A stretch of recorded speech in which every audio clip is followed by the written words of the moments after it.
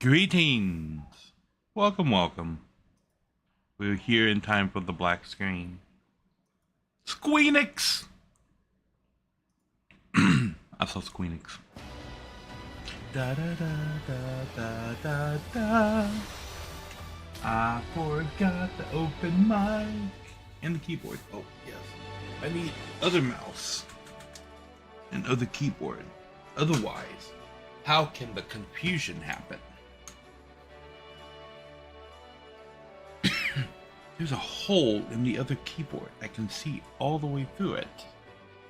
It's apparently a design choice by Logitech. I just noticed. Konnichiwa! Konnichiwa! I love that. I was about to say, I just noticed in the Dawn Trail song right here that there is a oh my god, what's it called when two melodies compete against each other? Happy Friday, Lojo.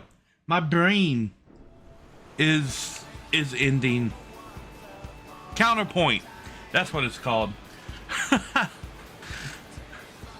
the title screen songs for Final Fantasy games always have a theme counterpoint on them.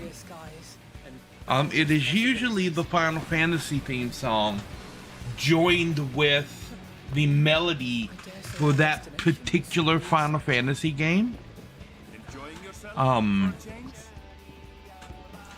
People were asking about these characters. This is the Hero of Light. That model, the male model there, is the base model for the male human character, right? So when you first boot up the character creator, I don't know who those are, there's some random Amalga guys.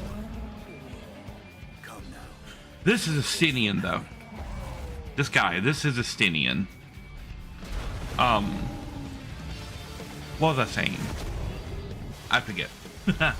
But yeah, the counterpoint, that's right, that's what I was saying. The main themes always have like the main theme song of Final Fantasy with a counterpoint of the theme of this particular Final Fantasy game. And then I mentioned people were asking about the characters here in the opening cutscene.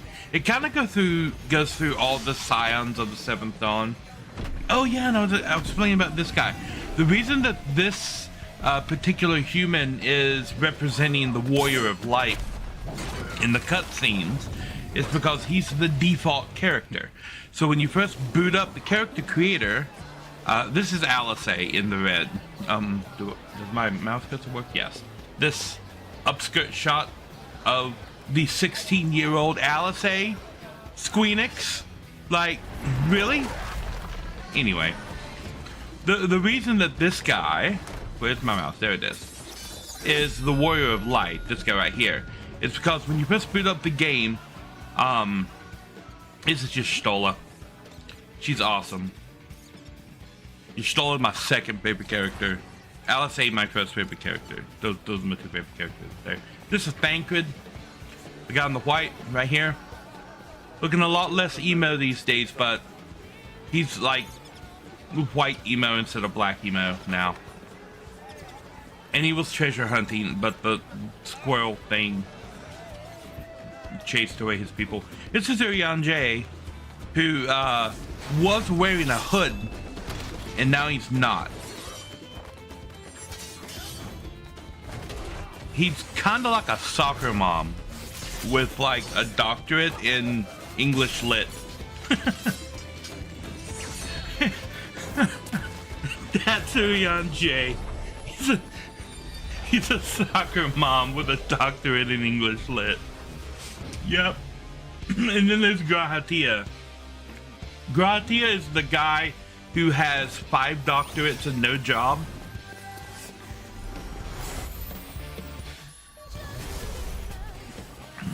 And then there's Kryle.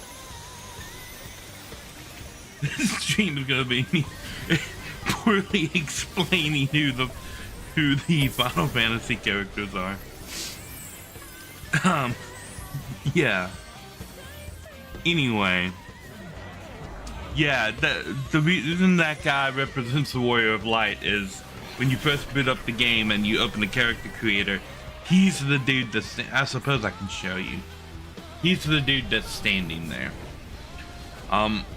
Last stream I specifically had someone ask a question about somebody that's on the boat at the end of this cutscene. So I'm gonna let the cutscene get to the end, and I'm gonna point out the people that are on the boat. Crowl made a crazy rainbow monster. That is Alphino, Alisaie's twin brother. And that is Erenville. He's a gleaner, which basically means he explores and delivers things. This is, oh my god, what's her name again? I don't remember. A lot of people, I remembered yesterday. And of course, the Warrior of Light, who is default male option A in the character creator. I suppose you could call him Ardbert. That would probably work.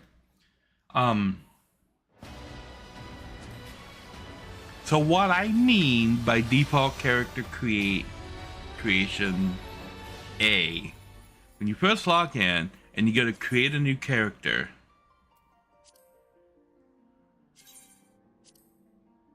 bam, this guy. This is the cutscene guy. This is what the cutscene guy looks like in game. So yeah, the guy that you are presented with when the game starts, this dude is Cutscene Man. Yeah, that's exactly why he's Cutscene Man. I've had people ask, why is it always the same character in all of the cutscenes for the game? Because it's this default dude from the character creator. I mean, if you had to pick someone to represent the main character, let's pick the default dude that's at the top of the list in the character creator.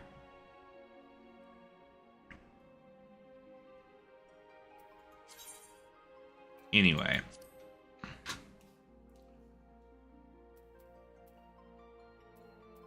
I am going to get back around to this, I am, but that's not what we're doing today. Today, I forgot to turn on the mic thing again.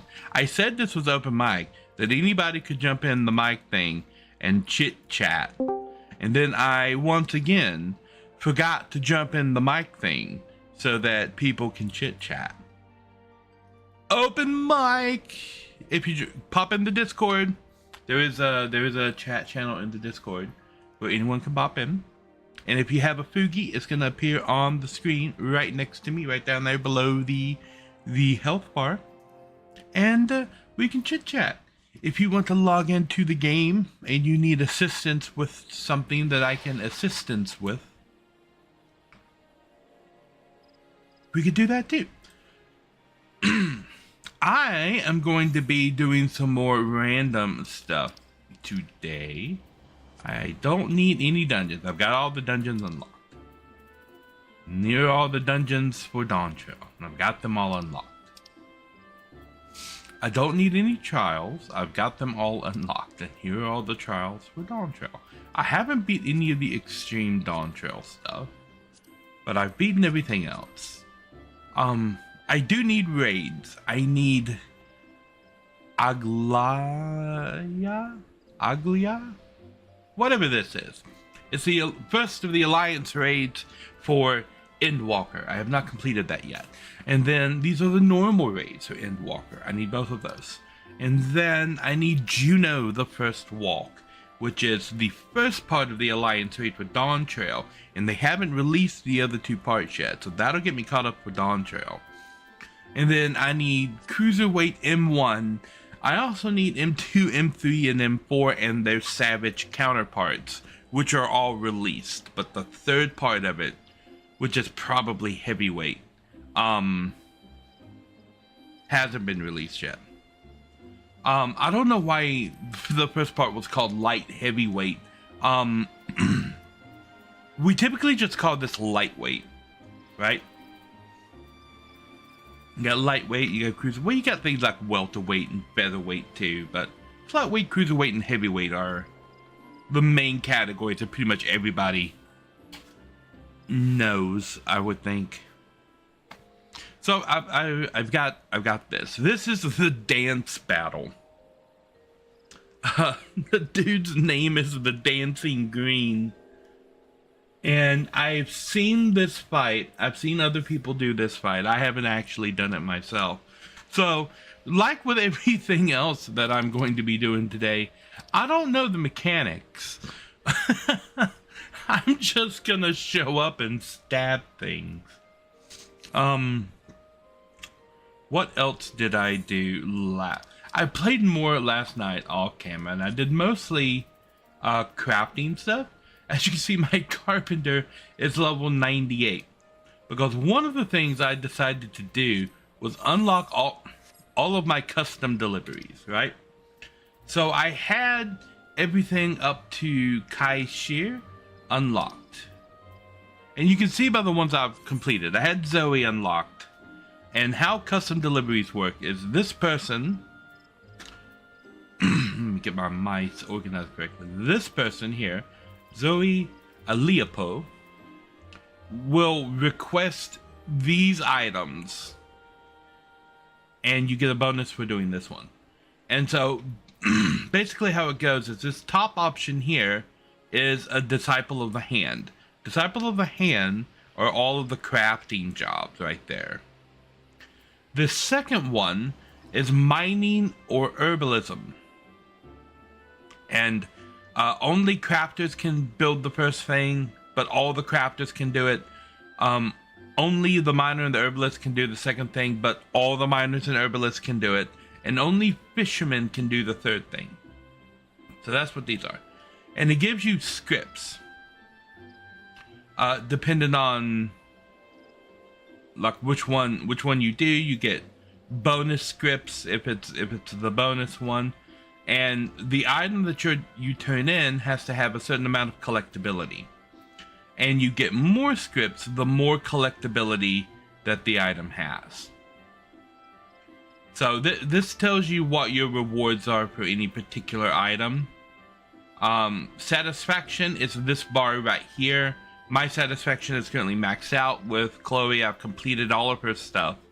So I've got 5 hearts. Every time you max out the bar, you get a new heart. Is basically how this works. So I've got Zoe here maxed out already, and for a lot of these guys, when you max them out, you get this little shirt. That means that you can now glamour their outfits, and then this icon right here is telling you which thing has the bonus for Zoe, which in this case is the crafting tier. So Zoe is always the first one that you unlock. She unlocks at level 55. At level 60, you unlock Minago. If you've played through the main story mode, past Stormblood, you know who Minago is. She is a very important character that comes out in Stormblood.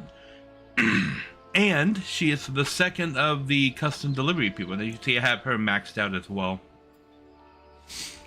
And, yeah, it's the same thing. Crafting, gathering, herbalism, and fishing. And you get a crazy amount of experience for turning these quests in. But you can only do, per week, you're allowed to turn in 6 quests to one person and 12 quests total. So you can max out 2 different people on your list each week. And it takes about a month. By maxing out one person, you get basically 1 heart. So it takes a little over a month to max out like one one character entirely. So yeah, so this is Managa. She was the second one that I unlocked. And then I skipped Kurenai and I unlocked Adkrika, which is the guy in the golden pig head outfit. And I've got him maxed too. That little shirt means that I can put a glamour on him, and I might, but I haven't done that yet. And then all of these others that have nothing, I unlocked Kaishur, who is just a random Mikot dude in Yulmore, because I was running past him and I'm like, hey, this guy looks interesting. He had a blue quest, and it was to unlock him as this guy. And you can see right there, deliveries remaining. I have 6 that I can deliver to him. And he has 0 of 90 of the satisfaction. So you see satisfaction is listed here as a turn-in. And this is the amount of scripts I have. Purple Gatherer script and Orange Gatherer scripts are the two current scripts. And you get them for doing turn-ins for these people. So one of the things that I did last night off camera that got my Carpenter all the way up to 98, I decided to unlock everybody else. Starting with Kurenai, which is this dragon lady that was in the turtle area in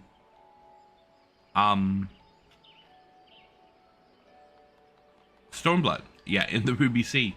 She's under the Ruby Sea in the turtle area. Who did I unlock next? Ehil Toll. Ehil Toll was fairly easy to unlock. I already had the area open that unlocks this guy, which is the restoration in the firmament up in Ishgard. So he was fairly easy to unlock. This guy, though, in order to unlock him, I had to complete the entire restoration, and I did all of those quests on my Carpenter. So the Carpenter got all of the experience for all of the unlocks and all of the quests with regard to finishing the firmament in the Holy See. So yeah, that's why Carpenter is 98. And this guy, after you completely set everything up, you have to complete this guy's quest line. And then you unlock him. Like, this was easily the most pronounced one that I remember doing so far.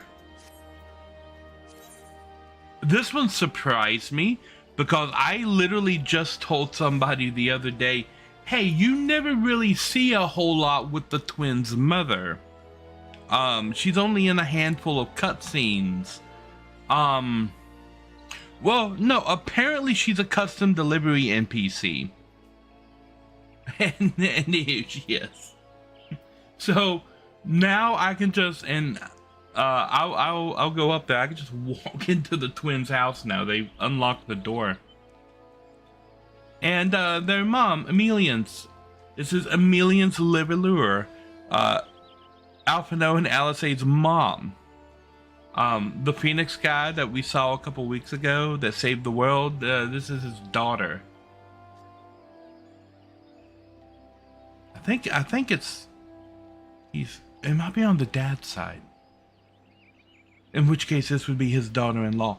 I don't actually know which side that particular grandparent is on. Because I believe in their culture they take the more influential name as their surname, because you marry into a family of influence. And I want to say that her family was the influence and the twins' father married in. I don't remember.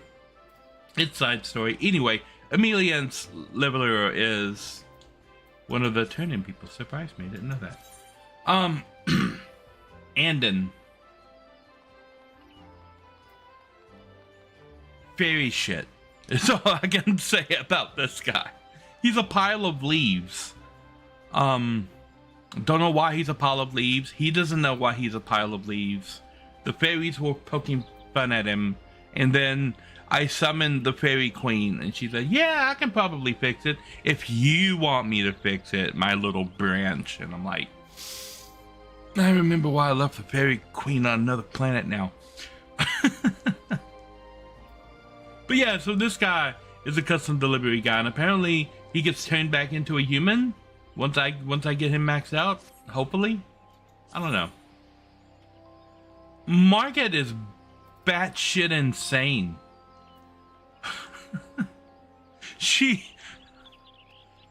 When I encountered this character in Old Charlian, she was yelling at a clerk for doing his job. She was losing her mind, just screaming at this guy. And then I'm with her boss, and we walk in, and then she turns around and sees the boss standing there, and then immediately starts yelling at the boss. She's absolutely nuts. Kind of a fantastic character though, but absolutely nuts. That is my lasting impression of Margaret. And I know I get to turn things into it, so we'll eventually see her level of crazy. And then Nidawickwe is a new character from Dawn Trail. Don't know a lot about her. Doesn't have a lot of the personality that a lot of these other people have. Well, no. Eel too. I mean, he's a dragon. Not very personable though. This guy, not very. He's an interesting guy. He starts out as a complete like jerk who doesn't understand poor people, and then over the course of his quest line, he's like, you know, poor people aren't as bad as I thought they were. I'm a dress up in my thoughts of what a poor person might wear, and then go to the local hospital and try to volunteer. The problem is, a lot of the people in the city know who he is, and they don't like him because of his politics. So yeah, now I get to bring stuff to him that he gives to the patient necessities. So what how these turn-ins basically work is you have to go fish for something, or you have to get the parts to make something, and then you have to make something with the parts that you make something with. The weird thing about this is that for all of these that I've done so far, you can just buy the parts off of a vendor. So I don't know if for these turn-in things you just go to the vendor and buy the parts and then bring them over for the turn-in. That would seem kind of easy. Anyway. So yeah. Zoe's all by herself on page 2, but that's okay, she's finished. So I can max out about 2 of these guys in a month.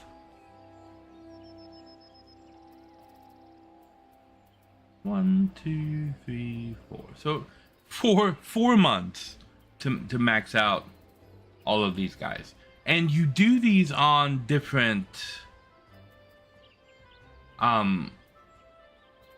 like crafting, disciple of the hand or disciple of the land jobs. And the job that you do it on gets the experience for it. So in addition to doing the custom missions, which are these, ooh, I get to collect all of this stuff as well. I just collect this. What a lot of people didn't realize is that you can craft all of these items.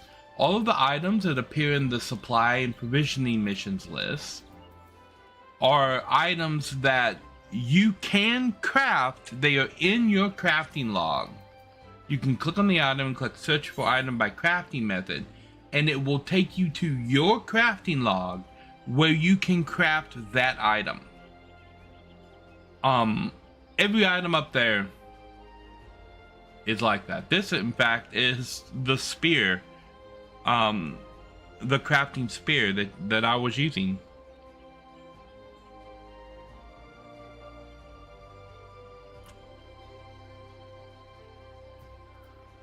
So yeah, I don't know why a lot of people didn't realize that you can craft these things, but I think first thing I don't craft them because speed, and I haven't actually set up my crafters yet.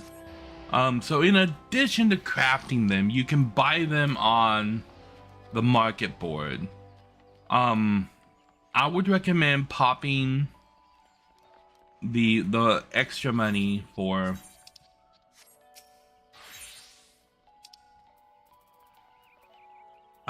the high quality version.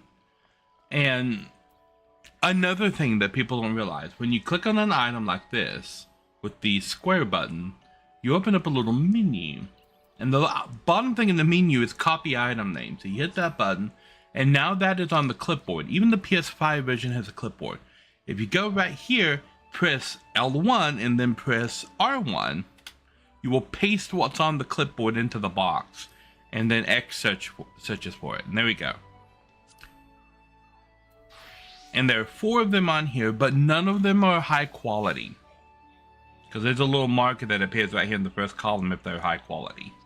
So I'm not going to buy that right now. So I'm going to go back over here. I'm going to go grab the second thing. Come back over here. I'm going to delete that. And you can see the controls for how to delete it below it. Paste the new thing and search for that. That little symbol right there, that the little hand is pointing to, that means high quality. So there's one of them, and they're always about 50 to 60,000. Sometimes a little bit more. I'm gonna buy that, and now if you look over here, it shows you these are normal quality on this side and high quality on this side, that I have one high quality Blue Spirit Raising Hammer. Yes.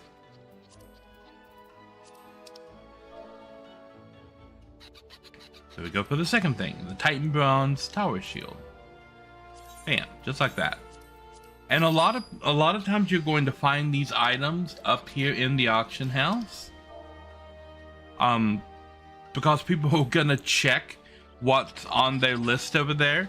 They're gonna make that item and they're gonna put it up for auction for about the $50,000 to $60,000 range, because people are going to do exactly what I'm doing right here and just buy the item outright. Instead of see, a bunch of people have this item on their list.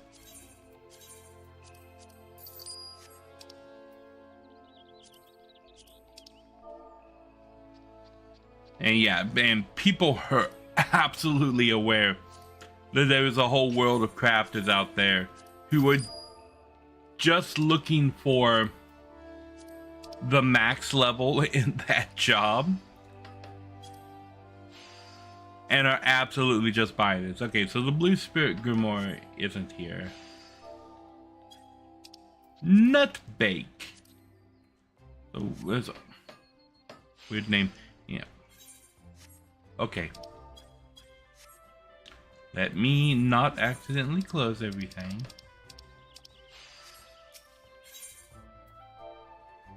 And find some Nutbake. One. I need 3 of them. Okay, I'll buy the 1. But as you can see right here, it's a request of 3. So I need to find 2 more high quality Nutbakes. Right now though, Mana Silver Sand, I believe I have some of this somewhere.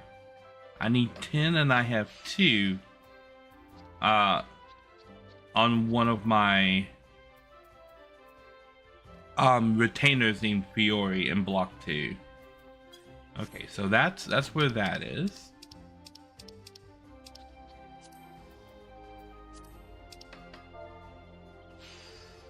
I need 8 more. There's 6, 7, 8.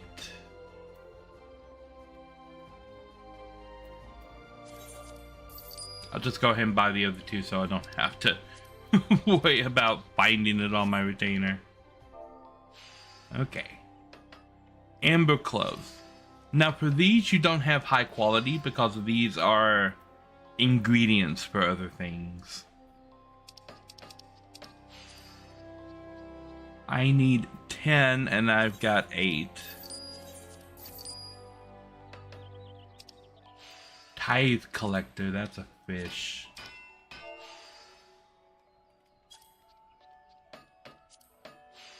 And of course there's none of them. Okay. So I need 2 nut bakes. I need a Claro walnut spear. I need a blue spirit grimoire. I need 2 amber clothes, and I need 4 tithe collectors. But my auction house doesn't have any more. Oh no, whatever will I do? I will show you. The auction house is never truly empty now because of one thing they've done in the game. If you walk up to any aetheryte in the main city, you can visit another world server. Here are all of the other servers on my home data center. So I'm going to travel to Adamantoise, and it pops this up like you're looking for a dungeon. And bam. Same spot, different world, different auction house. So if you find an item that you really want in the auction house, but it's not in your auction house, there is nothing stopping you from just traveling to a different world and looking for that item on their auction house. What was the first thing I needed? The Claro walnut spear. My world had 4 of these, but none of them were high quality. This one has 1 that is high quality. I will take that. Okay, what was the next thing I needed? The blue spirit grimoire. My world had none of these. Or grimoire, I guess is how you would say that. Ah, this world has one right there. Lovely. I'm giving away all of the secrets.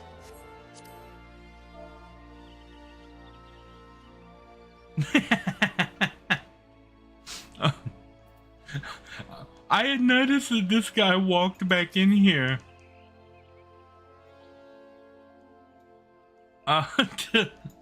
And now I realize why he walked back in there. He's just a Lalafell that's dressed up like a Tomberry. Who walked in to stand next to my Tomberry. That's funny. What was I looking for? Nut bake. That's right. I need 2 more high quality nut bakes. This is expensive and too many.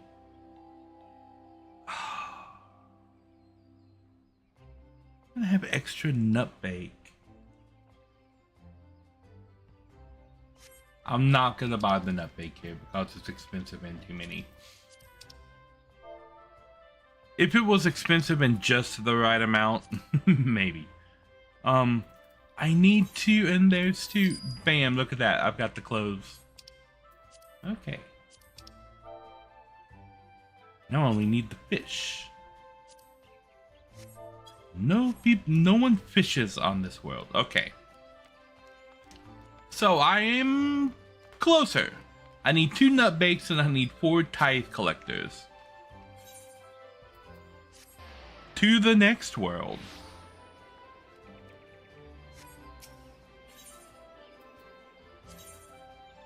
So we're on Adamantoise. Let's go to Cactuar.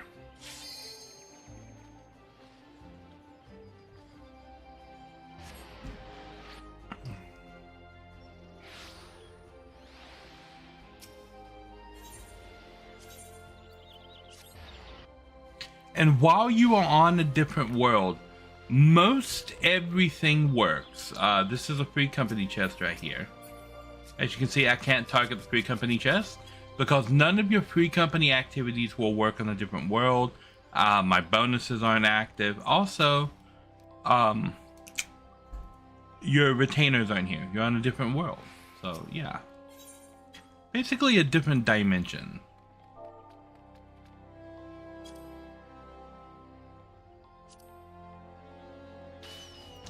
Ah, there's 2 tithe collectors here. As I recall, I need 4 of them. And I need to turn on my keyboard. I have it here, but not on. Nut bake.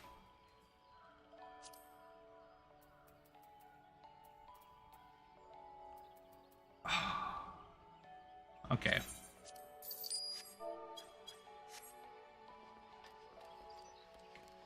So I need tithe collectors now, right? Yes, I need 2 more.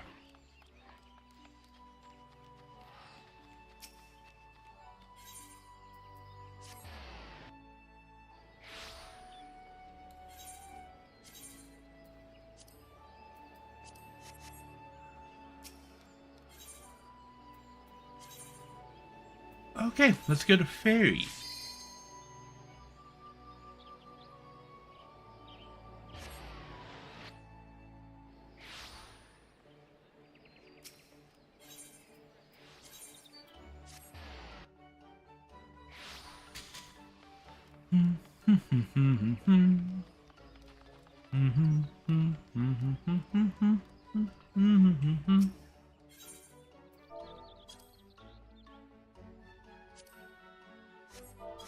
Nobody fishes on Fairy. What is this person doing?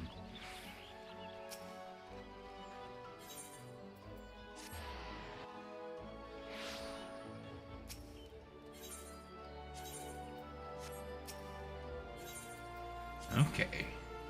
Been to Cactar. Let's go to Gilgamesh.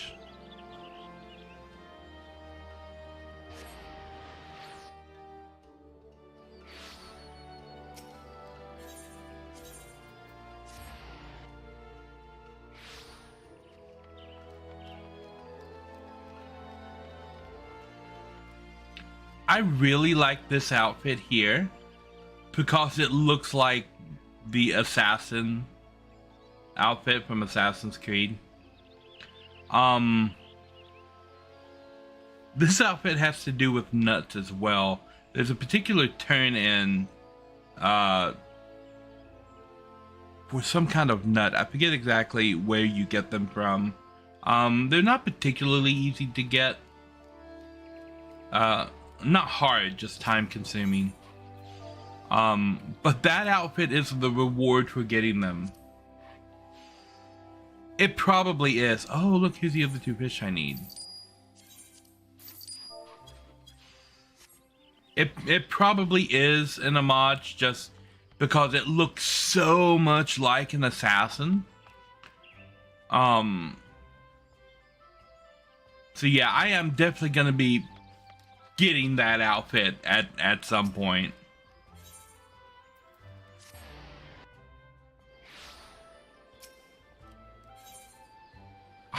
I'm always looking at people's outfits.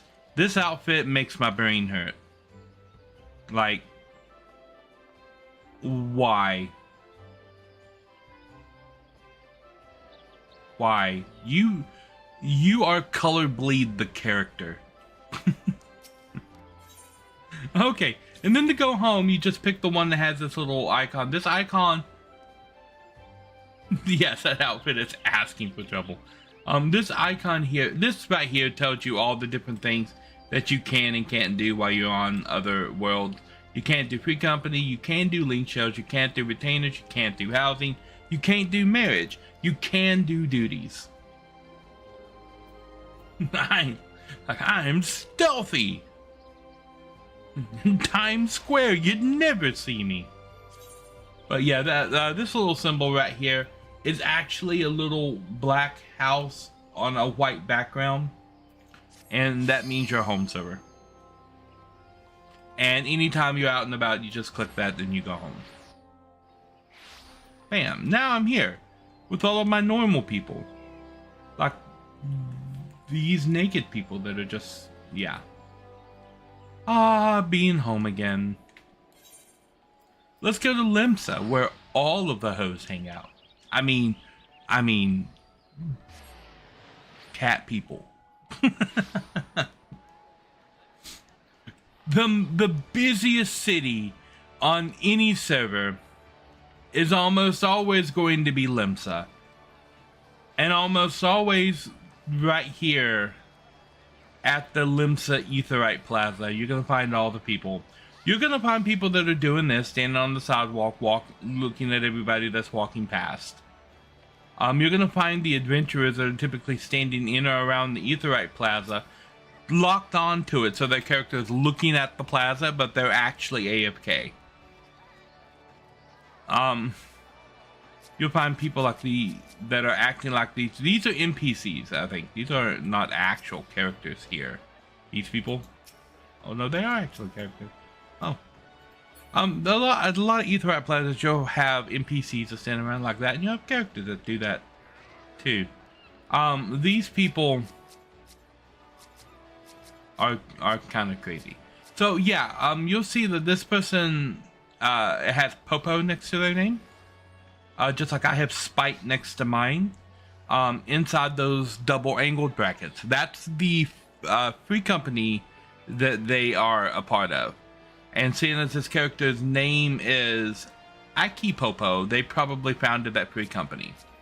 Anytime you see somebody that has the word traveler next to their name, that means they're from a different server and they're traveling here. If somebody has wanderer next to their name, like this guy, that means they're from a different data center and they're traveling here. So if these three people are like connected, this person's from this data center, this is a friend from another data center, this is a friend from another world on this data center, and this would be a friend from a different data center.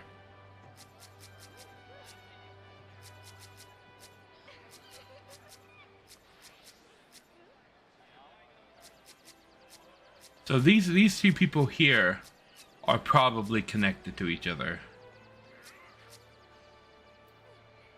And I know that group K-Girl. They helped me out with some things. Where am I going? I'm going to the Aft Castle.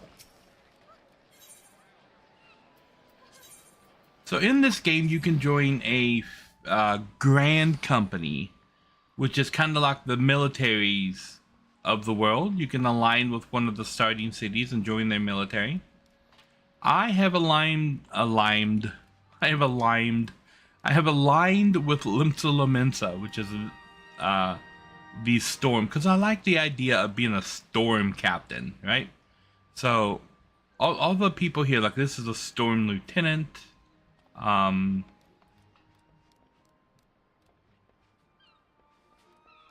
There's the storm quartermaster, the storm personnel officer, the storm commander over here. And each of the city-states have their own. You have the immortal flames from Ulda, so there would be like flame captains and flame mages and stuff.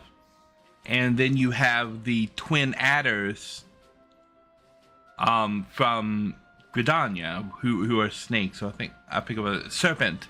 It's like serpent commander and serpent mage and stuff like that. I like the idea of being a storm captain. So I'm if you look on your character sheet right here, each grand company has their own thing, and they're all just listed right here. I don't know why I was trying to remember things, but the immortal flames, and you can move up these ranks to right here, flame captain, and then all these 8 ranks above flame captain, from second flame commander to flame champion, these aren't actually in the game. The highest rank that you can attain is flame captain. Flame captain was added as a new rank in, I want to say, Shadowbringers. And people were expecting, oh, they're going to add the commander ranks in Endwalker, but they never did. And they didn't add anything in Dawn Trail either. So, are they going to continue to add ranks to this? We don't know. But you get if you join the Grand Company in Ulda, these are your ranks. and your highest rank would be Flame Captain. If you joined it in Gridania, these are your ranks, and your highest rank would be Serpent Captain.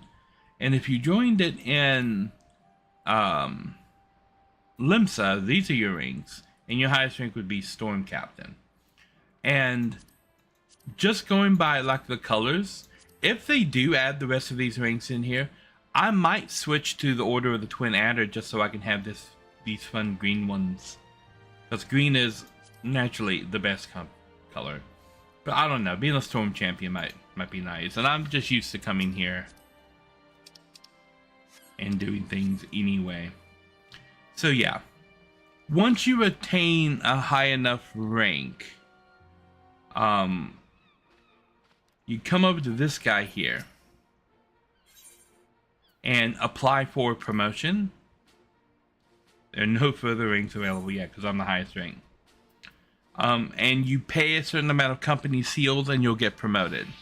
Eventually, you'll be able to undertake supply and provisioning missions, which is what I was collecting all of that stuff for.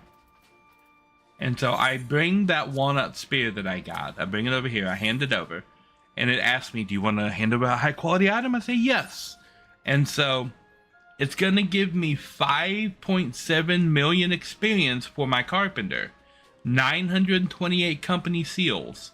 And because it's a high quality item, just double that and give me double the experience. So I hit deliver and bam.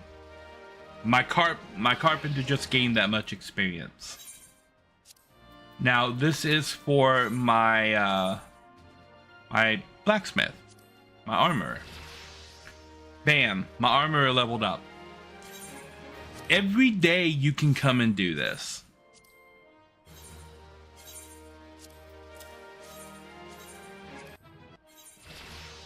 There, another one of my jobs leveled up. So yeah, you can do this every day, and this is how you level your crafting jobs.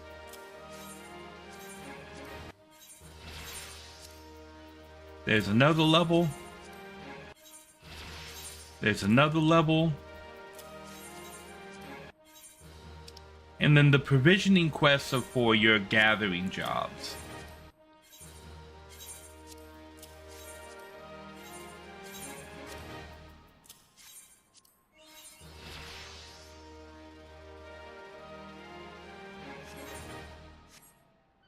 Bam.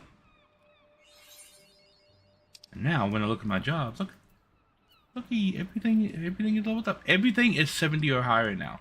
My fisher just got level 70, which means when I switch to fishing,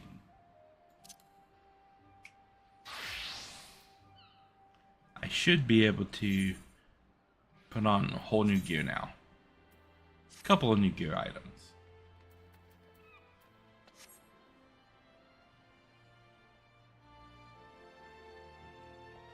And another cool thing that you can do with your grand company, and you'll need to do this in order to get the highest tier ranks.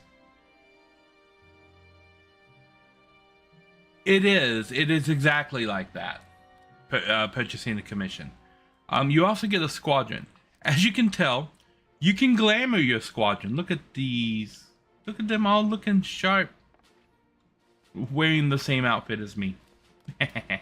My squadron. And you can take them on command missions, which is basically the early game dungeons, all of the ARR dungeons.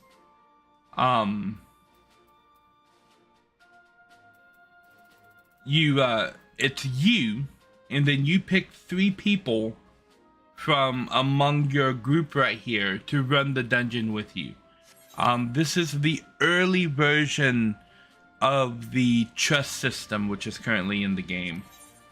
But then you can also send them on specialty missions to level them all up to 60. So I'm gonna send them out on a priority mission. As you can see, 4 of them vanished because they are on missions. The other 4 you can put to training. And so I'm just going to pick a basic training course, and now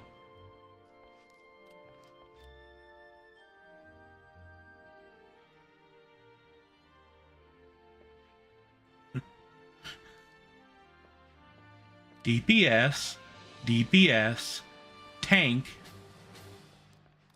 healer. That tracks.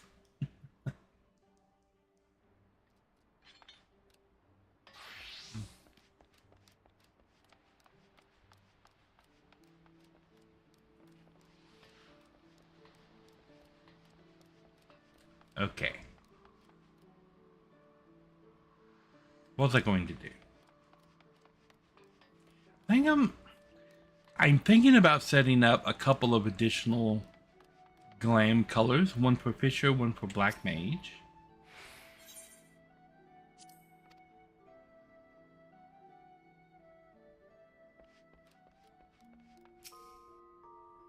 I need to get my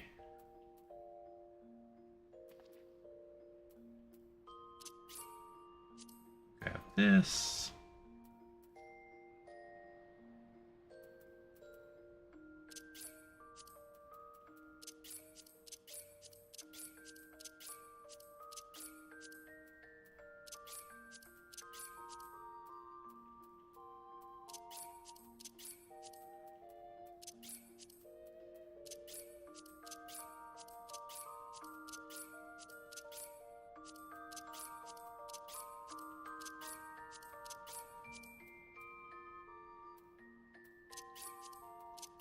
I need to put these in the other saddlebag.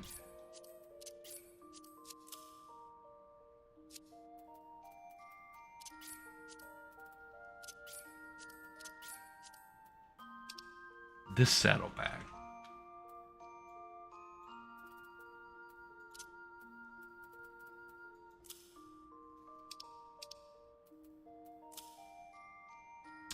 Ah, why is it putting them in that one? Put them in the saddlebag that I have open, please. I guess I have to move them over here with the mouse.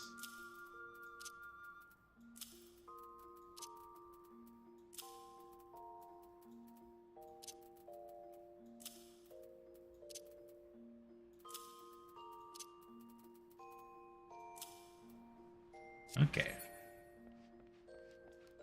I need to make sure that I have the right gear for all of my retainers. I need to put that extra nut bake in here. These retainers are holding things that I am eventually going to put on the auction house.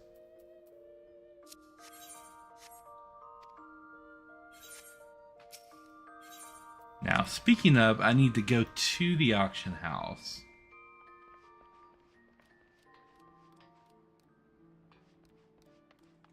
Where can I easily find an auction house? By the Free Company house, there's an auction house right down the hill.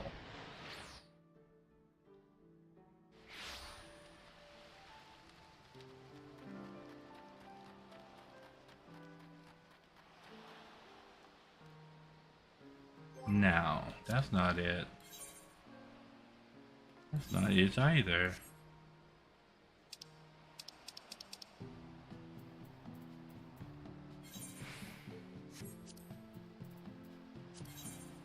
Now I'm going to look for additional colors. I need to zoom in so I can get...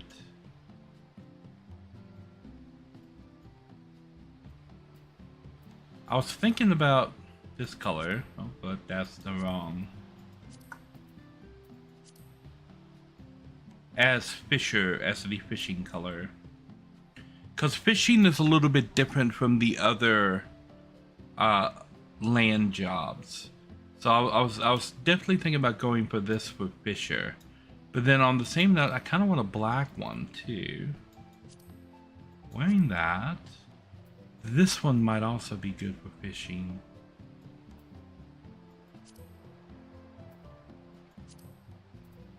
I think this cobalt green dye might actually be a little bit better. Because I was going for kind of a teal color. I think this fits the bill a little bit more. So I'll get some cans of this cobalt green dye for that. I didn't really like the way that this particular dye looked. But then there's also metallic pink that I could go with for something. And then there's silver. And I was thinking of hitting up silver as an alternative to white. No, move this over here and click that button.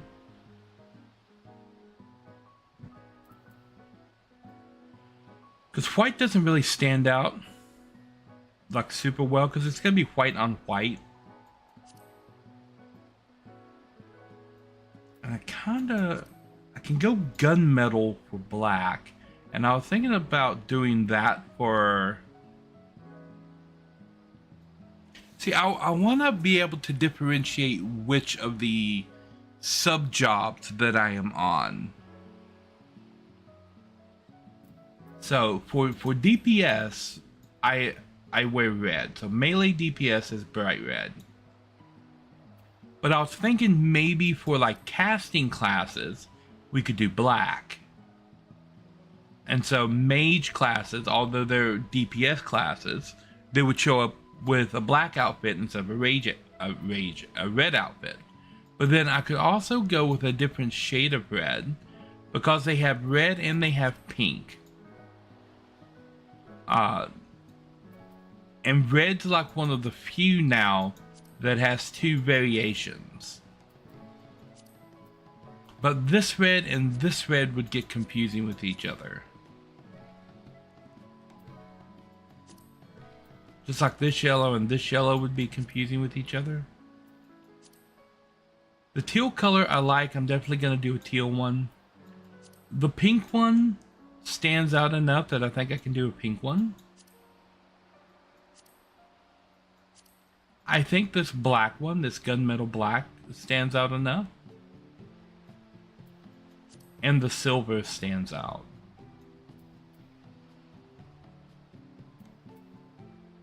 So that would be 1, 2, 3, 4. Just 4. 1, 2, 3, 4. Okay, and I need fishing, and I need blue mage, and I need physical ranged and magic ranged. When you click over here, all of these are classified as DPS, but inside the DPS category, there are 3 categories: melee, physical ranged, and magic ranged. And so I want each of these to have their own thing. But then of these, blue mage is the only limited job, so I want that one to be different from the others. And over here, fishing is different from the other 2 disciples of the land, so I want fishing to be different. I already have a distinction inside disciples of the hand, because these ones that have the purple names here are artisans and the others are normal. And what makes a disciple of the hand an artisan is this: they have their own soul crystals. You're only allowed to have 3 soul crystals. I have the armorer, the alchemist, and the goldsmith. And you can swap those out, but you're only allowed to pick 3 of your crafting classes to be specialists. I picked these 3 specifically because these 3 classes are the only crafting classes that have unique items associated with being a specialist in that class. And in this case, it's chocobo barding that can only be made by these 3. There are only 3 classes that have artisan only items that you can't get anywhere else, and it is these 3 classes. And luckily you can pick 3 classes to be artisans. So yeah, that was kind of an easy pick. But yeah, the rest, all of my crafting classes turn purple, except when I'm an artisan, they turn orange, as you can see here. Because on all the screens other than this one, the artisan classes show up in orange, and the other crafting classes show up in purple. So I already have that distinction going on here to distinguish my artisans. So what I want to do is I want to distinguish Fisher, Blue Mage, and then the other 2 ranged classes. So that would be 4. And I have 4 dies that I want to pick from. So let's take a look. The dice has its own special category on the market board. And the specialty dies are on the 2nd page. I can just do that and turn the page. Yep. Okay. So, I had chosen metallic silver. And I'm going to need several pots. Anybody selling a high number of pots of this? 21 is more than enough metallic silver dye. Cobalt green. Oh, this is gonna kill my expenses. 999. No.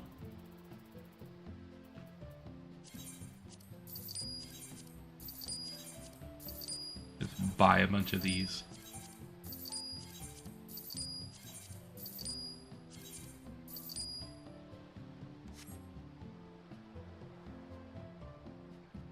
How many of them did I just buy? Cobalt green, 19. And there's metallics. Okay. So, gunmetal was another one. I'm gonna buy this. That's 19 gunmetals, and then pink was the other one.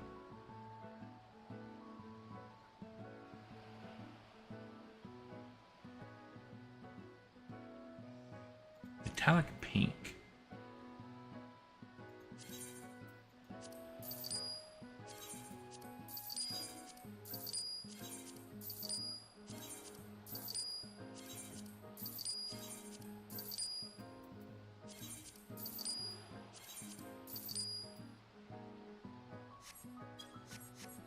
Alrighty, I'm gonna take a quick break. Be right back.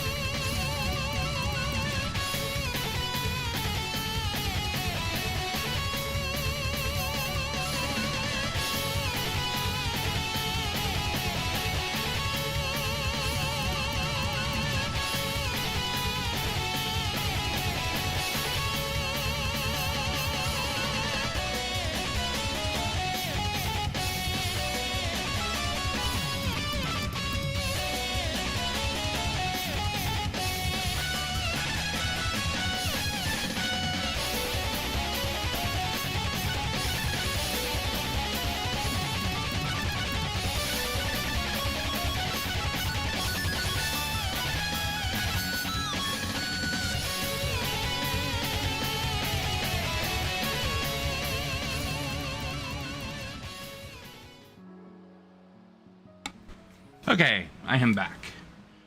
And now we will just return to Gridania because that's my return.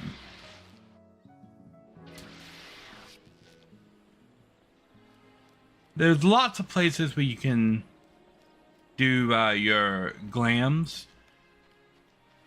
But to actually create them, you need a place with a glamour dresser, and the easiest place is an inn.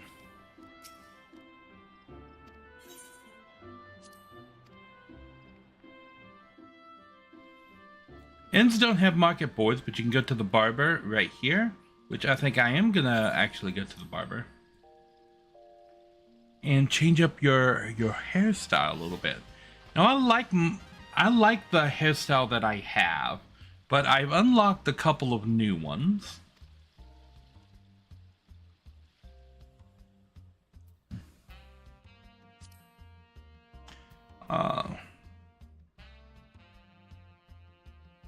Like that one. I've unlocked that one. This is the one I am using.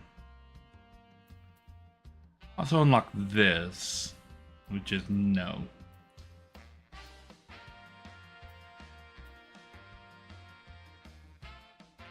That's a hairstyle. Braid in the front.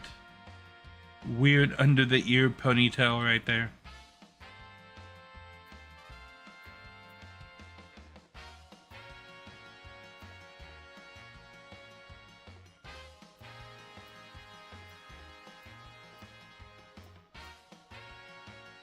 That one shows off the highlight color really well.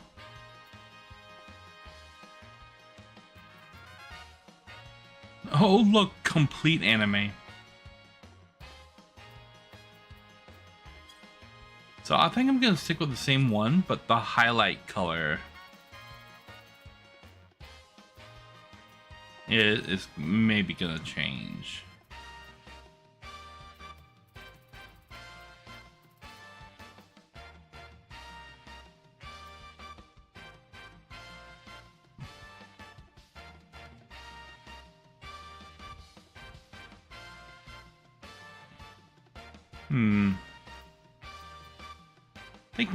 I was thinking maybe black for the highlight color because it's going to match the outfit that I'm going to be wearing most of the time.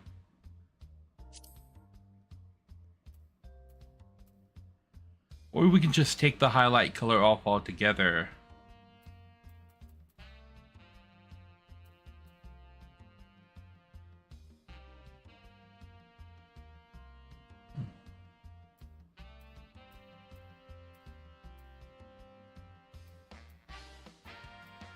I think it gives it more depth with the highlight on. It also does it to my tail.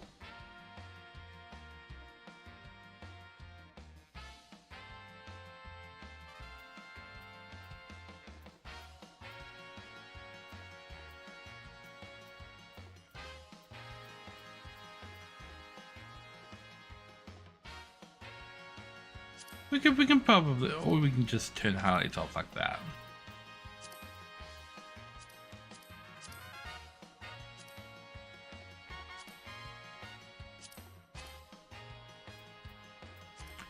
Yeah, I think let's go without highlights for the moment.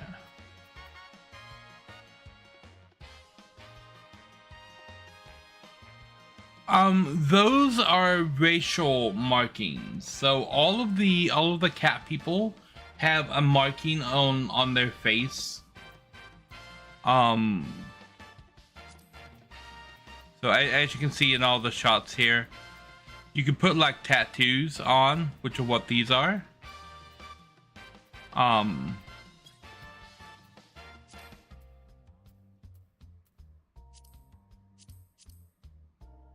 But yeah, those are built into the cat people, and all the cat people have different ones.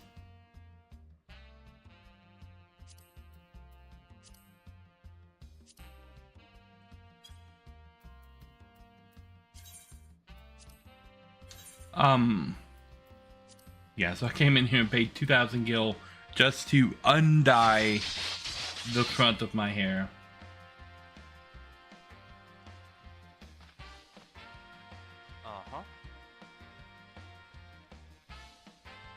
Uh-huh.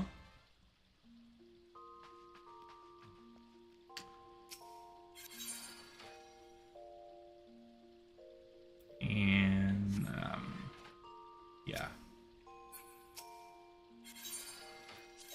Edit glamour plates. Yeah, so here are the ones I have.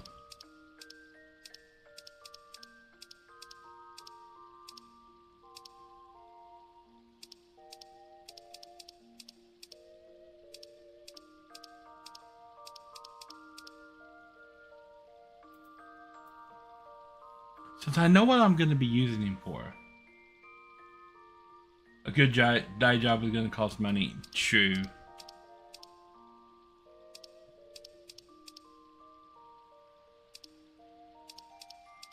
So I've got 3 open slots right here, but I need 4.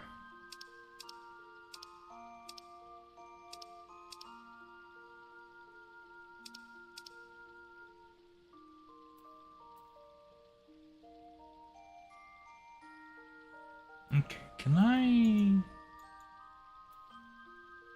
No, I'll just have to override it, I think. So I could override the first few of these.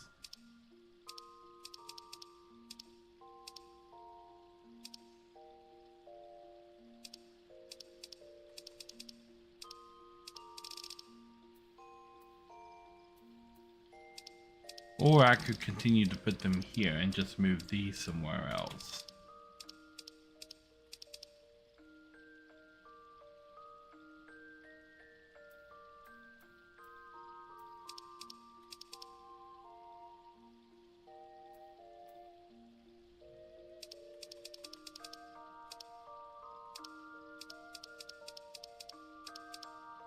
Which I think is what I might do.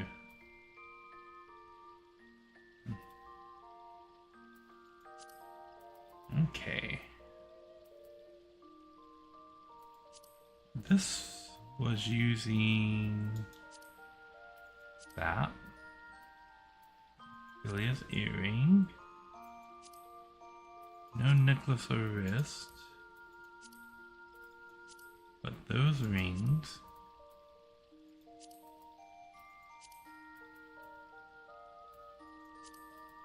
And then my starting stuff.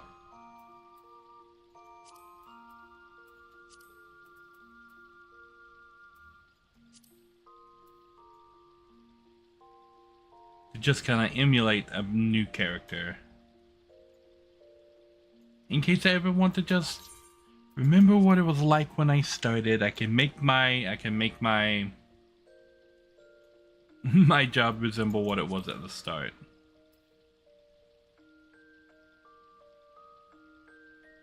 Camel skin moccasins.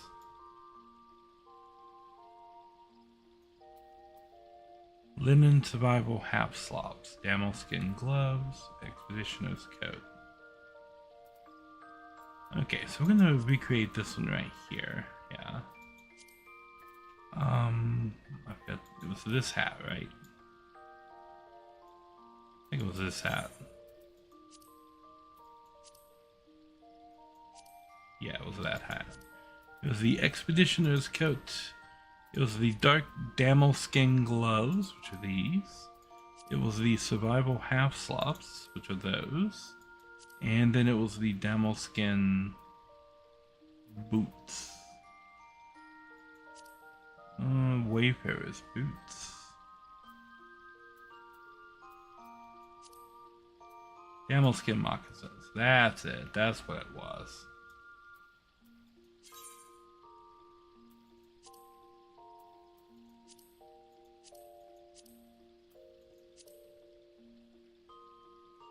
Okay.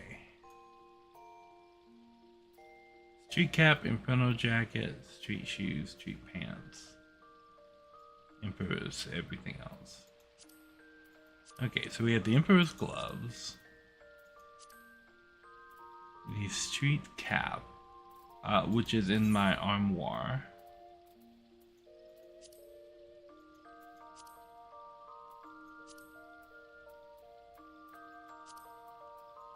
street pants and the street shoes, and then the jacket is in the glamour dresser.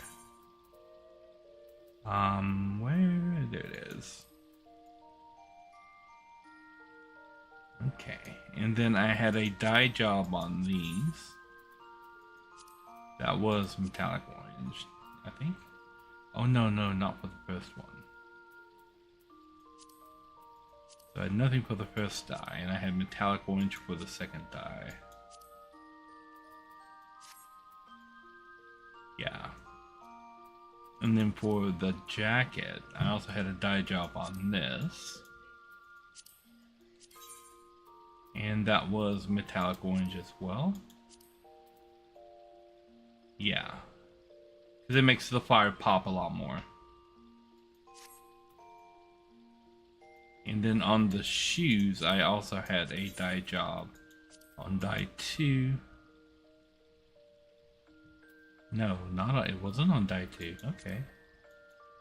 It was on dye 1. That I had it orange?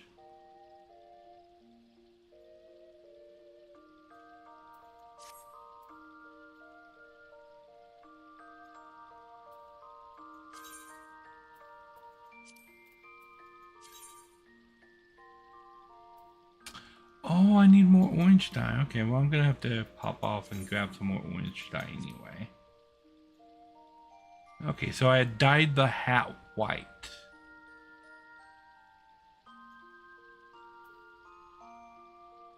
Okay. Gotta go grab more dye. You can, if you're ever AFK in a city and you see the same, like in Gridania right here, and you see the same person run past you, and then they run down there to the end, and then they run past you to the Aetheryte again, then they teleport and they run back down to the end. They're probably doing exactly what I'm doing right now, and going to buy more dye, because they ran out of dye. Just random naked people.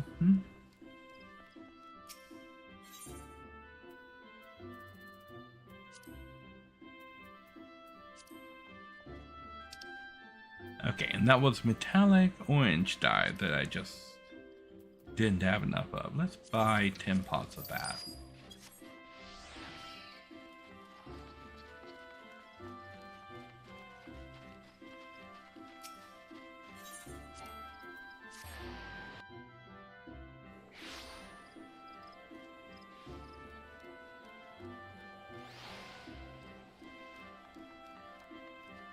Boing, boing, boing.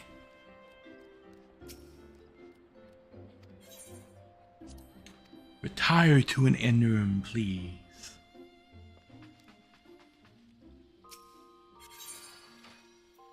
We will continue to glam. Yeah, so we have the jacket. And we had the hands were the Emperor's hands. And then this stuff is in the armoire.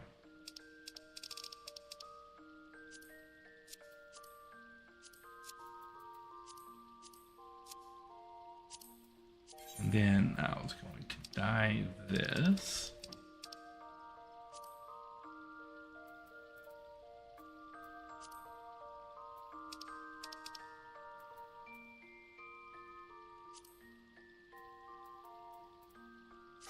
Like that. Dye this. That. And dye this.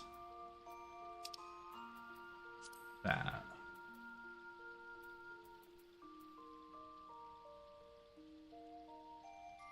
No.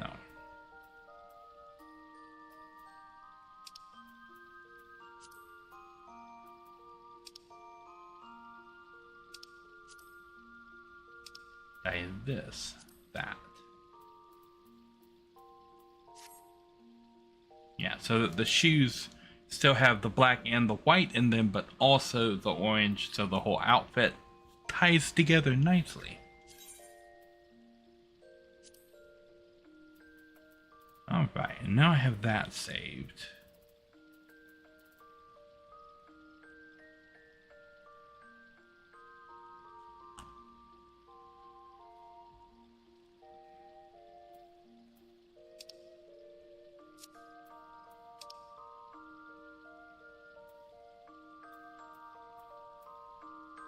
This is the Heavens Bound set.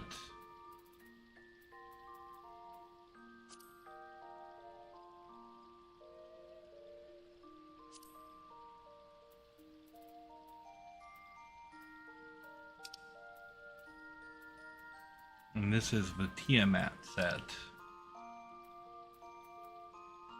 The Piotr Saber set.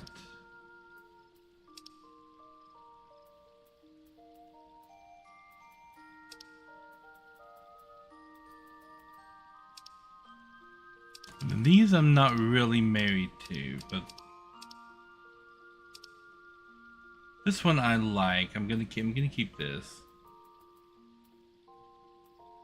Piotr Terror Slaver? I guess the P is silent. So it's Terror Slaver.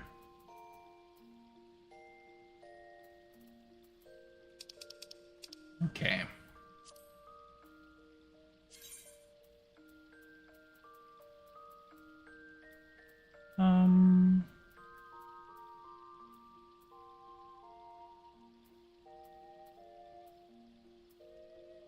The Mog Pork. That.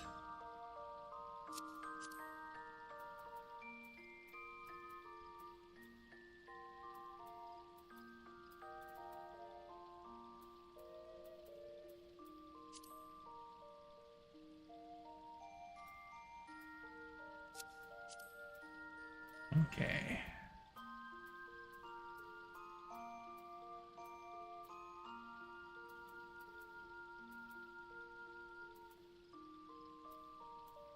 Where is the Terror Slaver? Oh, there it is.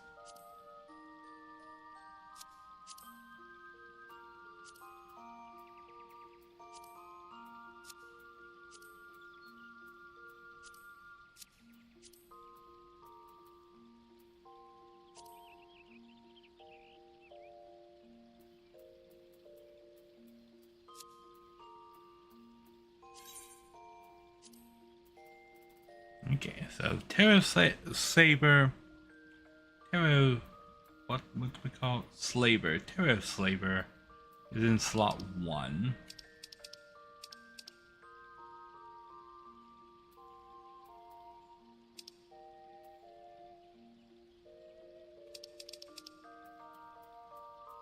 And we got the Heavens Bound stuff here.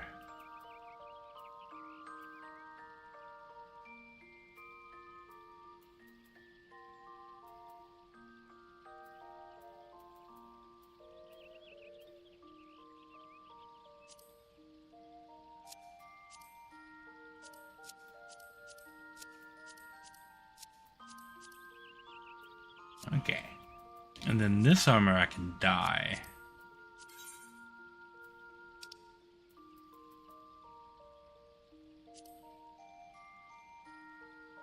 Let me take a look at the dye job.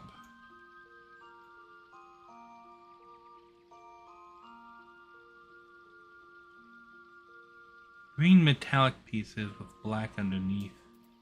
Seems really cool.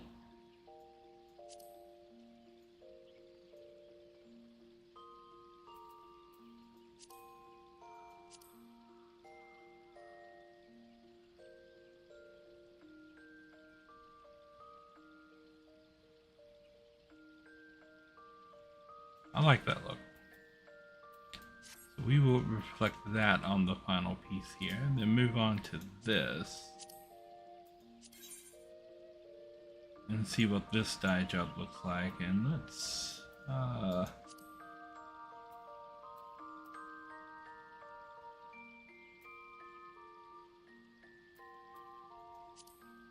turn that off.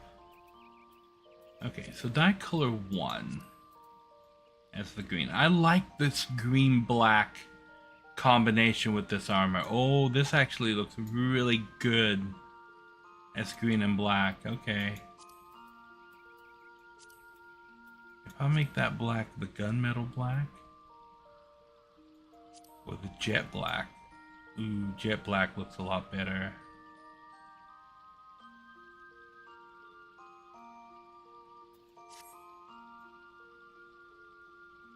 That actually looks really good, I think.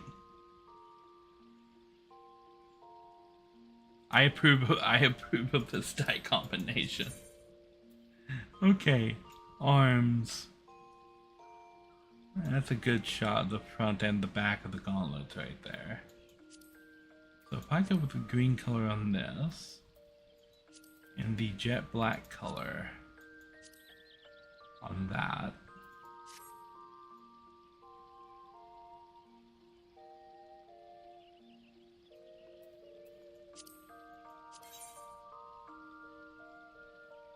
I'm liking this dye job. Okay, so now we got the pants.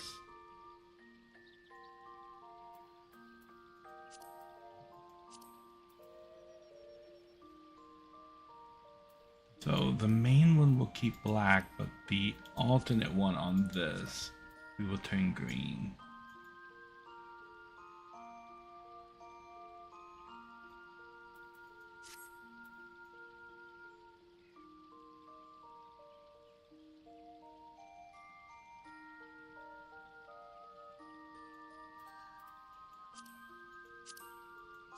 Okay.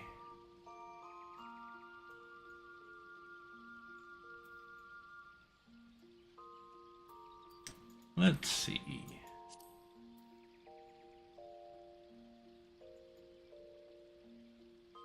So if we turn that part black and this part green,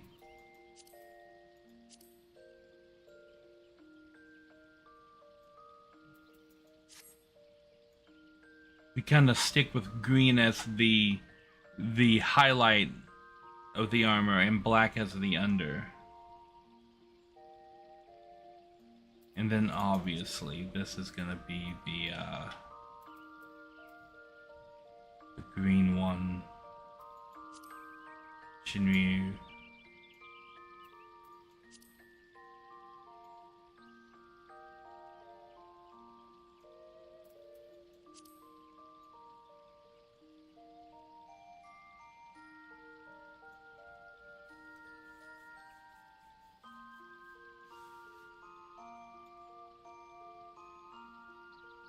I like this.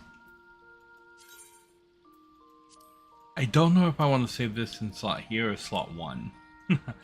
Slot here, okay. Slot 2 or slot 1. Because I like this enough for this to be my like everyday wear of the Dragoon armor.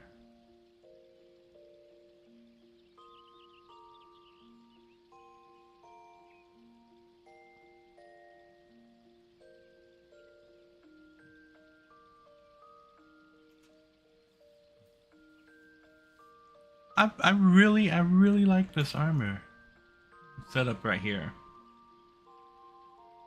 Because I don't think I've seen anybody else color their armor like that, this exactly. So I think I'm gonna do that right here. We're just going to, this is the Shinryu's lance. We got Shinryu. And then this is just the Heavenswood stuff, Heaven's Bound stuff.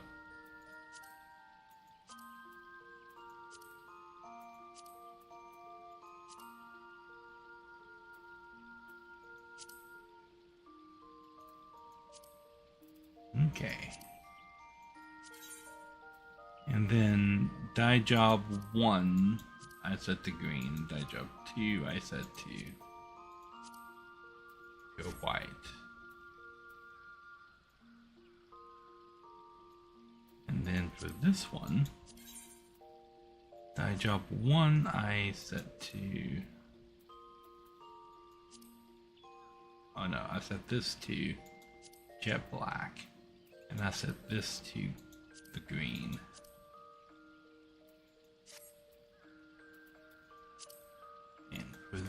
this. For part 1, I set to the green, and for part 2, I set to jet black.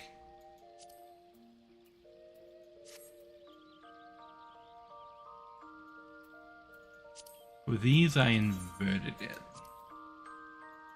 So we had jet black, and then as the highlights, we had the green.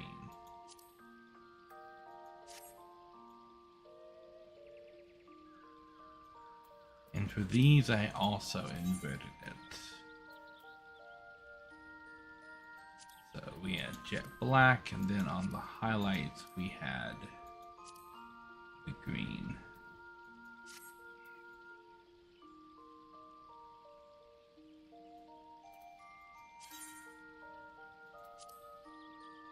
Bam.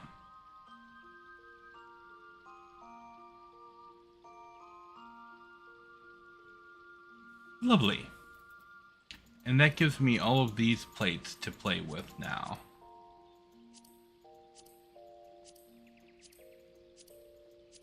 And I was saying I wanted 2 different versions of this space outfit, like a white version and a black version. So now I can make those right here in 6 and 7.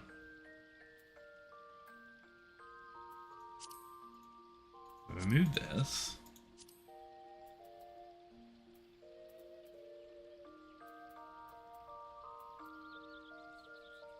And I think we just turned this into the Emperor's hat. And then these become the space outfit.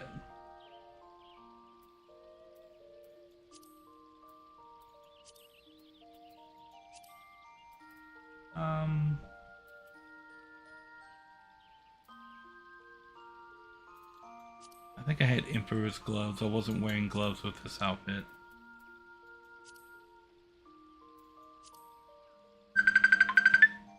Oh, one moment.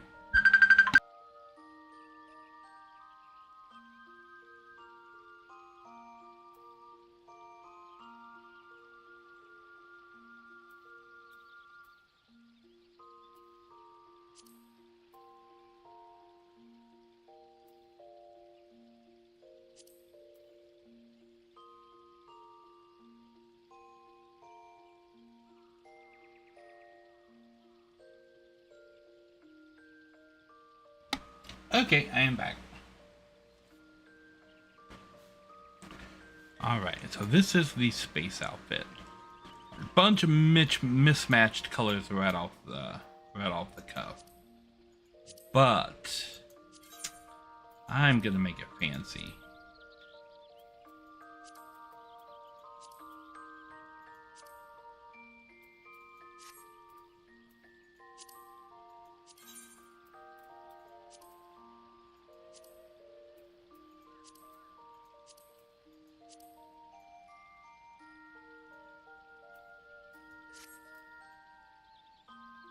Bam. And then same thing for the boots.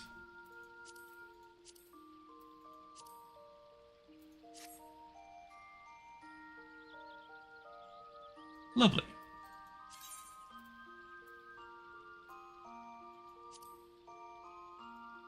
Okay, and so there's the black variation of that outfit. And I want to do that same outfit with white, because I think it'll look cool in white as well.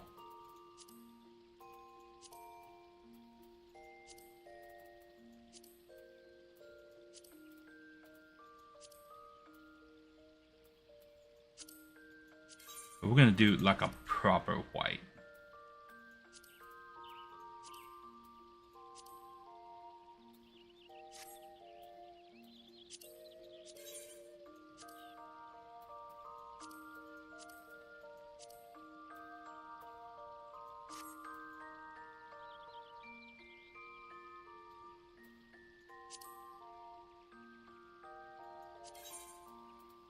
Okay, white and green. Yeah, looks sharp in white, I think. In white and black, I have my spaceman outfit. Yes. I approve.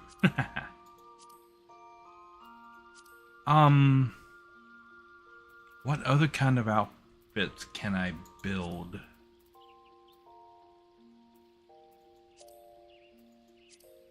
It's like a cosmonaut suit outfit.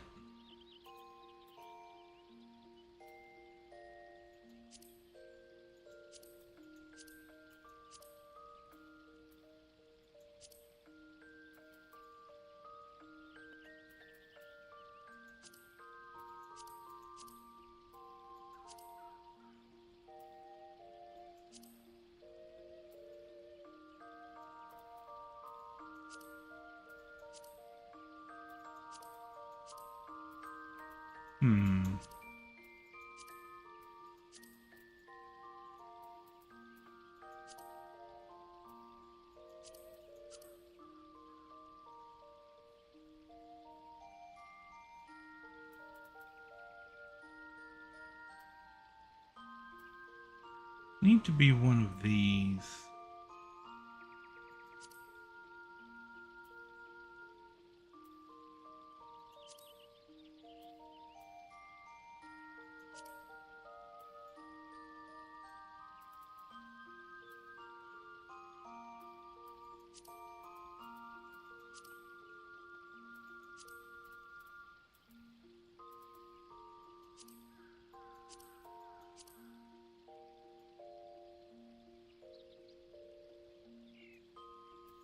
And then we need like a nice cosmonaut helmet.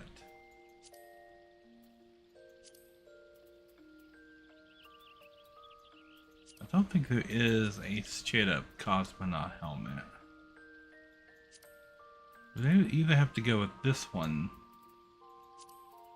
or this one.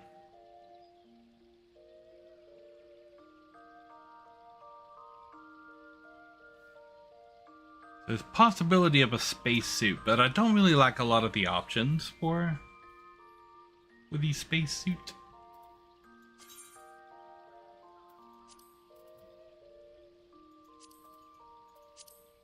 So I'm gonna clear off these other ones so that I have options for. Really? I'm gonna do it this way.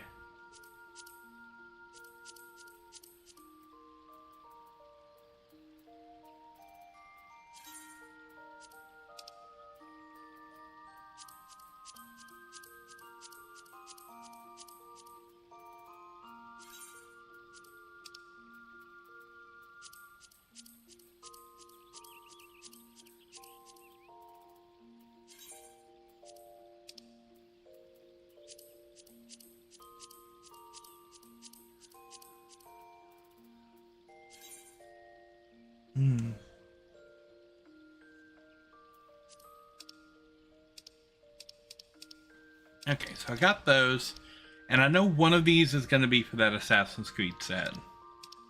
And so then I would have 3 more open slots. What my current gear looks like without the glands on it.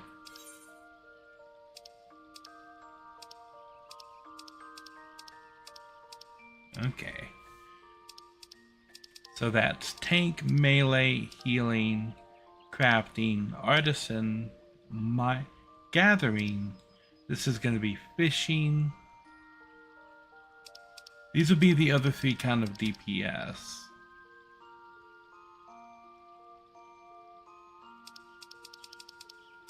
So this one I'm going to make fishing.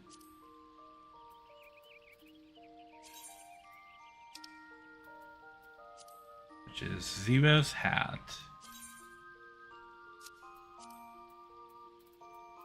Scion's jacket.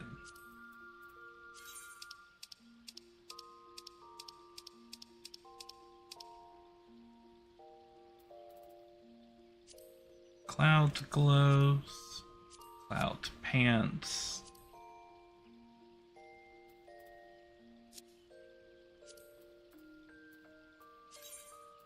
And then the Scion shoes. Not those. These. these. Okay. And then we dye the hat this color.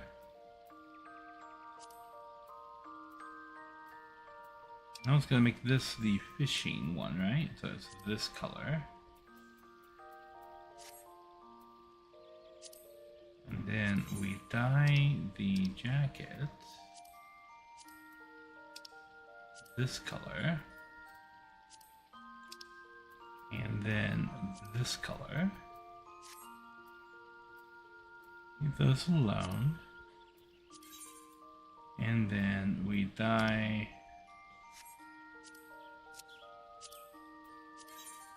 the second color of the boots, this color. And that gives us our nice fisherman's coloration. And because I'm going to be using this for Fisher, this needs to be the Emperor's earrings.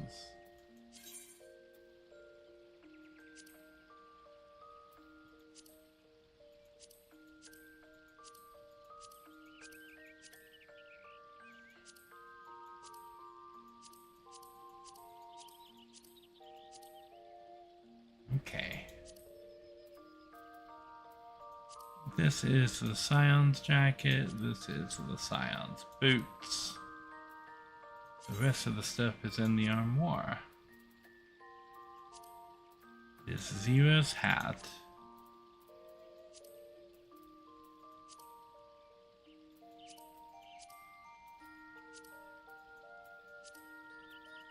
And then Stripes,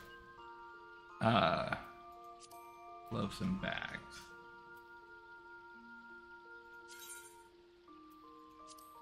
I wish I could copy one plate to another plate.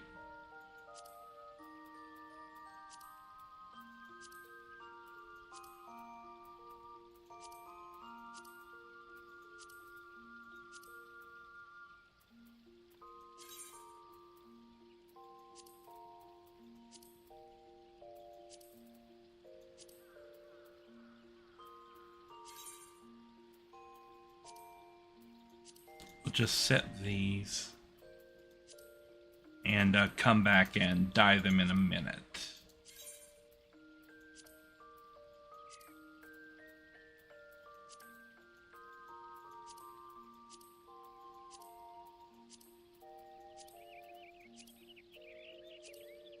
Okay.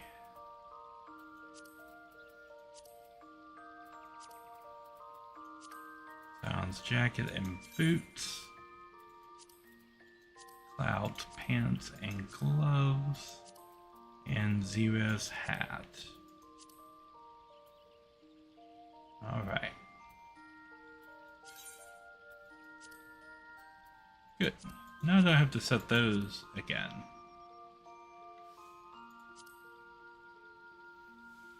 Okay, the dye job.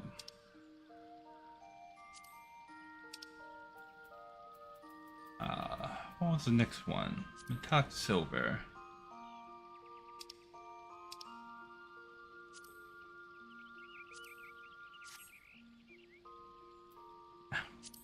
Forgot you can't do that like that. Pick that, and then dye job 2, we're gonna pick metallic silver. And dye job 2, we're gonna pick metallic silver.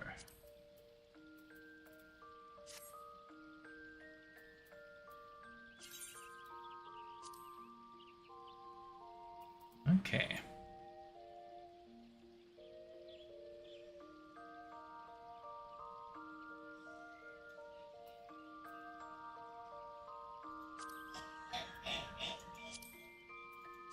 Okay.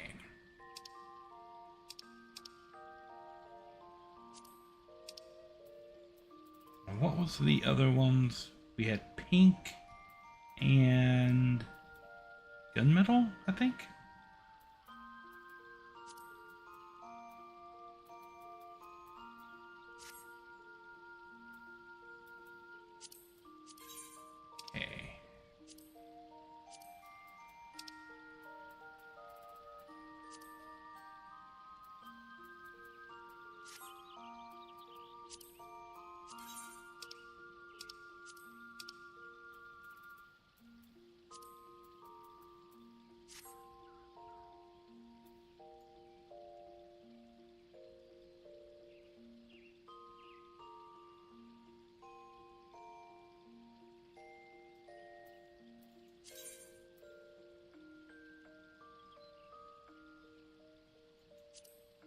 I'm gonna need to go get some more white dye.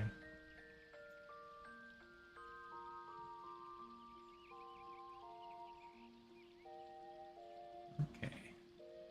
Silver kind of does a weird thing with the hat, but that's okay. It makes silver and black stand out more. Okay, I need more white dye. So, once again, running past to the auction house to buy more dye.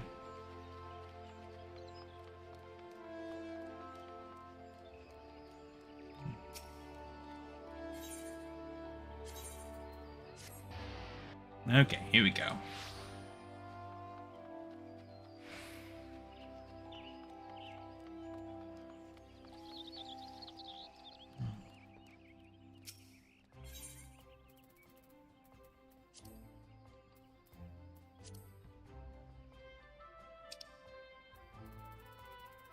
Okay. That's all at the bottom of this, isn't it? This stuff is expensive.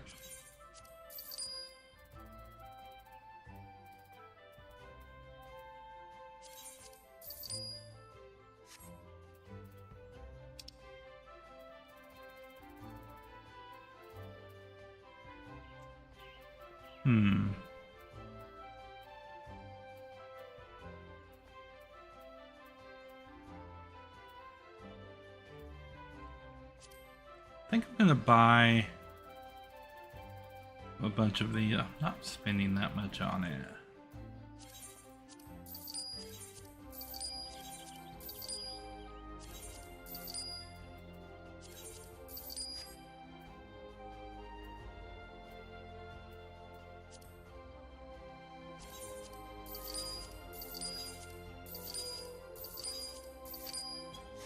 There. Now I have all the options in case I want to do one of the others. And who knows, I might need some more of those options in the future. Aetheryte Plaza. To the Aetheryte Plaza, or the Aetheryte Plaza. Is it Aether? Is it Ether?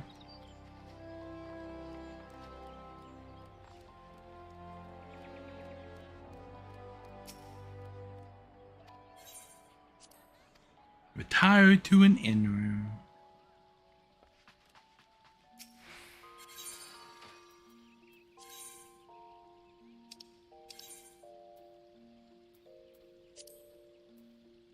Okay. Dye job 1 is that. Dye job 2. I guess I don't have metallic brass.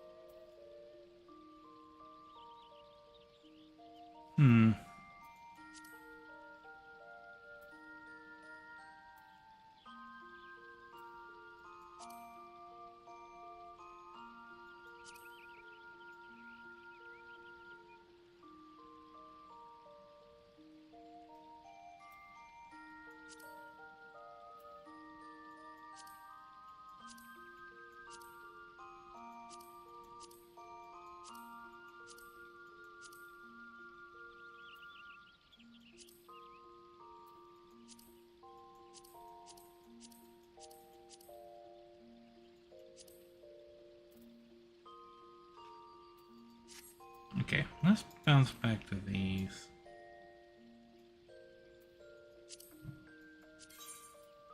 Did I dye this the right color?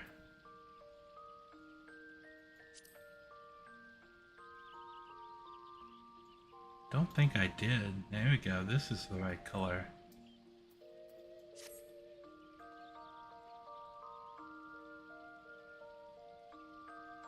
So that silver looks cool.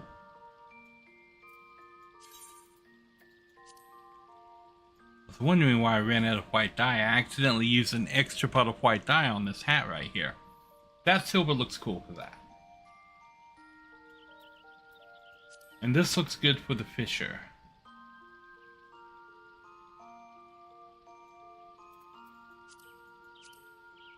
So what is the silver going to represent?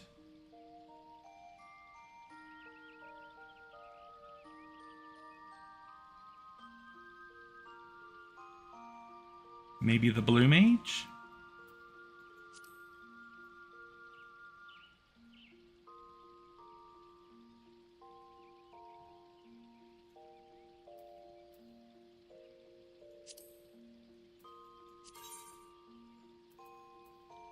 In which case, I want to make this the pink one.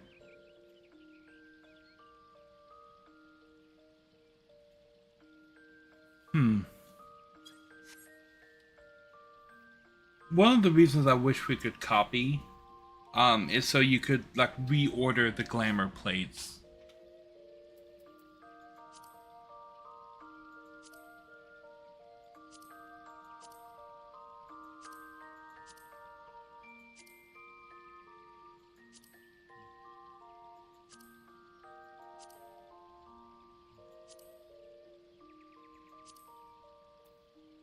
Okay.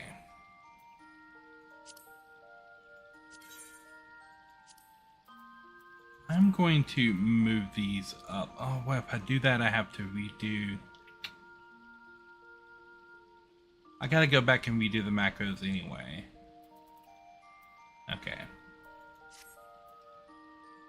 I will move these for the purpose of having them sorted for later. Because if I don't do it now, I'm gonna wish I had done it later.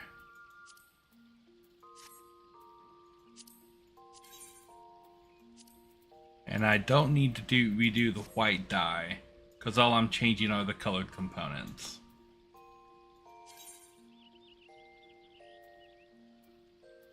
I need to go buy more dye. The eternal problem of the glamour. I'm gonna need to go buy more dye.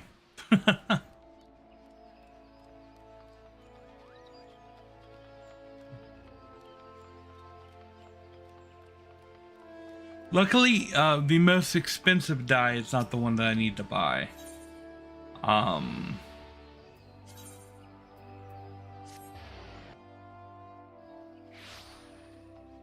The white is easily the most expensive dye. They do. Many quests in this game give you free dye, but all the free dye is crap. If you want the good colors, it costs you. And once you realize that pure white dye, that you've got like Snow White dye and all that stuff, like once you realize that the white color is this pure white dye, and then you go to buy it and you're like, it's $40,000 for one pot of dye, and you've got 5 outfit slots, and suddenly you're spending $2.5 million on 5 pots of dye. Yeah. They do that to you. Okay, I'm gonna make sure that I have all of the metallic stuff. See, like, I need metallic gold because I don't have that much metallic gold. But see, these colors are fairly cheap to buy.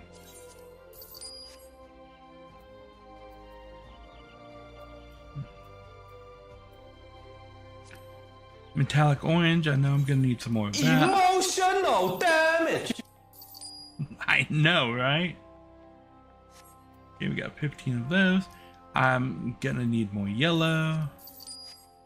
Get 15 of those. Metallic green, I know I'm gonna need more metallic green.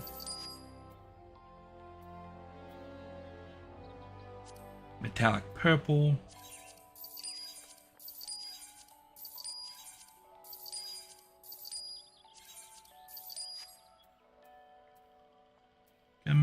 got pearl white. I don't have that much of. It's a little more expensive. Metallic brass I didn't pick up any of for some reason.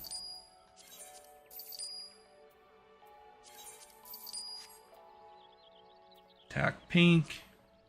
Metallic ruby red. Here we go, $100,000 a pot again.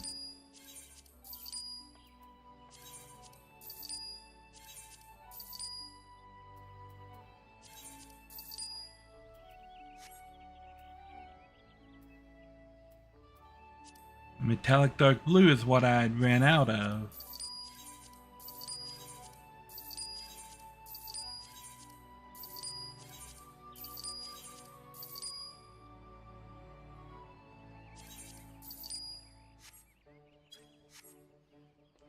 It is financial damage.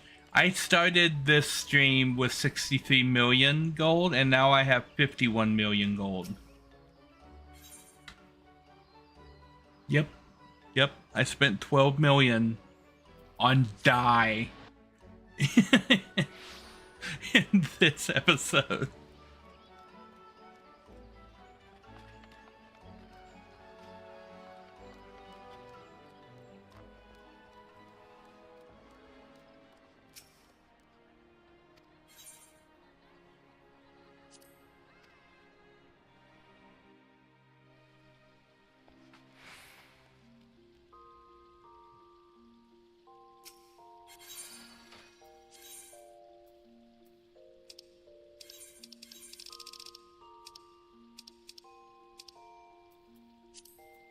Okay.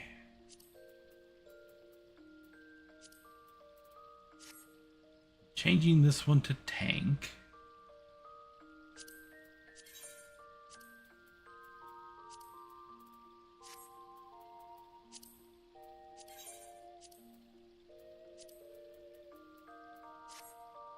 Because tank is first in the list. Let's make sure the colors are right.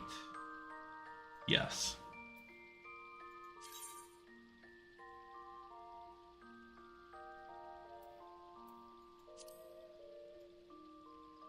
So there's tank. The next one is DPS. But I'm going to take a quick break. It's already been an hour. And I will be right back.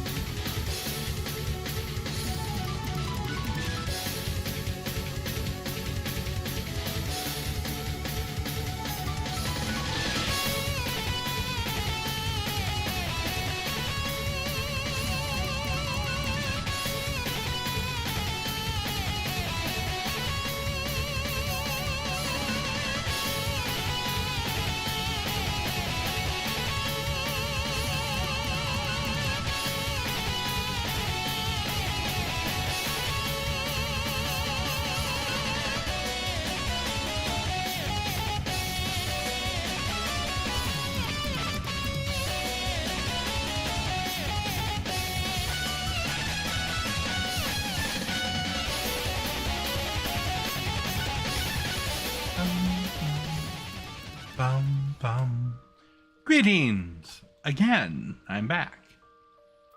And we are glamming it up. I need to make sure that I do actually set all of these to this earring. Just in case I want to use these for something else later. I want to make sure that I have that earring on there for when I take the hat off. Okay.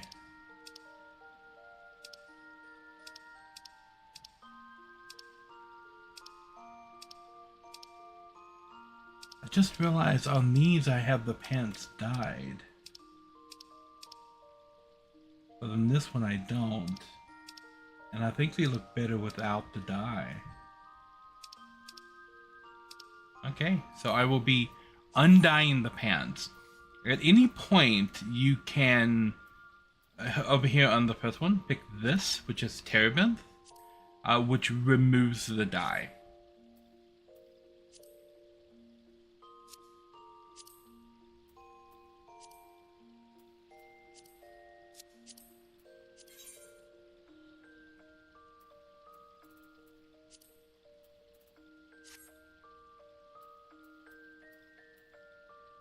Okay. And we're going with the red DPS color on these.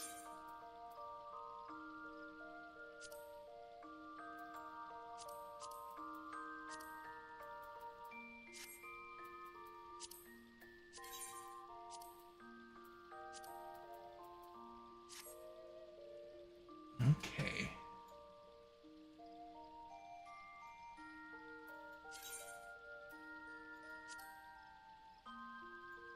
So there's that red one. Lovely. So we got tanks, which are blue, melee DPS, which is red. And now I'm going to hit up the other kinds of DPS that I want to put in here, which is physical ranged, magical ranged, and the blue mage. So first, let's hit up a physical. What color did we want to make physical ranged? Here, so we can get a nice comparison with the tie.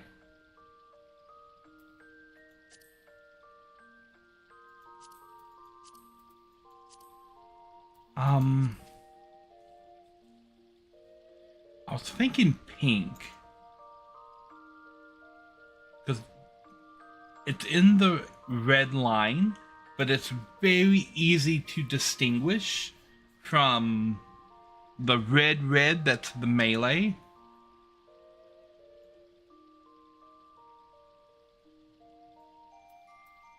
Because this one and this one, I think might get a little confusing. I want to be able to tell them apart quickly at a glance. And this are very easy to tell apart. And still in the red family. So I think we're going to go with pink for physical ranged DPS.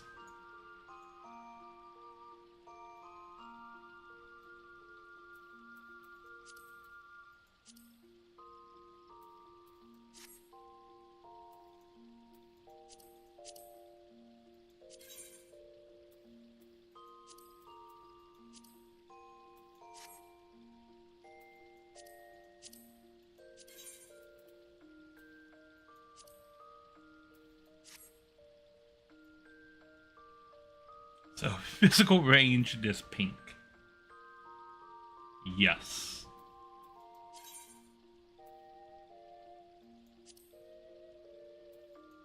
So that's melee and that's physical.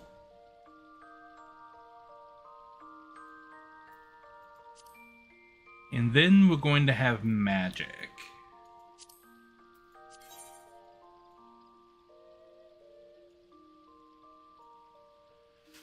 Now,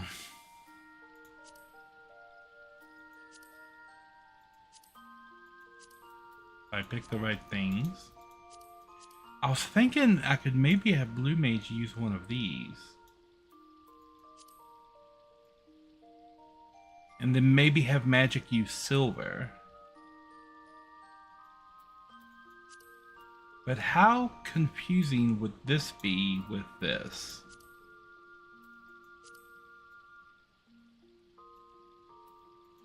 But then I could also have the Blue Mage use black to kind of be like the black sheep. So all the other magic classes are using silver, but when you switch to Blue Mage, it switches to black. I kind of like that thought process. So we'll have the magic range to use silver.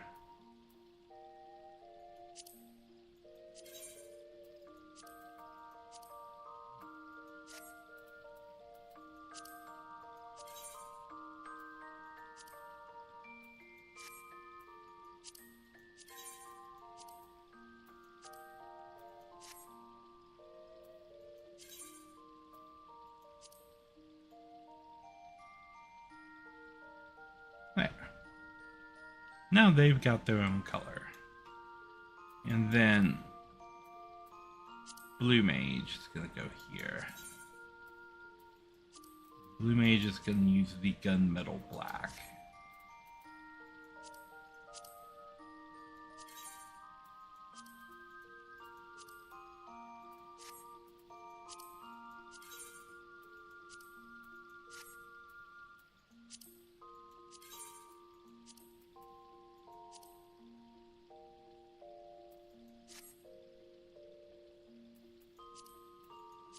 And earring.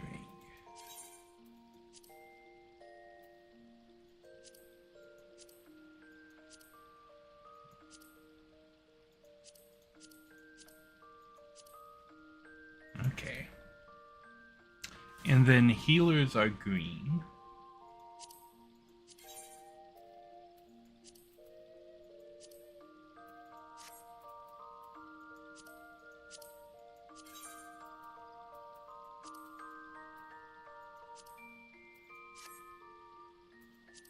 And turn the earring on. Take the dye off the pants. Dye the shoes.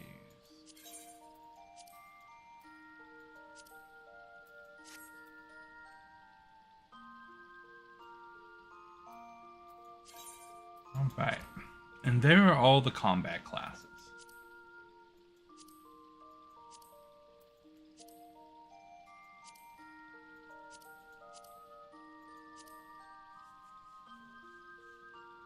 Okay, now the non-combat classes. Purple is first. For the Disciples of the Hand. Purple. Oops.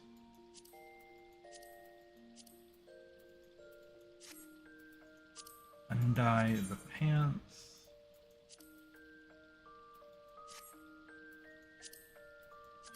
And then dye the shoes. Purple.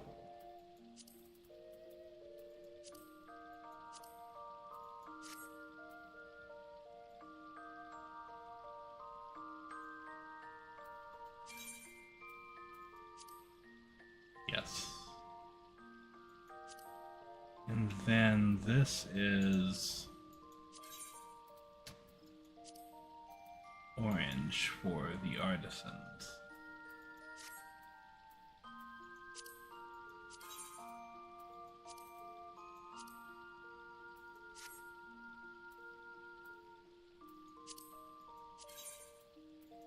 See, I was very inconsistent with the 9 of this, the wrong one.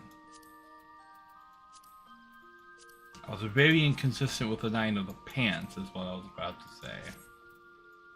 Some of them have them dyed, and some of them don't.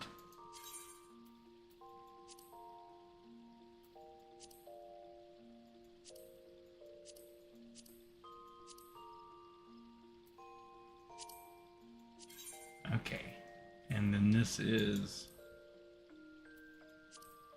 Underside is yellow.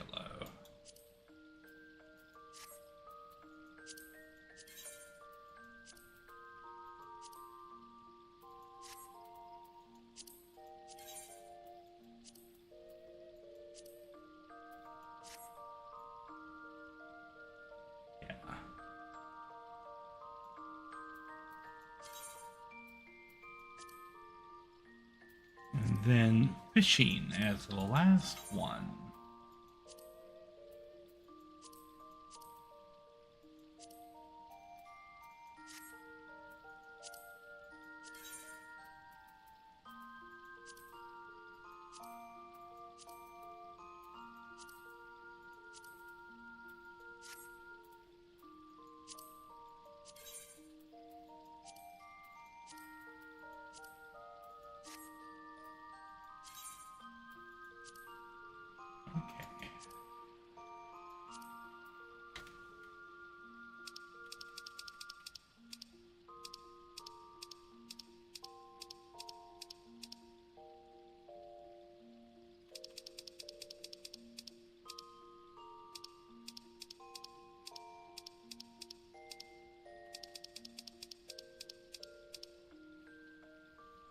Okay, lovely.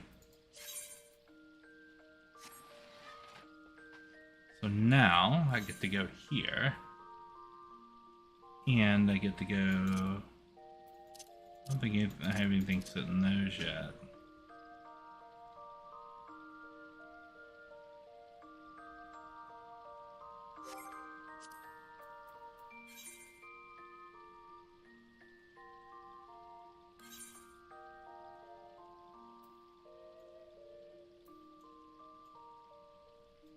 Okay.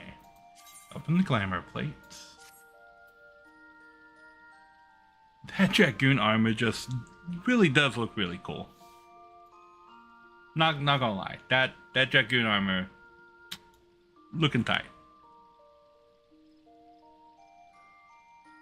I plan, once I get a job to level 100, to just take the armor for that job and glam it up.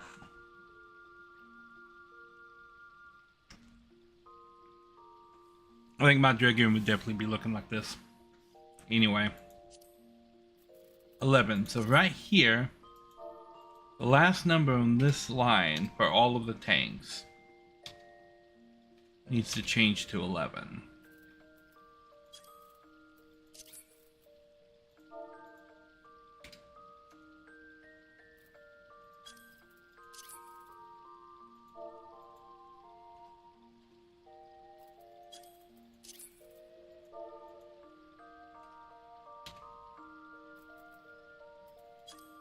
Okay.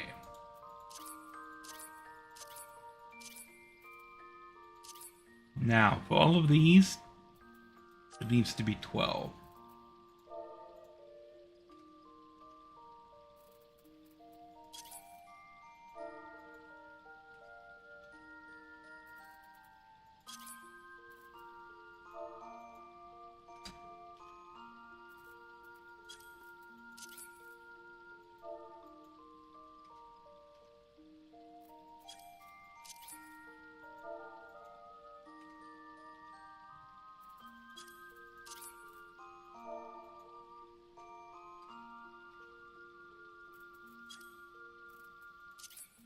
Okay.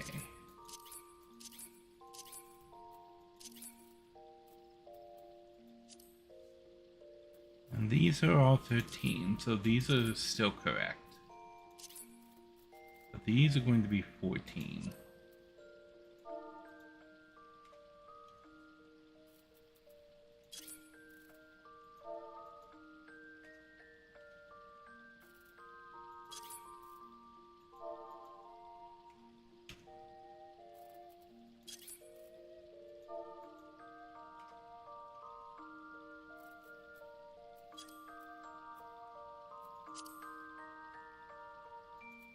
Except for this one, which is 15.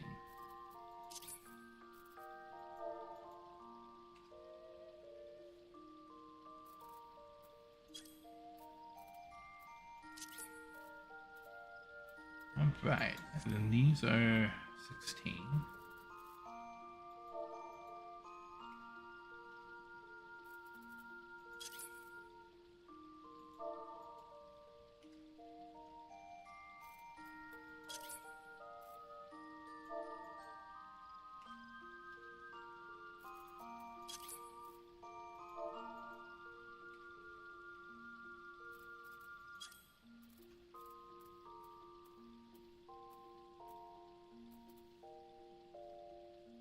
Okay.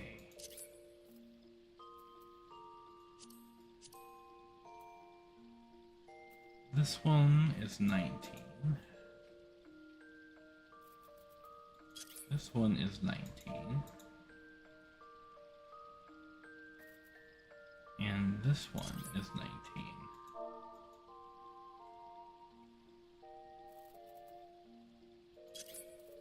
This one is 18.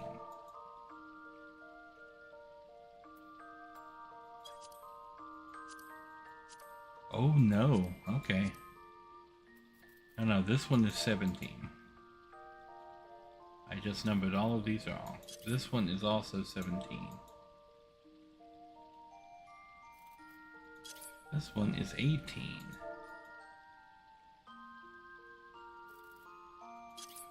This one is 18.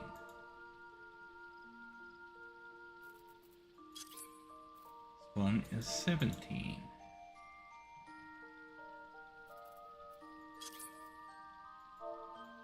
One is 17.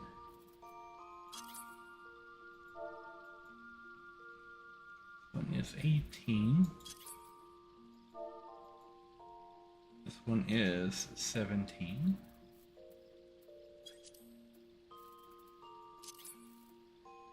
This one is 19. This one is 19. This one is 20.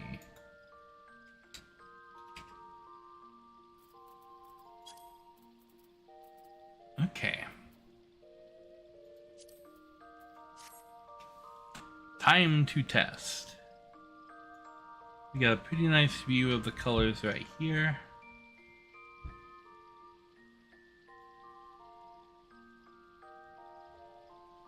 You see the shoes, the back, the underside of the hat, and the feather.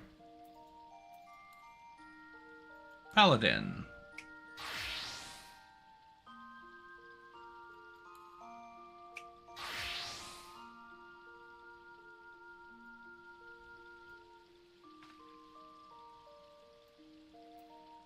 Dark Knight. Gunbreaker. Monk.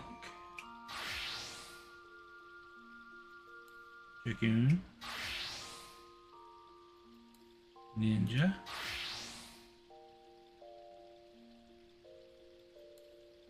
Samurai. Reaper. Viper. Okay. Silver, yes.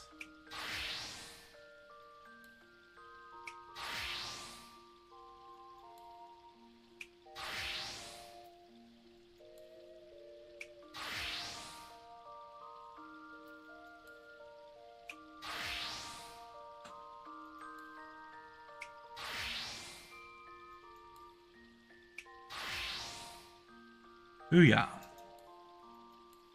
Now, green.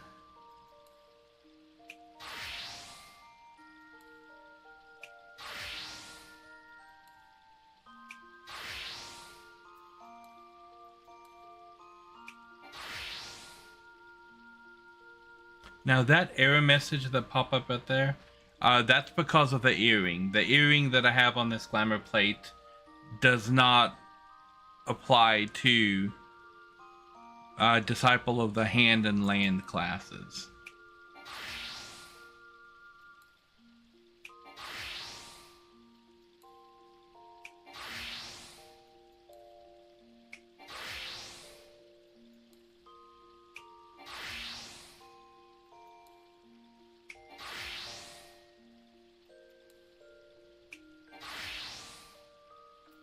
Okay.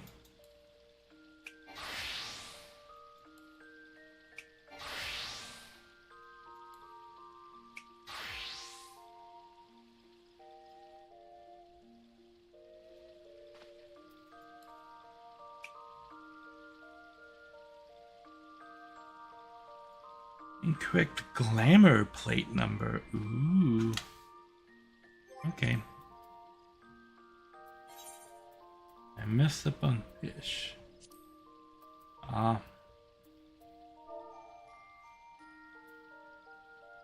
I left the one in there. Bam. Now it should work. There we go. Lovely, lovely, lovely. Okay, let's see if I can do something about that error message.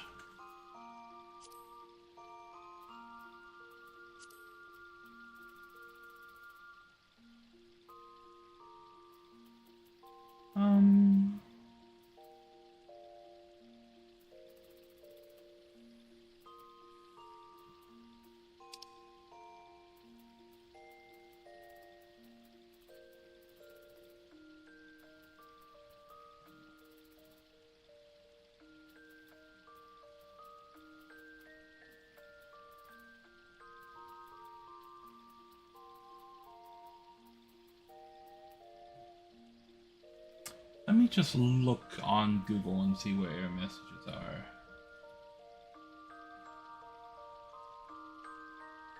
Disable error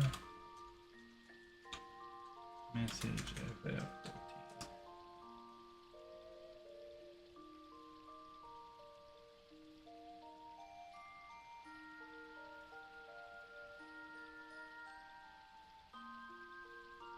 Character configuration, log window settings.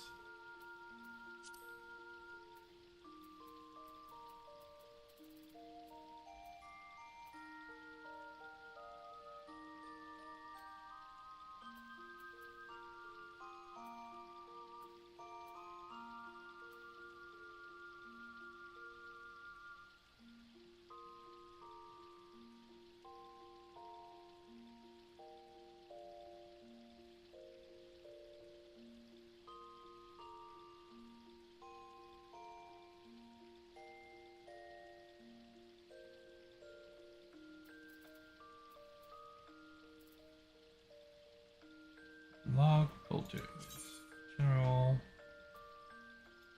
announcements.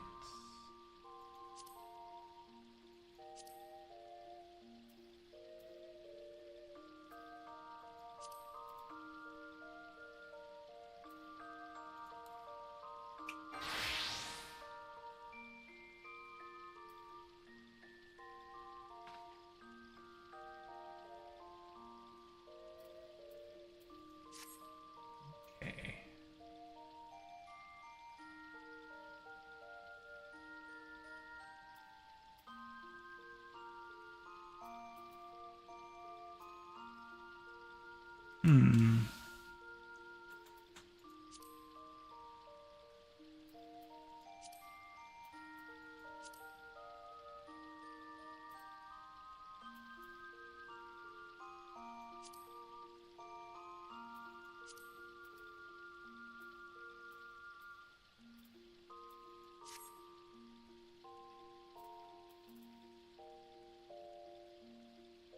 Okay, let's click here.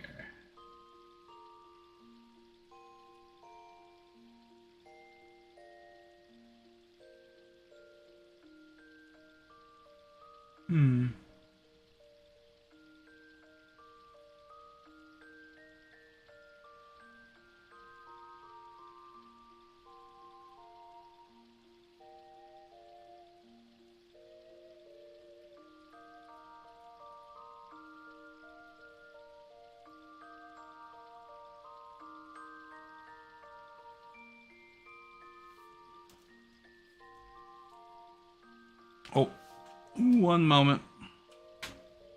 I have something I have to fix here, so I will chat with you guys while I fix this.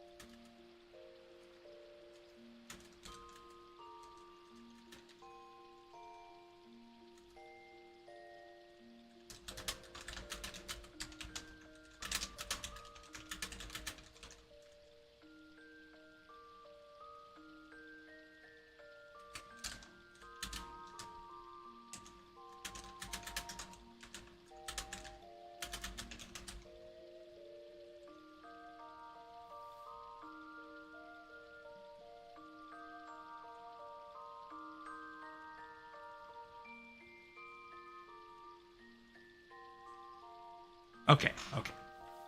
I had to send a strongly worded email. There's another service that I'm using that's supposed to be like $20 a month. And I didn't use it last month, but I turned it back on this month. And I turned it on the 4th, and then they tried to run my card again on the 9th.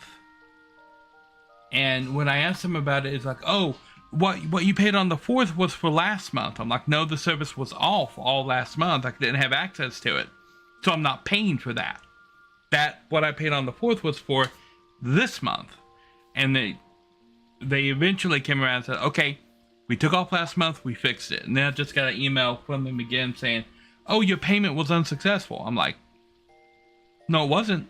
Like, you need to fix this. Because I just contacted you a couple days ago, and you said it was good, we got it squared away, and now you're trying to run my card again. This is why I turn my cards off. Or give people, like, dummy cards that only have enough money on it for one thing. Because companies will absolutely do this shit. Like, yeah, this is why your payments are bouncing. You're trying to charge the thing at a time where the thing is not to be charged. So I just had to send them another email like, nope. Like the funds are not going to be available until the entire time that I paid for is up.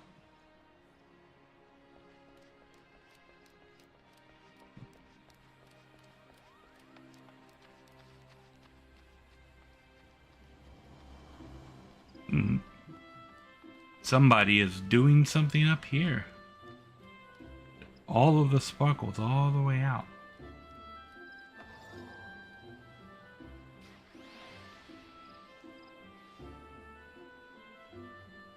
Many things are happening. I know you.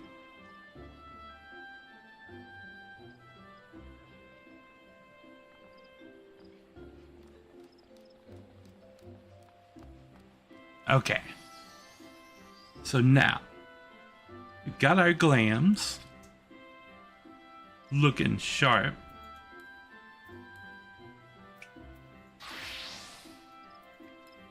And I've cleaned up a lot of the quests that I had. Another thing I did last night was I had a lot of stuff in my quest log that was kind of like clogging up from earlier stuff. And now, just a lot of this stuff is like Dungeons and Raid stuff. Like this here is the Raid series for the last expansion for Endwalker. This is the Alliance Raid for Endwalker. This is the current in-game raid. These are the Choose Your Own Adventure dungeons. Hildenberg. I do need to do that. And then this is the raid series for the current expansion.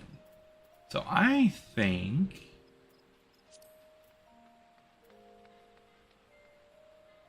we're gonna do this.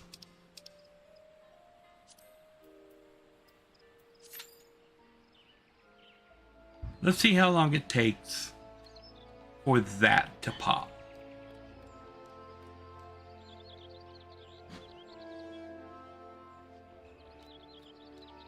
Meanwhile,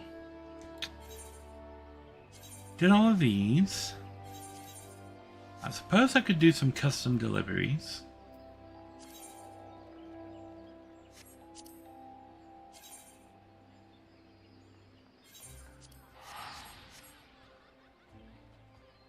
Let's see if her custom delivery stuff is in the city that she is in. We're going to go ahead and switch to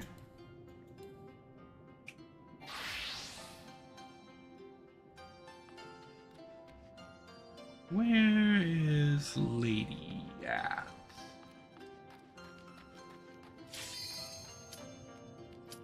Wow, that popped a lot faster this time.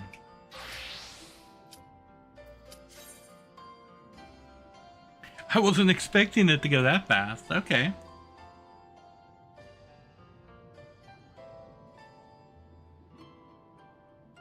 DPS. It's a lady, by the way. Wherein Nari.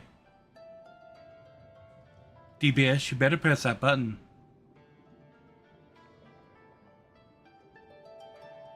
There we go.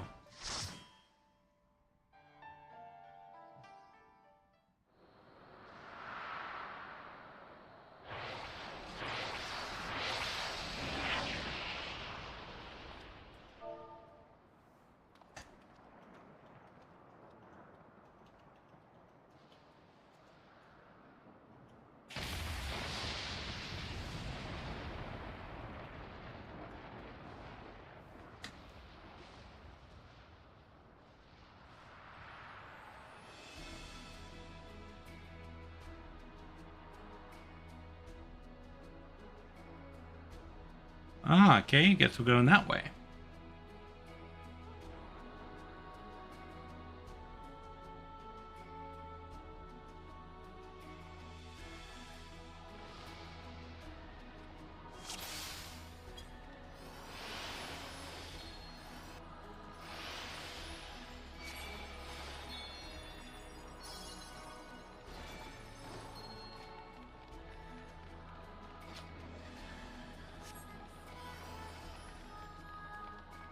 Enjoy peak. So, you are resolved to face me.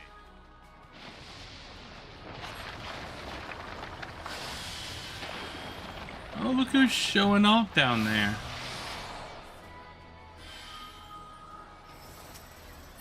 Come, children of man.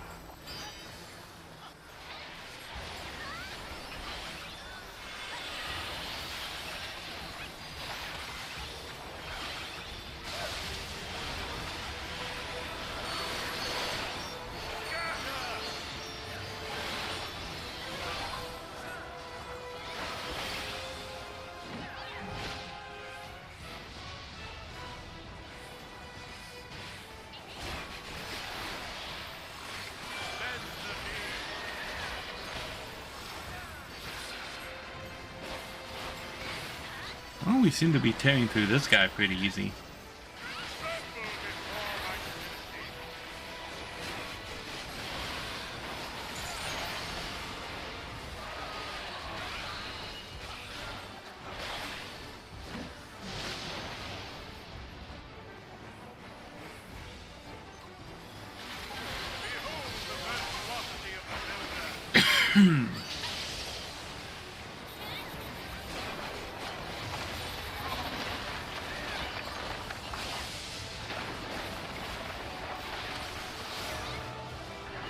Oh, someone died.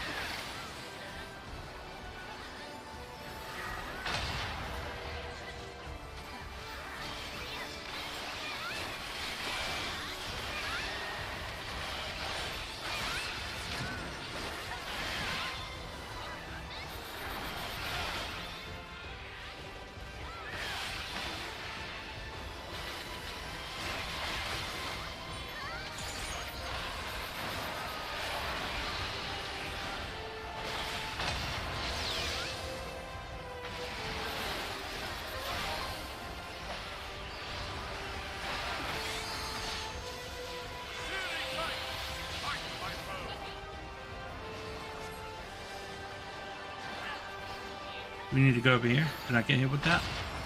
No. Why was it pulsing in one direction if it hits you in the other direction?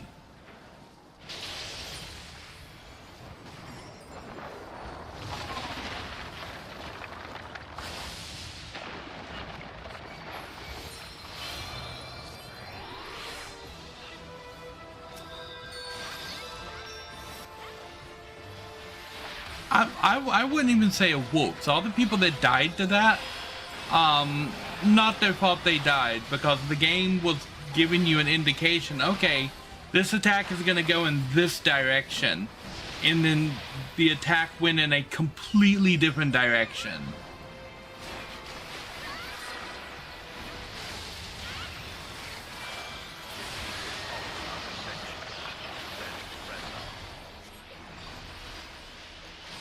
All of that guy's attacks kind of did that.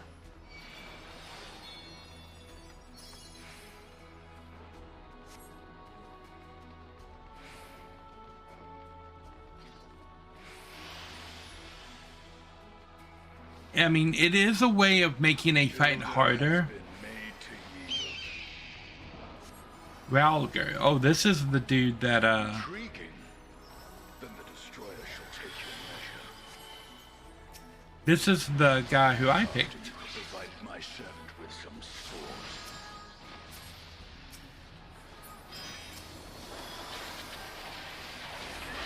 But yeah, it is a way to make things more difficult, only for the first time that you play it. It's what I classify as kind of a fake difficulty. Like, oh, we will establish this system that works in this way, so that you can know what you have to do during battle. But then we'll subvert it in every single battle, so that it says, hey, go this direction, but really you need to go that direction.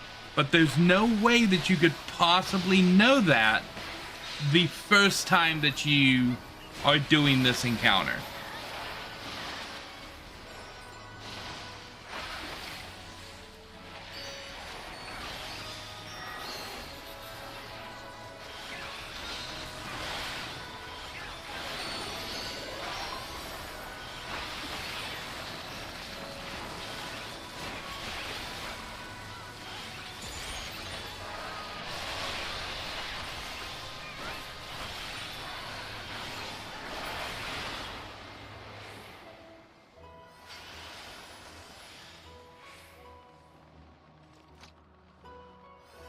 You see this kind of difficulty in a lot of games, because making things at different levels of difficulty is not something that everybody can do. Ahead stands a statue I have fashioned for our contest. And it's really easy to spot when someone is not experienced with doing that. Because you get encounters like that break the rules in order to make the encounter more difficult.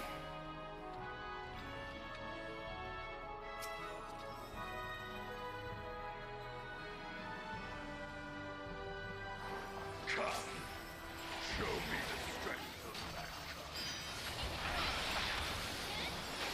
Upon the ground.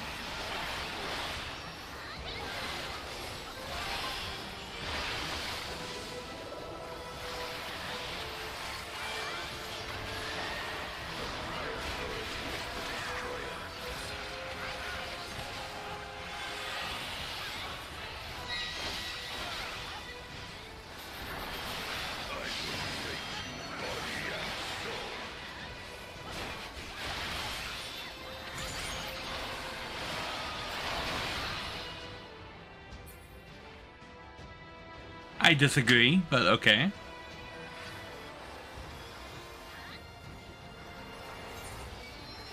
Wandering stars, descend and destroy.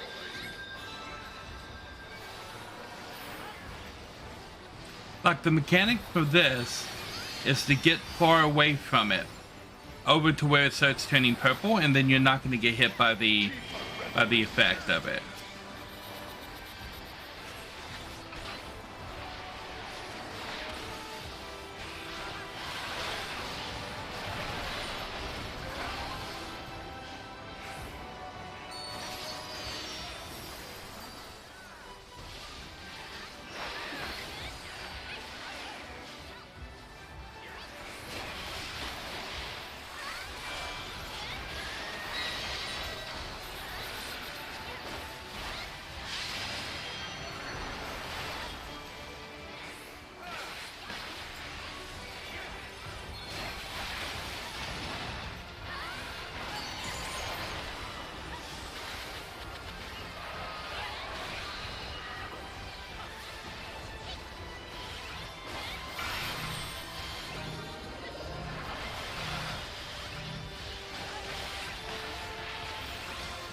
It's unfortunate to start seeing these mechanics show up in Final Fantasy XIV. Because they kind of led to the downfall of raiding in World of Warcraft. When they started to add these things all over the place in World of Warcraft, what you started to see were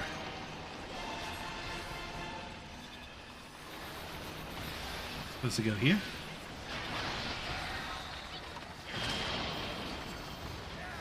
Yeah. So once again, no indication that you were supposed to go stand over there under the tank, because the icon that means hey stack here didn't show up.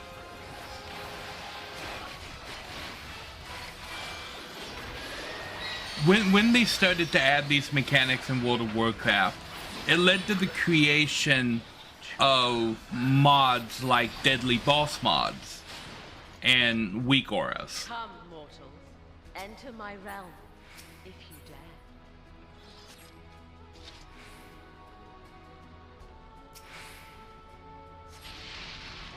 And once those were on the market, the designers started to create bosses with those mods in mind. And now a third-party mod becomes needed in order to understand what the boss is doing, because it literally writes it on the screen for you. And those mods very much ruined raiding in WoW for most people. Because if you didn't run the mods, then you were not able to actually complete what the content was. And those mods being created started just like this. With the boss, with it giving you mechanics like that, don't stand in the orange bit and you'll be okay. And then having bosses that ignored those rules and you got hurt even while you were standing in the orange bit.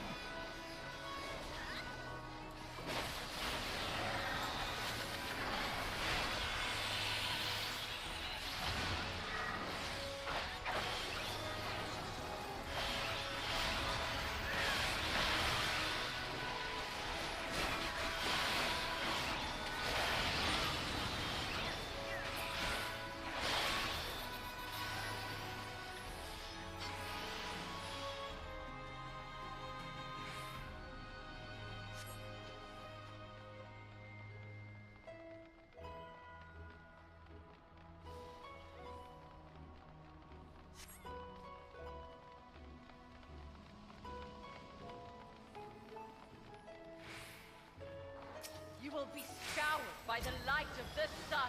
Zima.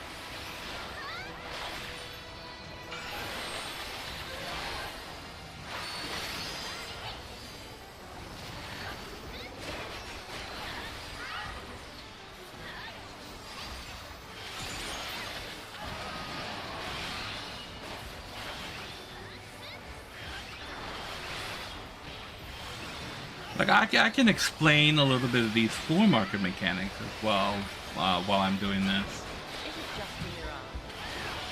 Or something? This mechanic, I don't know what we're supposed to be doing.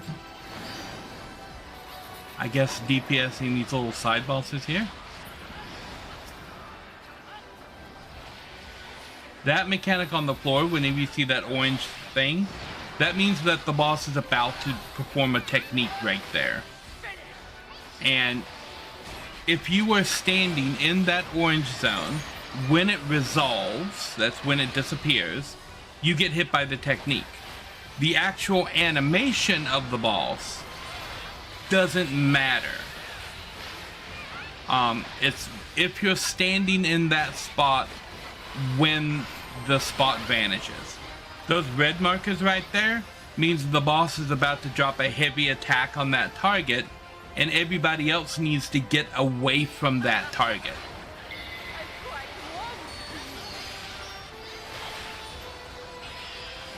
You see right there where everybody got hit by that? That's something that they do a lot that I disagree with.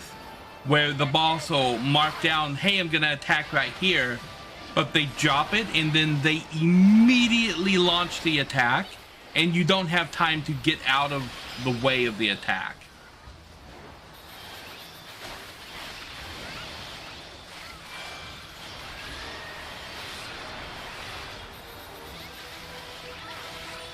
Raging flame, dance upon the wind.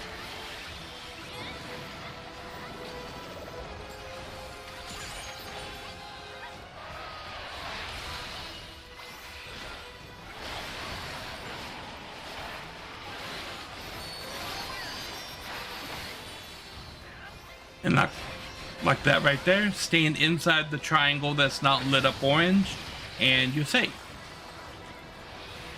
None can take his burden.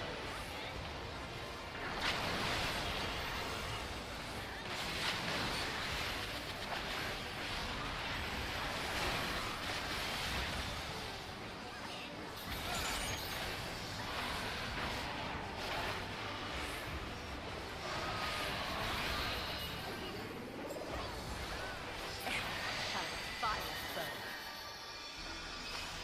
And having a little mechanic like that that blows you out of the safe zone, that's fine. As long as you don't insta die when you get blown out of the safe zone. Because of that's a little cheap. But most of those mechanics are fine. The main one that in that fight that was annoying to me. Of the realm of the living. Okay, no. I am Thor, keeper of the realm of the dead. Okay. Nordthal. They're the same or different? Prepare to be judged, children of man.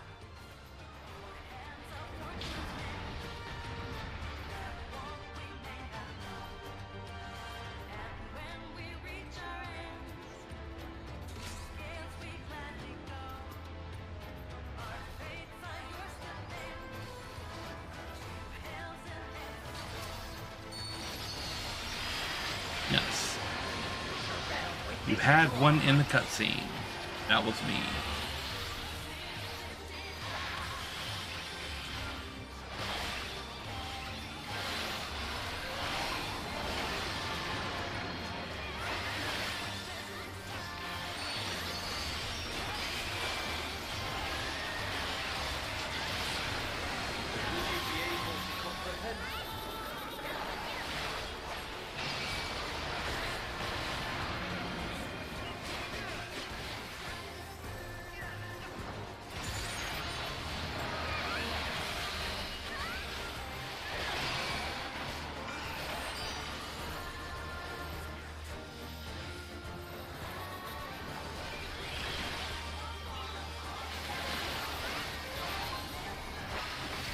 Okay, I had something on me there that didn't have an indication marker that it was on me.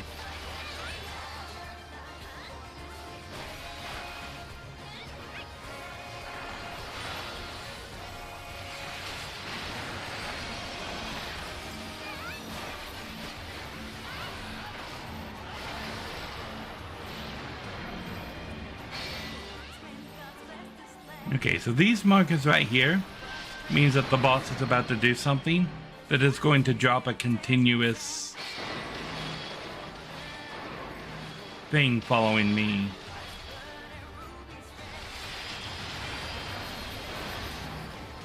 When you get stuff like that, you gotta move.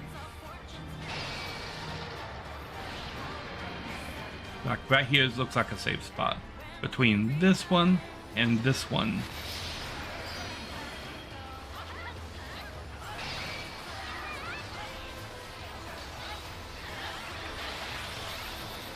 Like, it's nice that white mages have a yank like that. But it's not when they don't understand other classes' mechanics and they yank you out of position.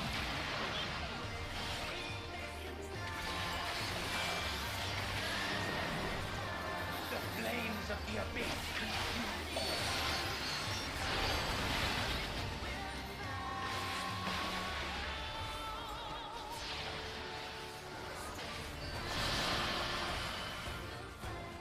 Okay.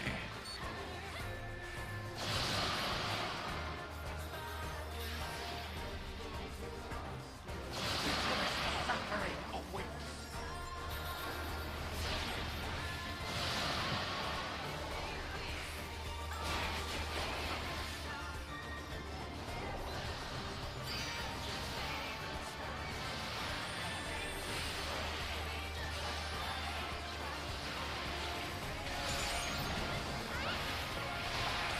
I'm not a big fan of mechanics like that either, where it's like, oh, you either hit the boss or you dodge the mechanic, you can't do both.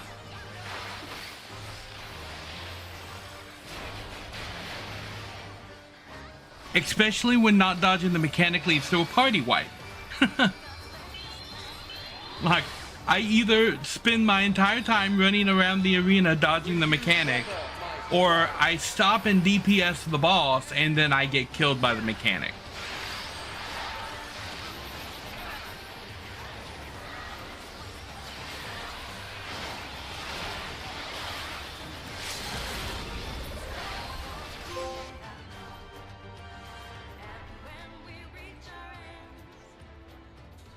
You have been found worthy. I can always tell in an MMO now when a boss has been designed by a person who doesn't raid. It shows in the boss design. This boss was designed by somebody who doesn't raid on the regular. The previous boss was designed by somebody who does raid. This one has a nice looking image in their thing. Okay, let's take a look at some of the loot. I don't have this minion. I'm going to need on that. The Null card, I'll need on one of these. I have the orchestration rules.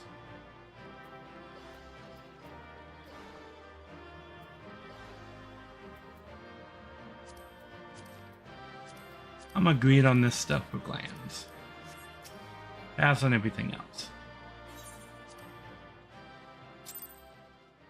I received a player commendation. Lovely. Oh, and then we're back here again.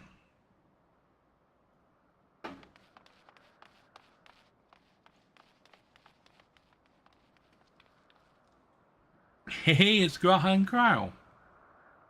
Yes, we're safe. Beings claiming to be the 12 have appeared? Yes. But it's okay, we just killed 4 of them.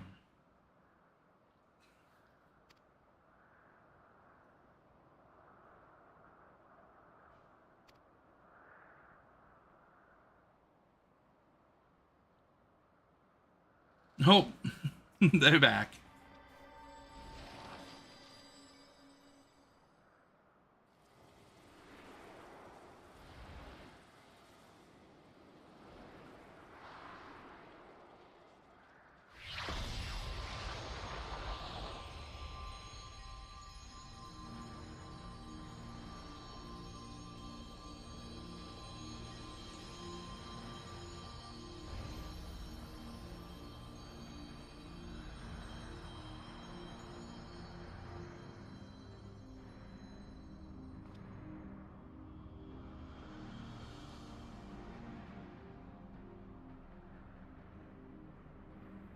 You think the day would come that we would put on an act for men?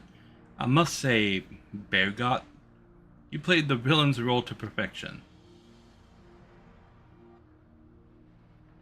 Come now, Master, I merely did what was necessary to compel the mortals to confront us. Still, it pained me to speak to our beloved children so unkindly. Oh, so when they were pretending to be mean dick gods, they were just pretending.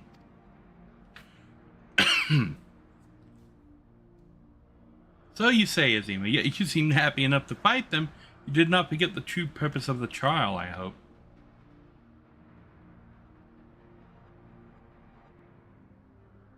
Well, I couldn't help but be excited. And do not tell me you felt differently. Consider yourselves fortunate, children. 'Tis rare indeed to see Naudthal in such high spirits. What in the world is happening? Didn't you say we defeated them? Yes, well, they're gods, aren't they? Did they manage to flee, or perhaps were resummoned?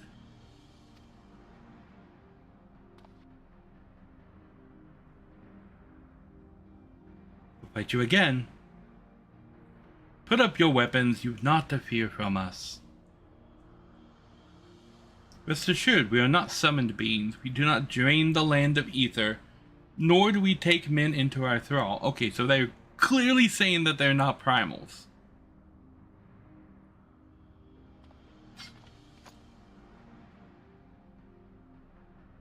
Look at Graha copying me with the little spin. Or what of the gods who were summoned during the calamity? The ones Master Louis Soir called forth to protect the realm. That was not us, but a primal born of your fervent prayers for salvation. Indeed, that the worst calamity was averted and the realm restored in its aftermath was a direct testament to the power of your hopes. Okay.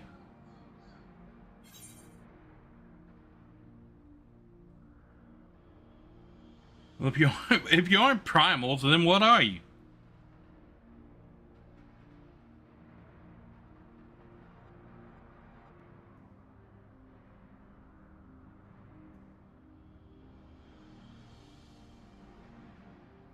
Just as men harbor hopes, so too do we gods. To realize our aspirations, it is essential that we do battle with you. Thus did I falsely claim that we sought to rule the world. It was deceitful conduct unworthy of a divinity, and I must apologize not for that, but for using my power to do harm besides.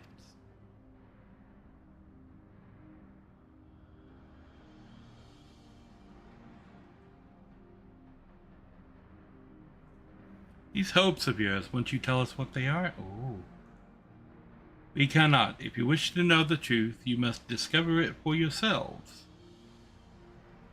It is not easy to move forward when there is seemingly no destination, but if you press on, you will eventually arrive at the answers you seek. You will understand we hold our peace and far more besides. You will learn the very truth of our existence. Oh.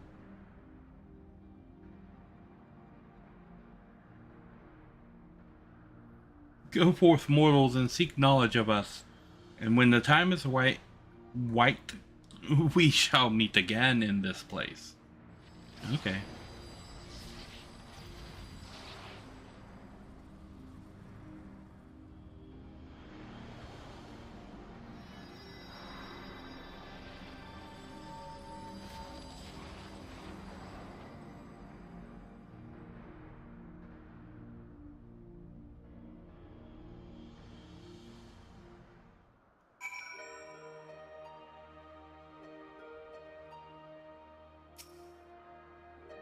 Okay.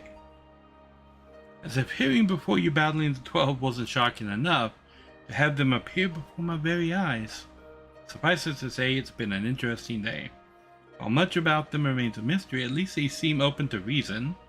And considering our next step, I should very much like to hear your detailed account of them. Okay.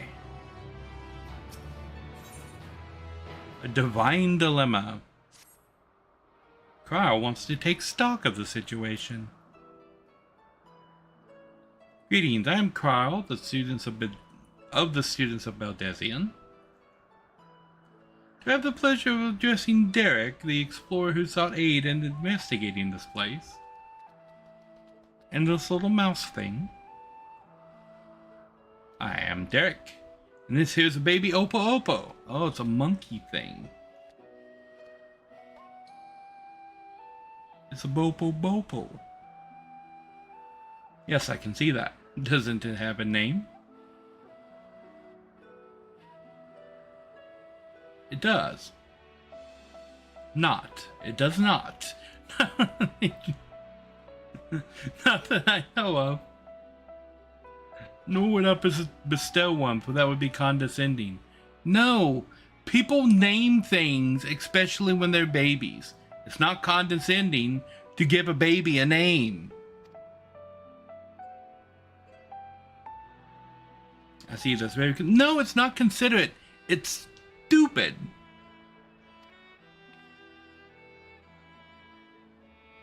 So I understand you explored various Phantom Realms with Derek. Will you account me the experience? You could watch the VOD. No. Make her watch the VOD.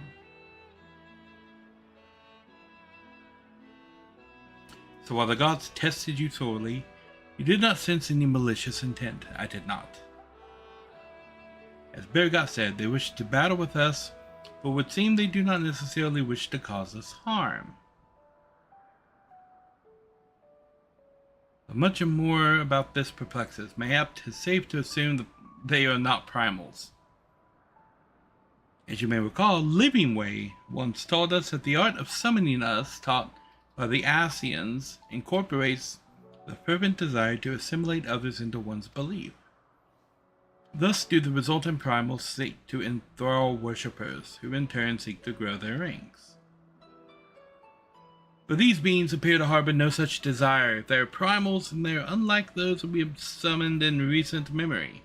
True. We might suppose that they were created in antiquity in a manner to Heidelin, but there is no way to prove it.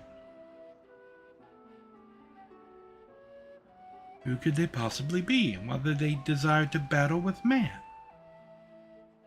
Well, we walked into their house and they were bored. Even in your little Eorzea, you know, precious little, the true identities of the 12, for instance. Okay, so Emmett Selk knew. Don't give me that. That's 3 things specifically that he told us that he knew that we didn't know, that we need to go find out. Oh, Emmett Selk said that, didn't he? He did. By which we may assume he knew the truth and challenged you to seek it out too. Suffice it to say you'll do so, of course. Well, apparently we're seeking it out now.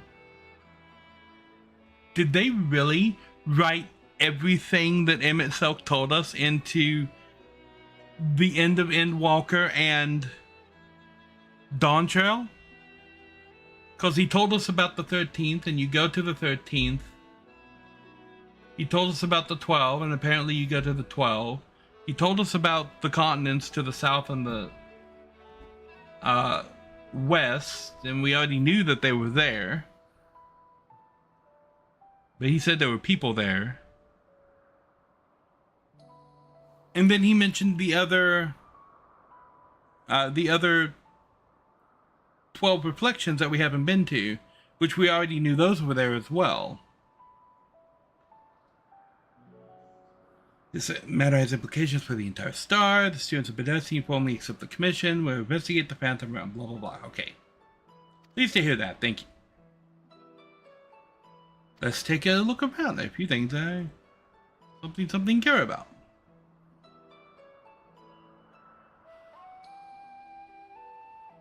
Then with your permission, I will take myself around the Eorzea and investigate the worship of the gods we encountered. I bet I'm going to have to meet him in Ralgar's Reach later. Narishm, Derek, seeing that you've already seen this place, would you care to accompany me? Nope. Oh, I'm going to teleport halfway around the world a dozen times.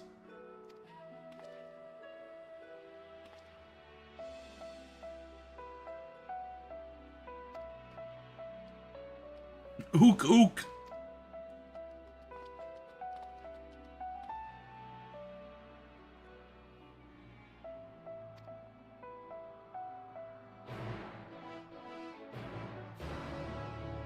So, not naming the baby monkey is stupid. It's not condescending to give a baby a name. What is condescending is if you don't give the baby a name, it's an Oppo. People are just going to start calling it Oppo. And when it grows up, it's going to be, okay, what does Oppo mean? Well, Oppo means monkey. So instead of giving it a name and bestowing a little bit of emotion on it, you choose not to give it a name, which means people are just going to start calling the monkey, which is actually condescending to the creature. Like, you wouldn't name your dog. What kind of affection does that show to your dog? You're like, oh, well, the dog should be free to choose its own name. It's a dog. You would not name your kid and just have everybody calling it baby all the time. It would grow up thinking its name is baby. It's woke boat bullshit, and that's why it's bothersome. Like, no, you give children names. You give your pets names so that you can call them and they know, hey, this means me, and my name was a gift from the people that care about me. It's not condescending to name things. Anyway. So, to explain my plan. It is believed that the 12 were already worshipped during the 3rd Astral Era, when the Allegan Empire flourished. Come the 5th Astral Era, those nations fought in the War of the Magi, and took each one of the 12 as a guardian deity. This practice has continued to the present day in Eorzea with some notable regional differences. For example, Ishgardians hold Helon as absolute, while Sharlayans enjoy a moderate relationship with the Liak. Okay. By investigating various locations in Eorzea and learning about the 12 as they are worshipped, I hope to identify any similarities or differences between them and the beings we encounter. In doing so, I believe we draw closer to the truth of their identities. As our first destination, I propose we take ourselves to Ralgar's Reach, a place as holy ground for worshippers of the Destroyer and promises to yield useful details. I knew we were going to Ralgar's Reach. Like, of course, that's the first stop. I called it even before Graha told me his plan. I'm like, oh, we're traveling around the world, we're going to Ralgar's Reach. Yep. I called it. I have an idea on the story of the gods. It feels like they're like level 20 plus adventurers. If you've ever played Dungeons and Dragons, you'll understand that reference. The max level in D&D is level 20. By the time the player character is level 20 in Dungeons and Dragons, there's a reason that in Baldur's Gate the level stopped at 12 and it wouldn't let you advance past that. By the time the player is level 20 in D&D, you are literally walking into heaven and smacking God across the face and saying, do something about it. Right? It's really hard to write a campaign for level 20 D&D characters.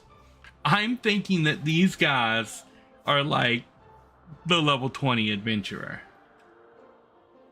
If I had to put a pin on it, that's what I would say is going on here. These are adventurers who just became so powerful that nobody else could challenge them, and then they just kept getting more and more powerful. Why am I walking? I gotta teleport to Ralgar's Reach. There it is.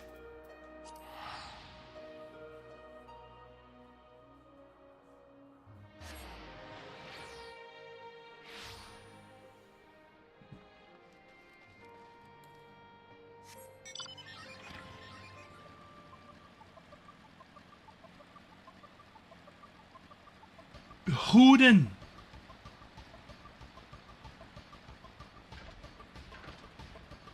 Oh. Oh, look, a sparkly spot. Hey, look! The symbol for Ralgar.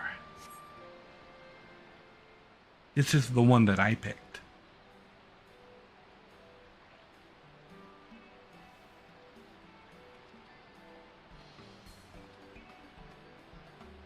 There you are. Yes, waiting for you. This place has served as the base of operations for your investigation into Omega, did it not? How delightful to be here together. Don't mind my making an observation. It seems you enjoy traveling with company. I do. It's something I had dreamed of for a long time.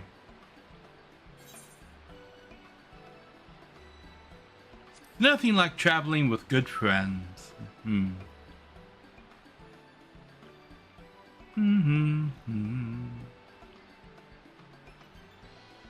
That's so.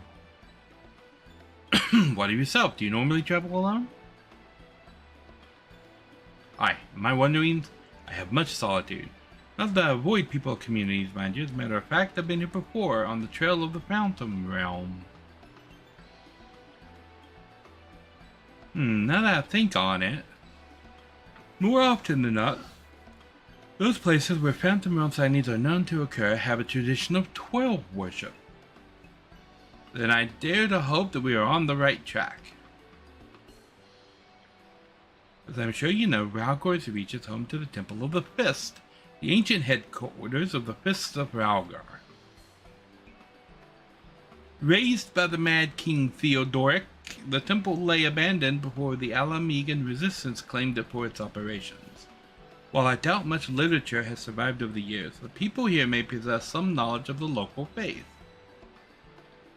So let us split up and make inquiries, and reconvene here afterwards to share the findings. So are we actually going to go talk to the people, or am I going to go talk to... I guess I am going... Oh, I look at stuff. Oh. Bloodstorm. You read the words inscribed on the monument. Indeed I did. A storm of blood approaches fast. Hell's open. Heavens weep. For no one soul doth lie beyond the measure of his reach. Okay. Once upon a time, Lise explained to you their meaning. That we must prepare ourselves for strife and sorrow that will eventually come. Okay.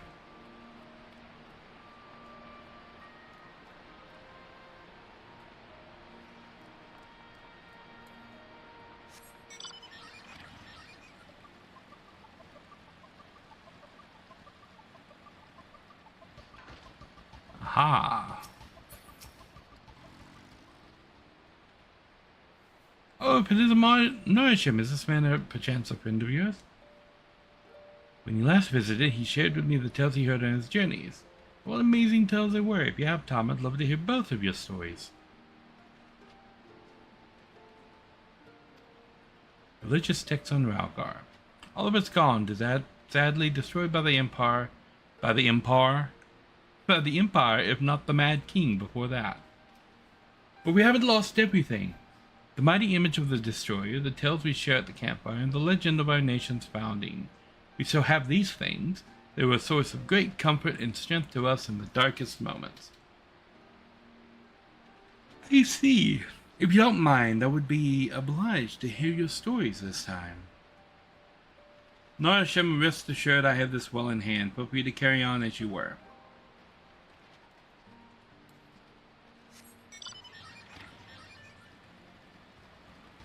Okay.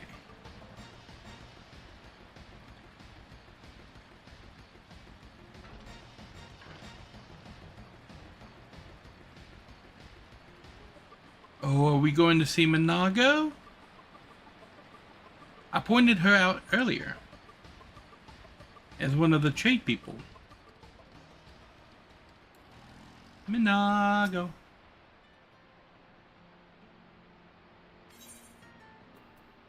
I do not wish to make a delivery to Monago at this time.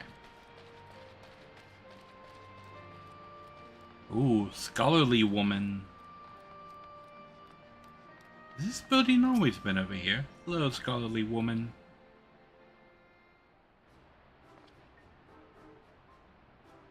Yes, if you have some business, please make it quick. I'm due to meet with someone any moment now. Give me my delay. Oh, it's Marjorie!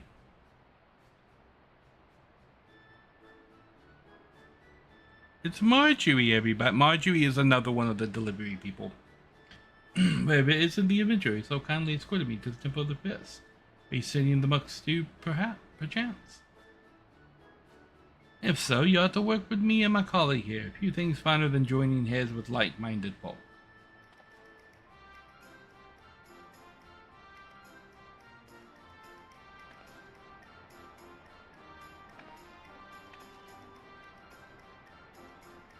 Researching the worship of the Destroyer, you say? Why didn't you mention it sooner?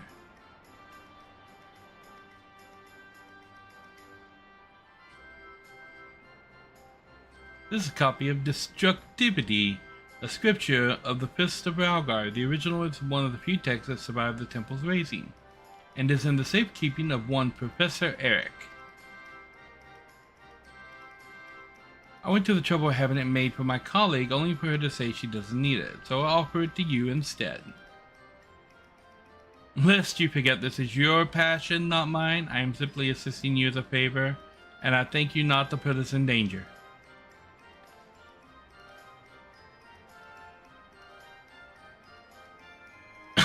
But danger is the crucible in which the monk tempers the body and mind. So sublime, monks. Your friend is horrified. But we had best return to our work. Till next time, adventurer. Okay, bye. I got a book. I will give it to Graha. He knows what to do with these. Greetings, Khan. Welcome, welcome, welcome. I got a book. I gotta give it to Graha.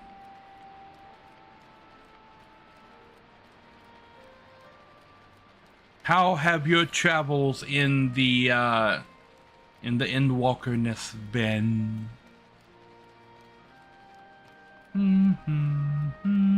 I can mount here.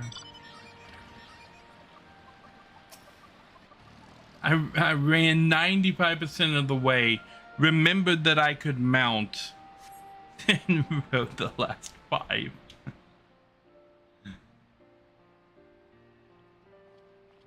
Oh good, I have a book. What were you able to learn? I have a book. Here you go. A copy of the scriptures, you say? A moment while I skim.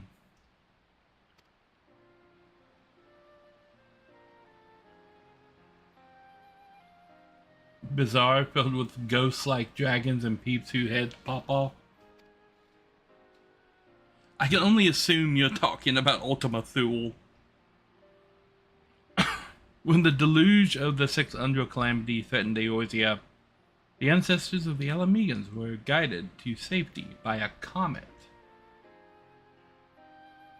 Believing it was sent by Ralgar, that guy.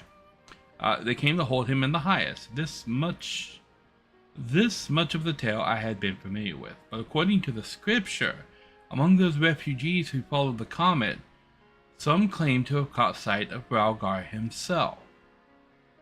Their accounts were passed down through the centuries, and worshippers of the Destroyer pieced them together to give shape to yonder statue. I must say, it bears more than a passing resemblance to the being we encountered. Were that Ralgar a primal, the explanation for the similarities would be simple. But if he's not a primal, that is, The statue gives rise to a unified interpretation of Ralgar's appearance, which in turn leads form to the primal. However, this fails to account for what inspired the likeness in the first place. If the scripture is to be believed, it was the sightings during the Sixth Umbral Calamity. Yet for those witnessed to be able to recognize Ralgar, they would have needed an agreed upon idea of his appearance beforehand. And we know from Kryl that there's records of these guys going back to the Third Umbral Era. Or did she say the Third Astral Era? Oh, she said, though. He literally says it in the next sentence. Then consider the history of 12, that it already existed in the Third Astral Era. Yeah. It would not be ridiculous to think these divinities existed even prior to that. True, but they did not exist in the first. Not the first, the source, before the Sundering. They didn't exist then.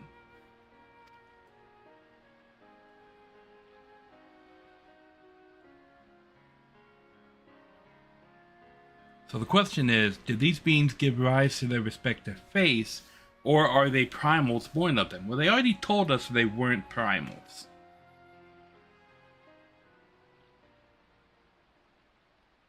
Yeah, there we go. I thought I made it clear. We're not summoned beings. Yes, like, he very clearly said that. And yes, he's talking to you, Mr. Doubter. Do they always come in pairs?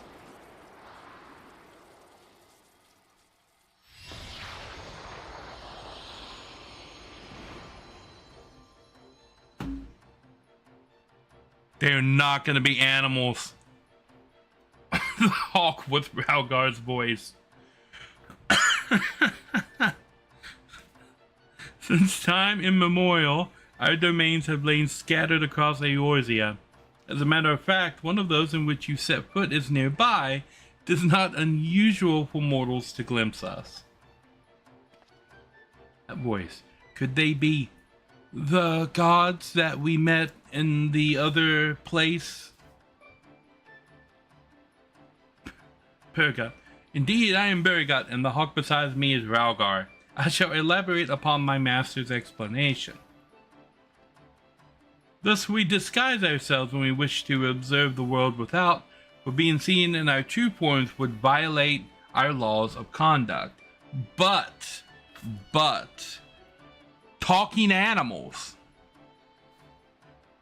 not a violation.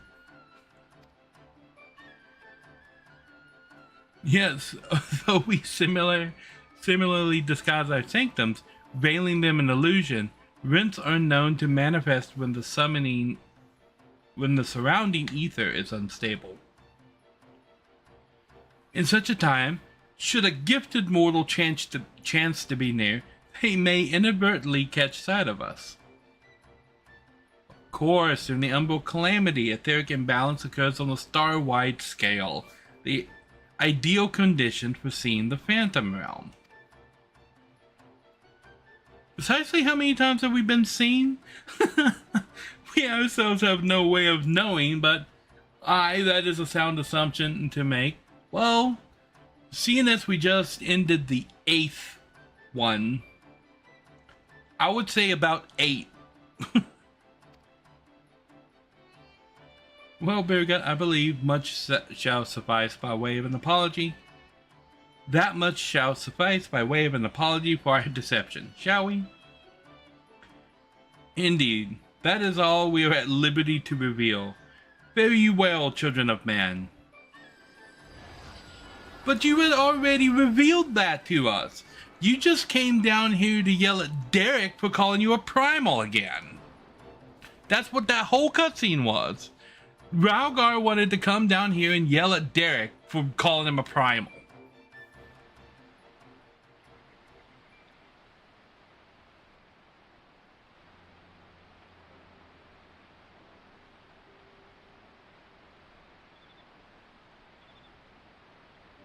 Now we think.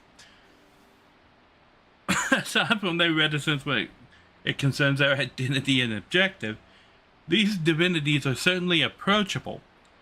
I've found most of the godlike beings that I've encountered are actually very approachable, even the bad ones.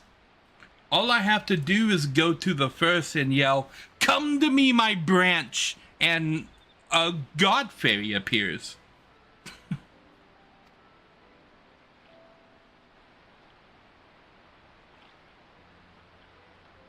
According to my research in the field of comparative mythology, Rhalgar is often observed to bear many similarities with Ramu. Oh yeah, lightning guy with a beard, right. He doesn't hang out with the cabbage people.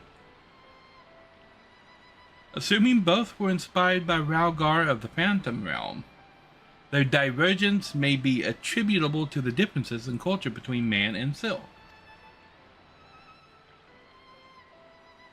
Do you believe that they gave rise to the prevailing face of Eorzea?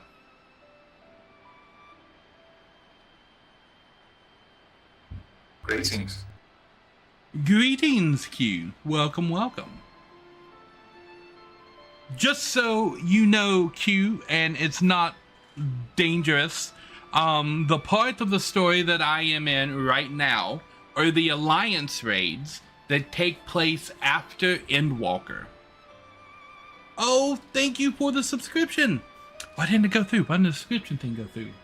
Something's broken. Oh no. Oh no.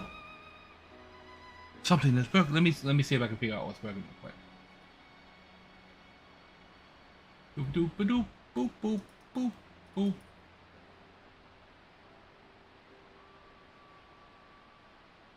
I have a bridge. Where is Twitch? Twitch.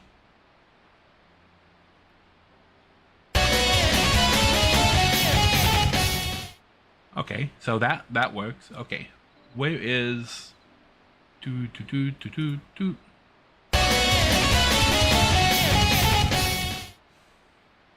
If the test works, why didn't the real thing work?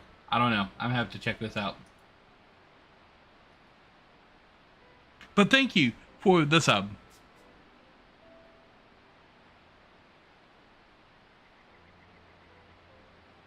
I need to find the right button. There we go.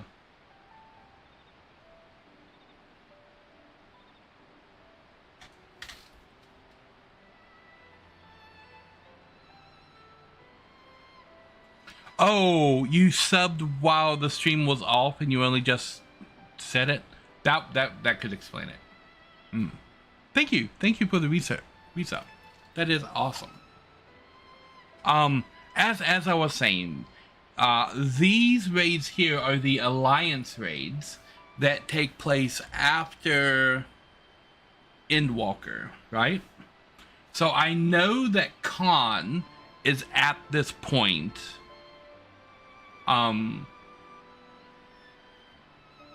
Yeah. So, like, the things that are happening here, main story-wise, it's not going to be anything new for Khan, but it may reveal some plot points for you. So, if you don't want to be spoiled on the story, then might not want to watch. But if you don't mind being spoiled on the story, then, yeah. Settle in. I'm not going to go into super detail about what happens with the story, but I'm not going to like sugarcoat anything when it comes to like talking about things. So I'm going to be talking about like characters that you haven't encountered yet and whatnot. I will say that even if you're spoiled on the story is good enough to go forward and experience it anyway. I think Khan would agree.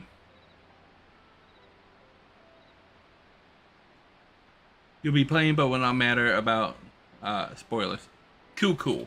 And if you want to pop in the chat and chat, I've got the chat room open. I should be in the chat room, but open mic for anybody who wants to pop in the general chat and chat, or pop in the game and we can do things in the game. You'll be playing or you would? Oh. Why would you not be playing Minecraft is cool. Minecraft is cool.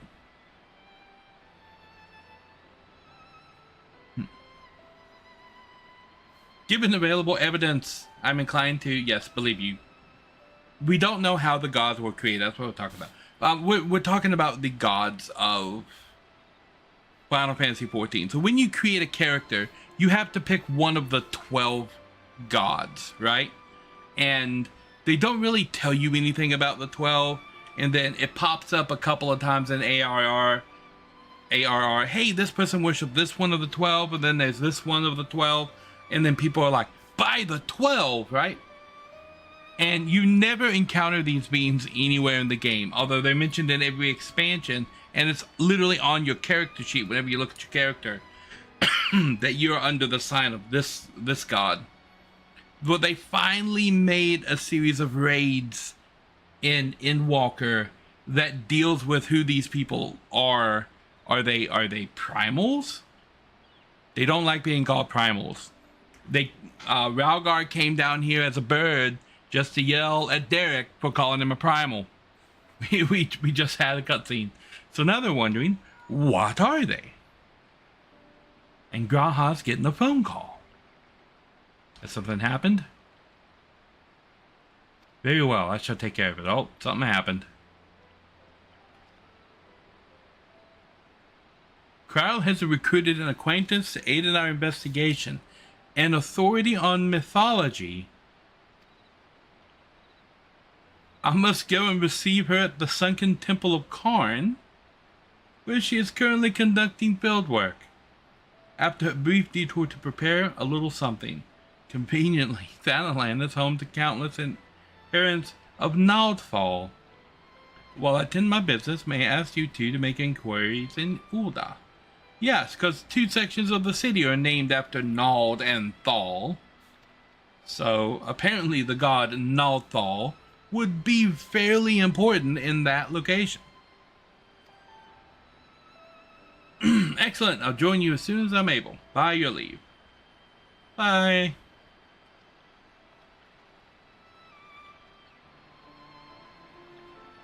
Looks like it's just you and me now. Derek with a K. So it's just like you. It's just to be you and me in Ul'dah. I suppose it can't be helped. I know. Going to Ul'dah. The face of an explorer. Just a. The face of an explorer is just a picture of Derek, and the description is literally the picture of Derek. How strange man is for one who so proposed the survey to promptly abandon it. I know, Graha does that a lot. He's like, hey, let's go do this, it'll be fun. 5 minutes in, Graha's gone.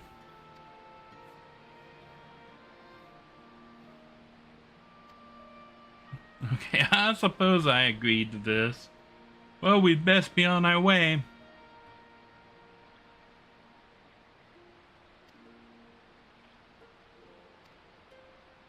Yes, travel separately, because I travel instantly, just saying. I have destroyed the duty list. Where am I?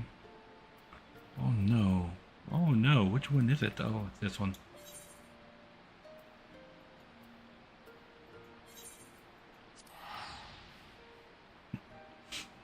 For those of you who know how this world is laid out, we're apparently going to Ul'dah by way of Mordona? Because these are totally in the same direction.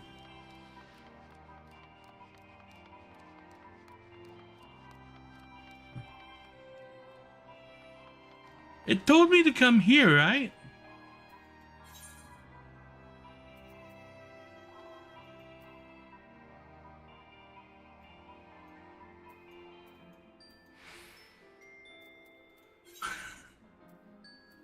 They got the wrong marker on the map.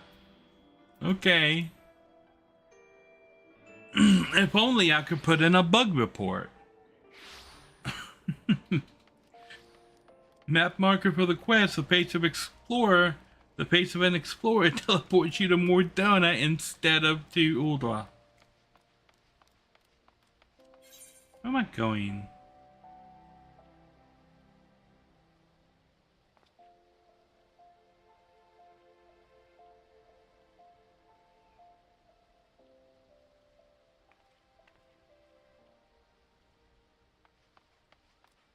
For some reason it won't let me like select anything on the map.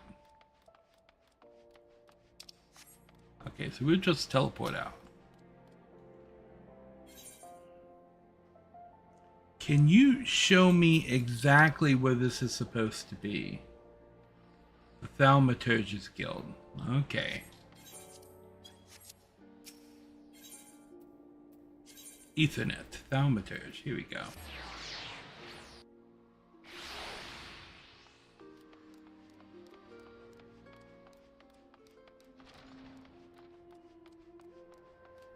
Oh, look, here's Derek. Turn the map off and turn it back on again. Yes. Ah, you're here. Yes.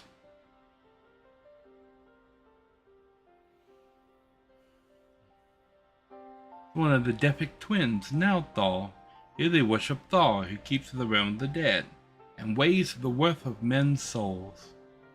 In contrast, Nod keeps the world of the living and oversees their financial fortunes. Because life is all about money, apparently. Their names were formed by many a location and religious organizations, some wealthy and powerful, others exist to nurture faith in them. On the surface, it may seem strange that the hub of commerce, such as Ulda, could be home to such a spiritual people. But it is actually quite logical when one considers that their religion is, in essence, commerce. True. So, one of them is the god of money, and the other is the protector of the divine treasury. Got it. No wonder the greedy potato people were from this city.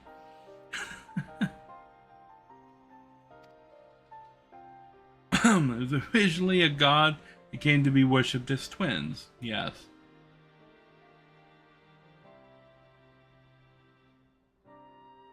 Indeed, rather than two distinct entities, what we encountered was a single being possessed of two personalities.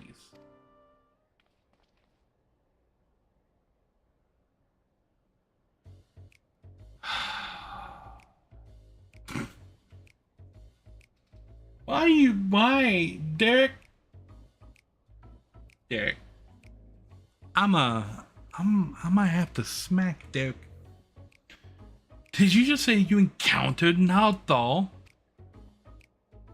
Yes, I stabbed him in the face. And he just keeps talking. While his appearance differs from what the divinities worshipped, it cannot be denied there are striking similarities in their nature.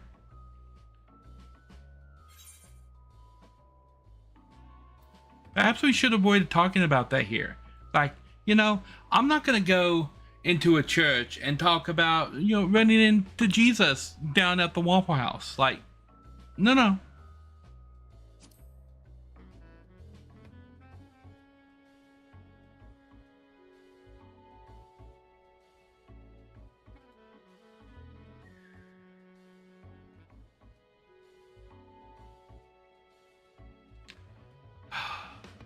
Derek is gonna get mugged. Oh, now you want to leave when all the people are looking at you. Wait, did he just say he met God?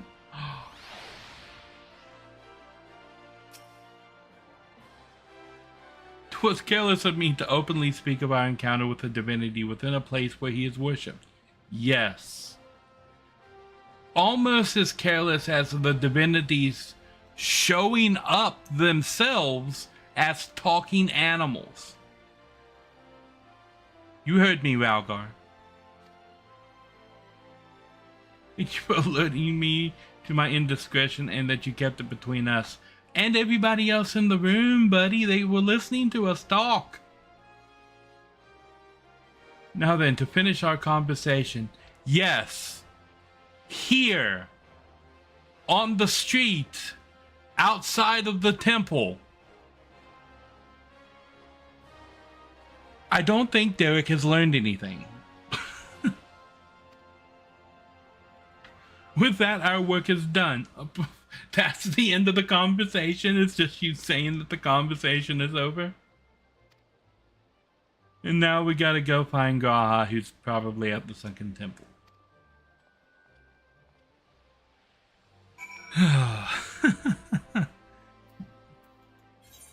Derek.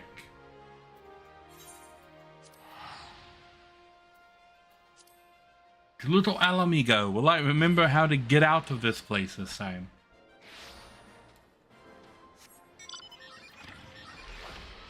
I remember that there was a gigantic hole in the wall that I should take. And then we go this way.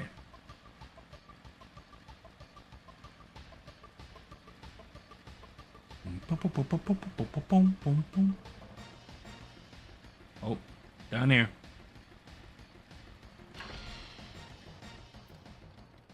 There he is. Nope.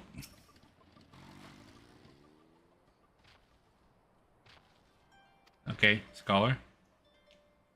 I found this woman collapsed, and though I can see no obvious injuries by her attire, she appeared to be some manner of scholar.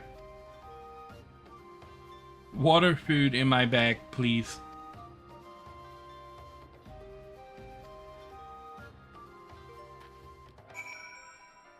How do you get... Some people be stupid. If her thing is, oh, I just got dehydrated because I was working so hard that I literally got so dehydrated that I passed out on the ground and I couldn't possibly stand up to find my food bag.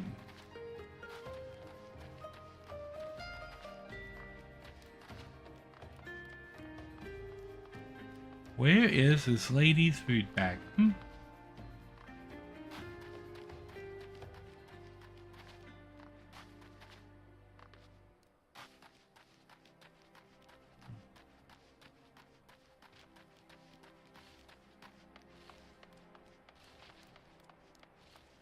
Baby Mood, did you know that there's a lady over there dying and you're just standing here?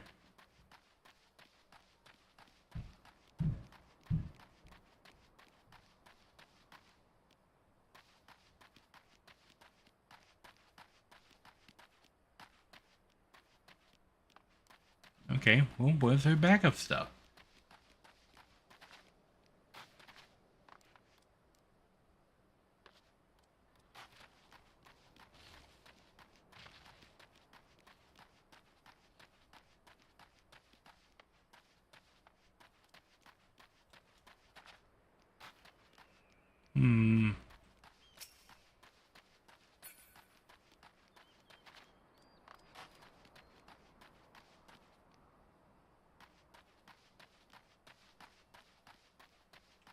Here it is.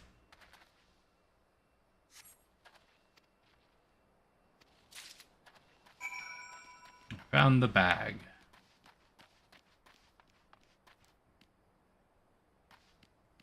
Oh, there she is.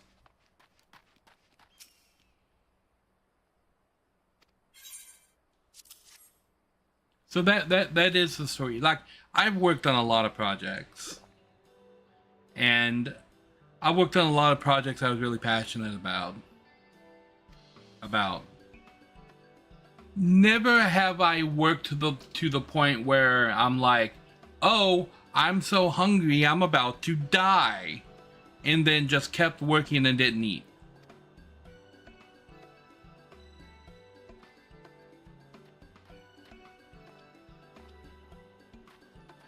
How are you not already here? How did we have time to go to Ulda, do an investigation, get kicked out of a church, then walk over here and we beat Graha here. Actually, that gonna be.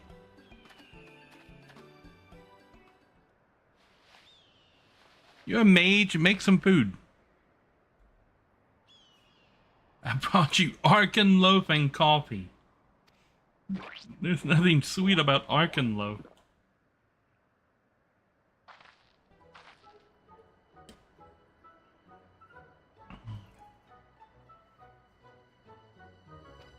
Okay.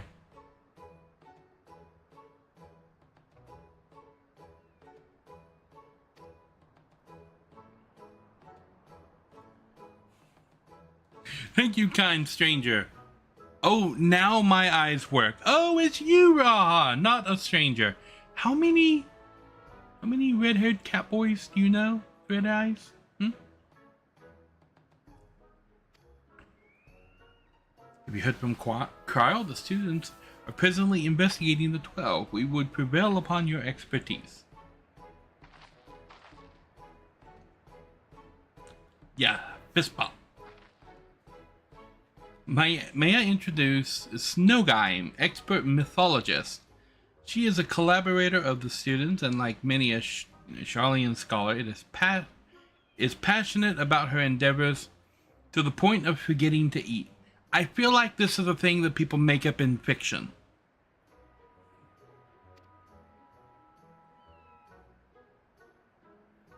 Seeing that she has recovered, I asked the two of you to tell her about the Phantom Realm.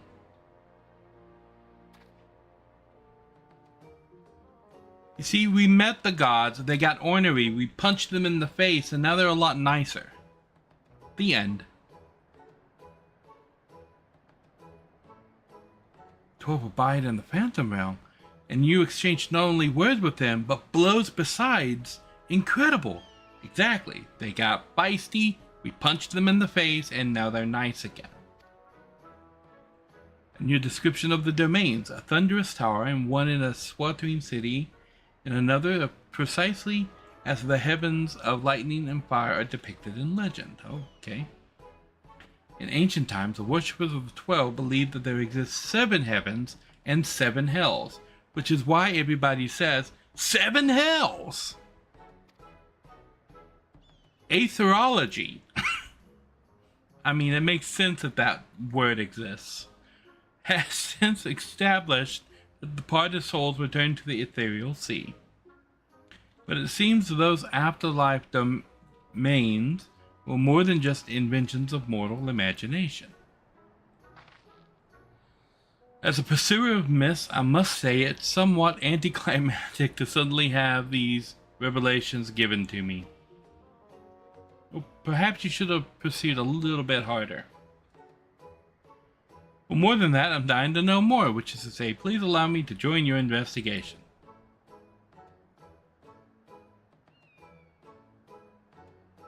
Why is everyone but Graha excited? Kral invited her to join the investigation already.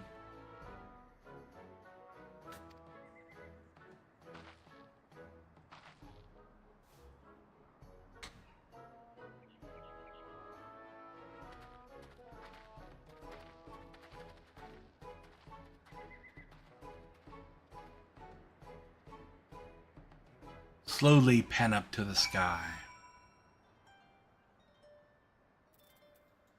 Speak to Kyle.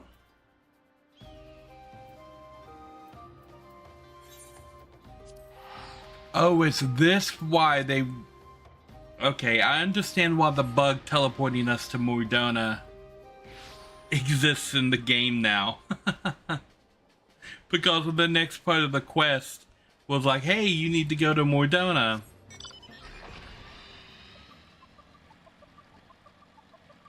So somebody misclicked when they were putting the quest down.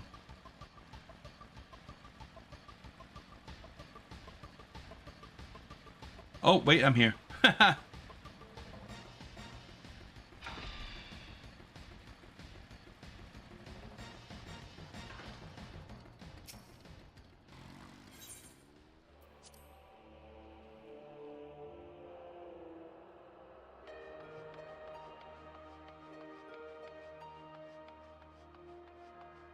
So the realm of the gods is just at some random lake in Mordona.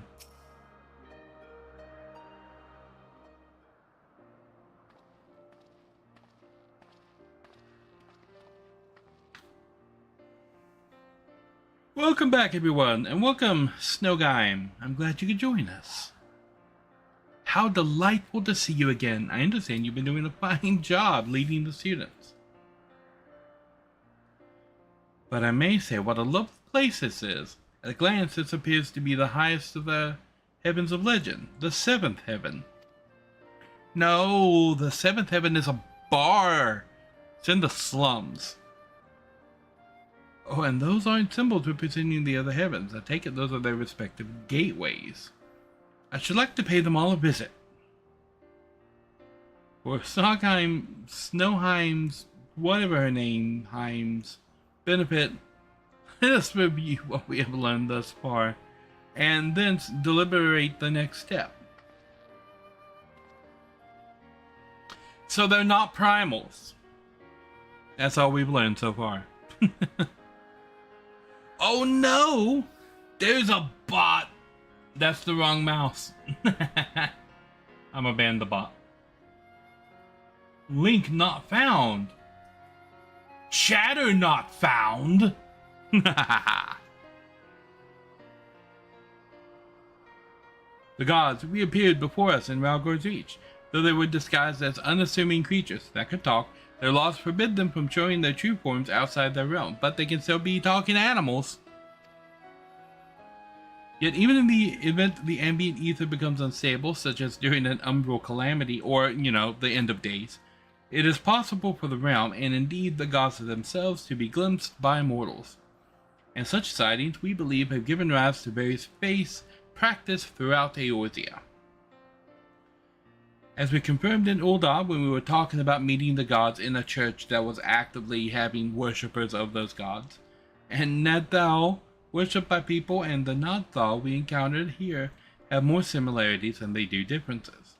Yes, but we probably shouldn't share those with the people in the church of their religion of the royal treasury. In the course of exploring the Umphalos, two things caught my attention. One, you can explore the entire place in 15 minutes because it's literally this big. Second, the gate which lies at the innermost area.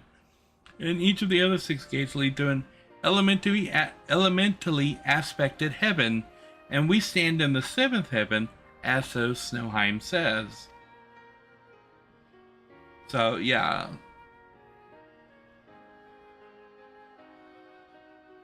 What then lies beyond that last gate? Well, that's going to be the truth of the matter.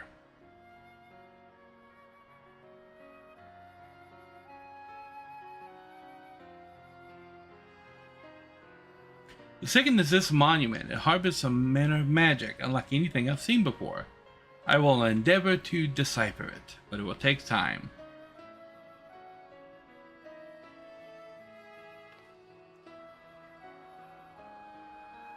Divinities that have existed since time immemorial, who abide in domains resembling the heavens of legend.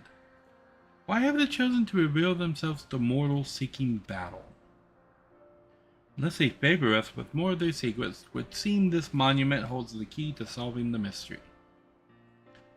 Indeed, much and more lies yet beyond our understanding, but we'll keep chasing the truth together. I'm sure you'll agree, even though it's tiring work both mentally and physically, we need to pace ourselves. This feels like this is the quest that was at the end of this patch, because these are released in-game every other patch. Let's return to Revenant's Toll to continue our investigation.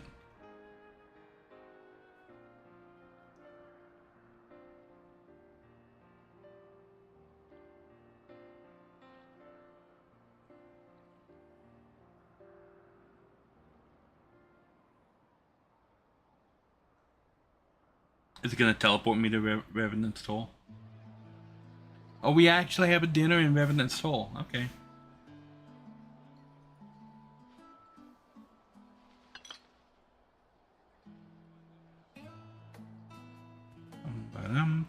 bum.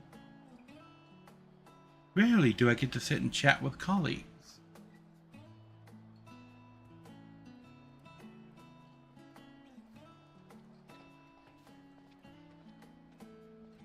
Oh, this bar is called the Seventh Heaven too? Fitting, yes. You dropped the sugar cube.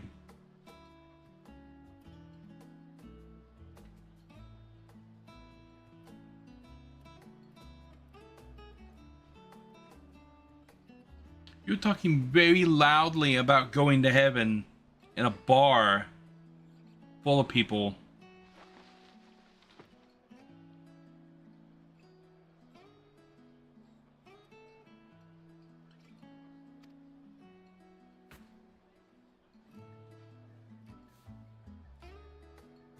Oh, we don't get to hear her ideas on heaven and hell. Just candid shots from behind the barkeeper. The cameraman's just walking behind people holding the camera up.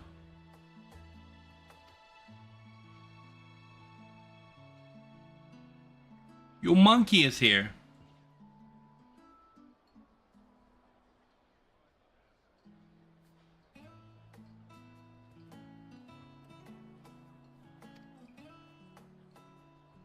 Oh, Derek doesn't dislike people. He just dislikes traveling with people. We didn't arrive there quickly, Graha. You arrived there 2 days late.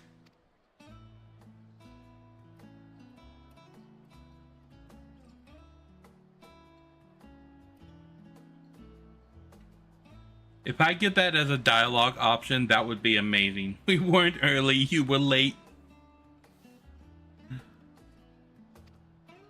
Okay, she's got paperwork to do. And she's gonna go back and start poking things until the gods show up and yell at her for poking things. Just go up there and call them primals, they'll come out. And I will go for a walk. Of course. Do take care, Derek.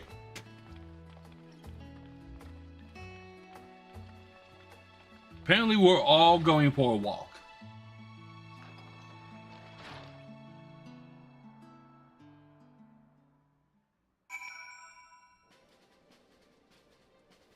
Oh, and it puts me back here.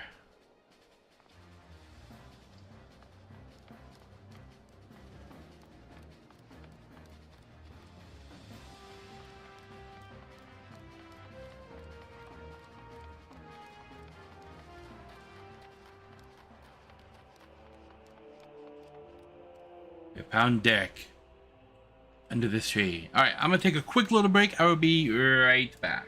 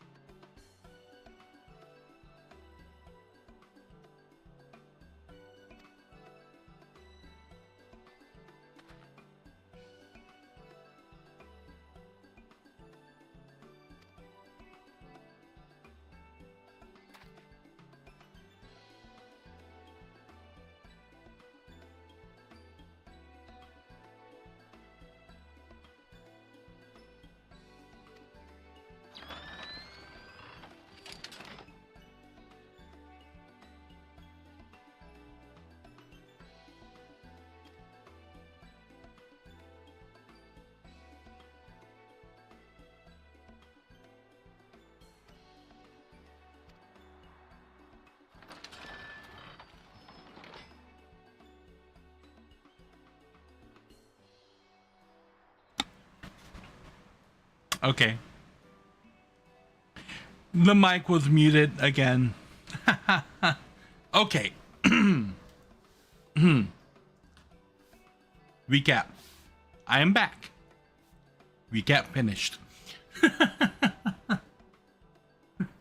I made fun of Derek. I made fun of Monkey. I made fun of Graha.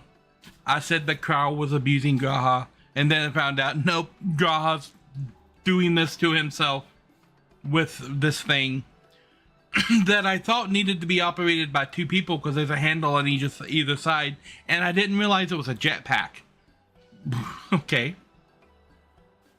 But then Graha's acting like it's super heavy, but then he's doing this with the super heavy thing on his back. I'm like, isn't that more work? Isn't that more work, Graha? I think so. And so now we're gonna go back to the realm of the gods again.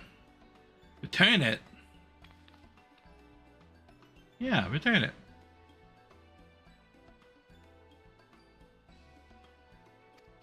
Oh, we've got financial backing to go to heaven now. Oh, would you look at that?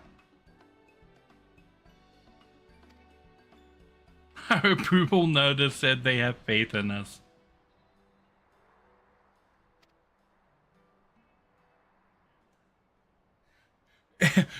Every quest that I've been on recently has ended with somebody turning to me and saying, and this is all thanks to you, adventurer.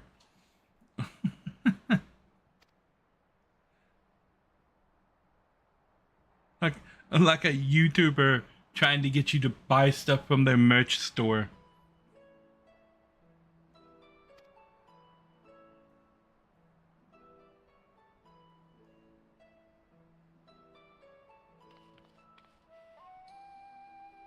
Entreating with him earnestly, I hope we will find the answer. Carl wasn't there, but they started our relationship by lying to us. And we had to punch them in the face, and then they started acting nice. We shouldn't keep Snowgum waiting. Without further ado, let's join her in Omphalos.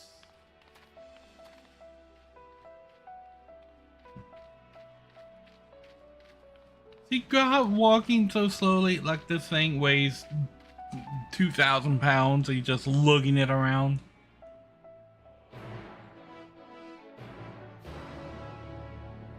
Quest accepted. So we're going to Omphalos, which is like the 7th heaven. And do you know where the entrance to heaven is? Do you have any idea where the entrance to heaven is? It's right here on the beach. Just this rocky beach.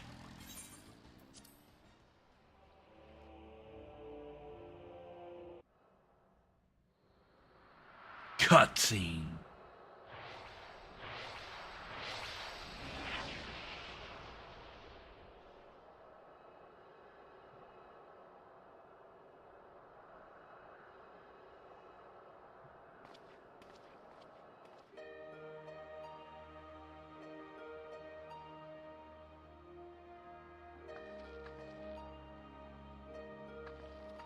Ah, the scholar that forgets to eat.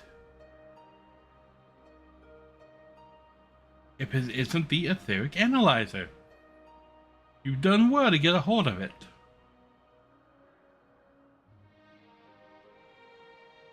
It's no small thing to be lugging it about.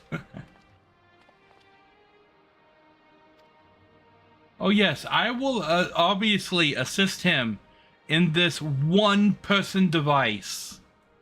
That, yep. That shows me that you don't know how something works. When you assign 2 people to do a one-person job, which like has happened in every kitchen that I've been in, they're like, "Hey, you 2, go chop tomatoes." I'm like, you don't need 2 people you don't need 2 people chopping tomatoes. You've got one cook, and then you pull in 2 people to chop tomatoes. You don't need 2 people. You don't need that many tomatoes, mate.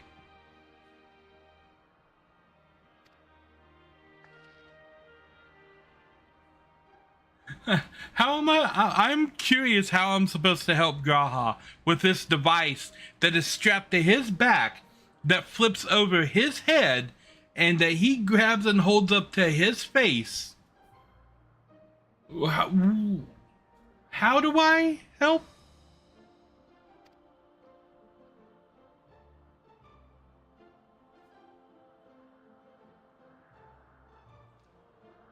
By consulting experts in the field of archaeology, I was able to make a discovery. You consulted them here?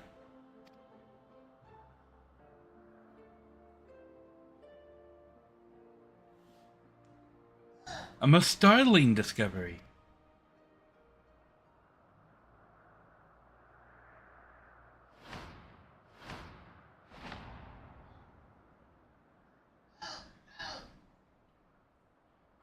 The epigraph is largely incomplete, so we can't read it.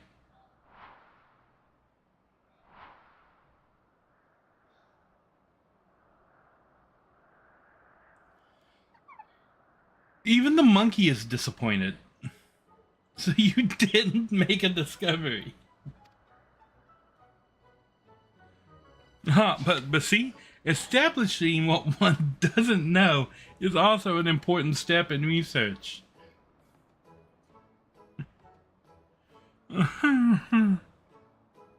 Okay, Derek has risen a few points. So you did make a discovery. Yeah.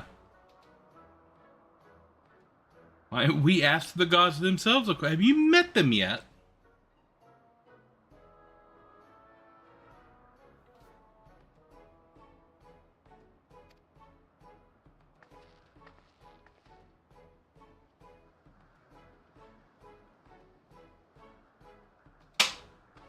Oh, are we gonna meet another 4? I think don't ask him if they really did appear. Yeah, she hasn't met them yet.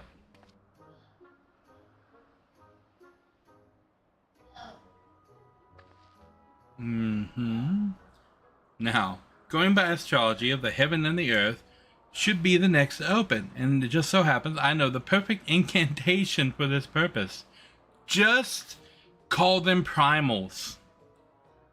And then Ralgar will come out and yell at you. Like, I've already told you, mortal, we are not summoned beings.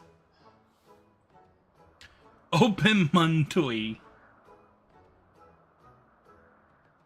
It's a time-honored charm passed down in Gridania.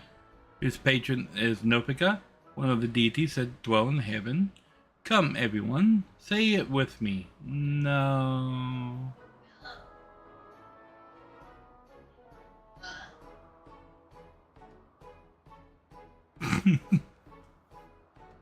The wide-eyed response. Open Muntui.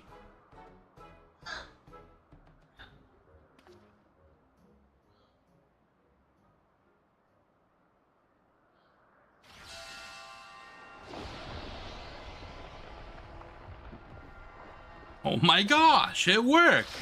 Now the gods get to come out and go, why are you babbling at me?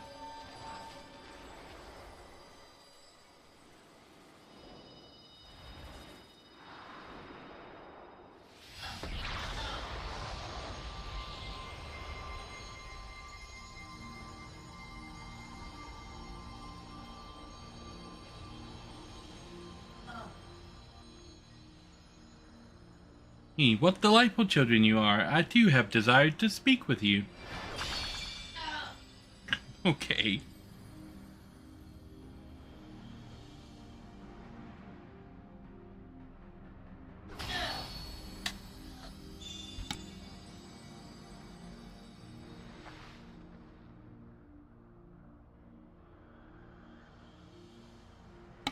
I will be right back.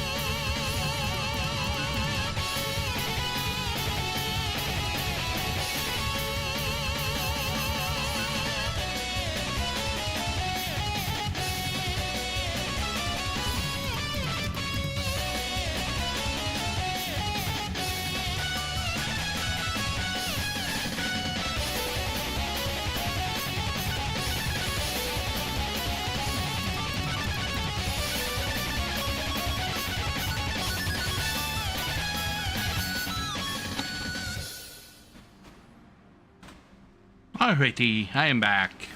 Sorry about that.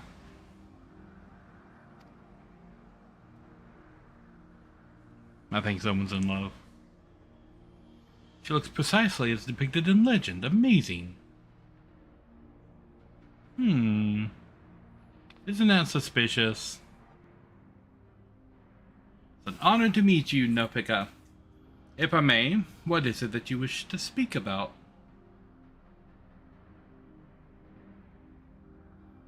You seek to decipher the monument, do you not? If you face Morpus in battle, I myself included, we shall grant you the key to unlocking that mystery.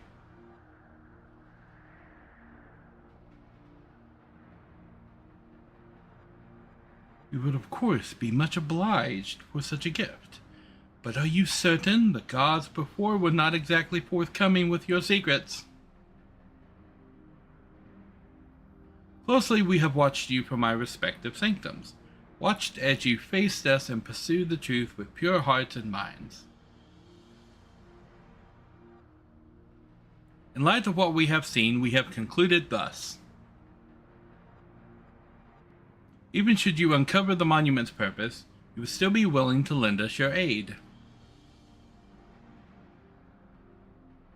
Help us to fulfill our heart's desire, and so too shall we grant you yours.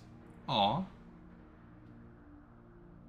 I look forward to receiving you in my sanctum, my dear children.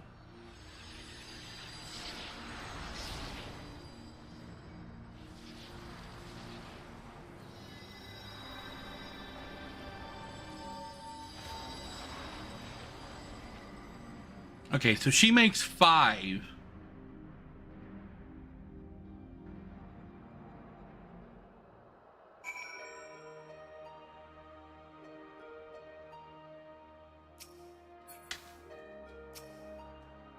The quest continues with Graha.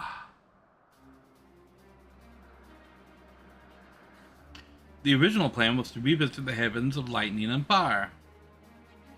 But I believe all would agree that we should prioritize Nofika's invitation.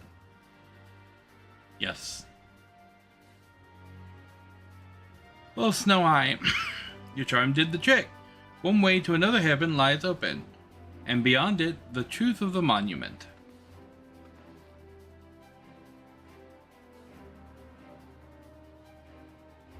I can scarcely wait to pour over the etheric data. Raha and Narishm, and leave it in your capable hands. Okay. As for you, Derek, may we rely on your guidance once more. No.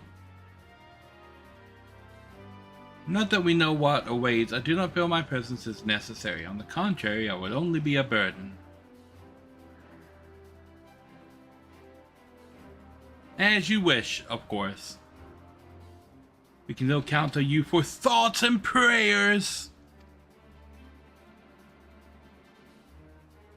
Yes.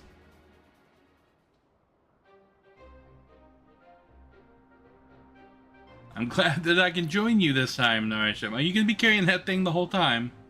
Yes, okay. His very next text box said yes. So I can't help but notice that only one of these opened up this time, and only one god came out. There's supposedly 12 of these guys. 2 towers opened up in the last one, and 4 gods came out. You're Frosine. This time, 1 tower opened up and 1 god came out. But this tower isn't open yet. Are there only 4 towers here? No, that tower's not open either. So that tower's not open, and that tower's not open, and that tower over there is not open. So there are 3 towers that are not open. But these are Alliance raids.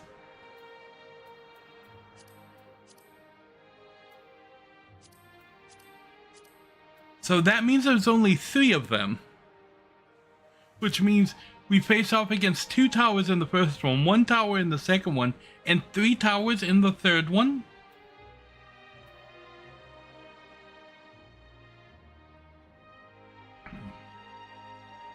That's weird. Also, is Khan still here? I know Khan was here earlier, but Khan was asking how the macro system in this game works. Use the macros.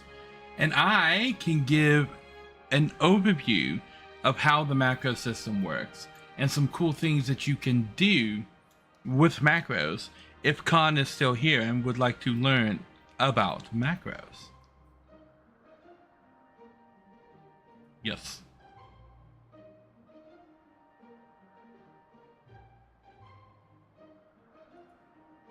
Also,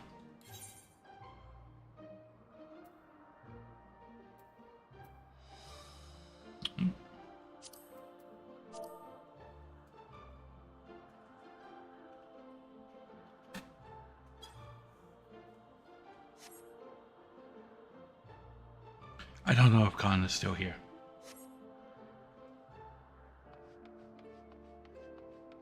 So yeah, it's weird that 3 of these are still closed, and then there's that. I would imagine it would be 2 and 2.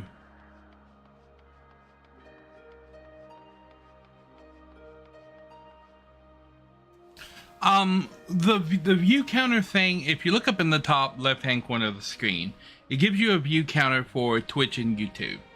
The YouTube view counter is almost always accurate. The Twitch view counter is not accurate all the time. You can review, and you have a little more power than other people, Lojo, because you're a moderator. But you can see which users are in chat. So it doesn't count, the view count does not count me, but it does count bots. So when you're seeing those 2, you're seeing yourself and you're seeing the stream elements bot as the 2 that Twitch is counting. But that's not saying that other people are not watching the stream, because anybody who's turned on the stream but hasn't interacted with chat is not going to show up in that list. And if someone hasn't interacted with chat in the last 15 minutes, they're also not going to show up in that list. Lurkers typically don't always show up there. So they would actually have to do something to click on the window or click on the stream before they pop up there. If they just have the stream open but they're tabbed out of it, or it's on another monitor and they're not actively interacting with it, they don't show up in the view list after a certain period of time. Just the way Twitch works. See, like right now, the view count just dropped to 1 for some reason, when I would assume Lojo is still in the chat. That's the wrong mouse.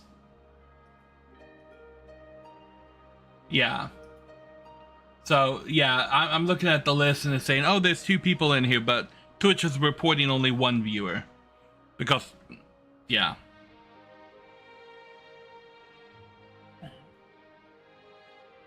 And the stream elements bot is in here because you can type commands. That's the wrong keyboard.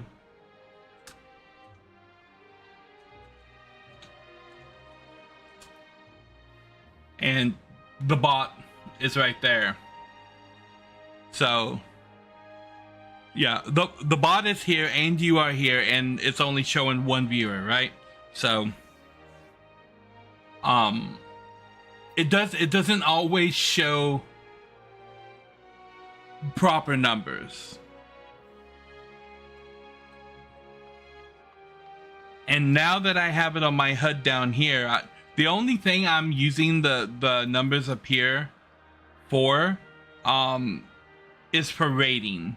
Because if you only have 1 viewer, you typically can't rate somebody. You need at least 2 or 3. So I use that as an indicator to know, okay, can I do a raid? Is it gonna go through? Twitch doesn't like one viewer raids. That's the wrong button. Okay, let's see how much time it takes to get this one to pop.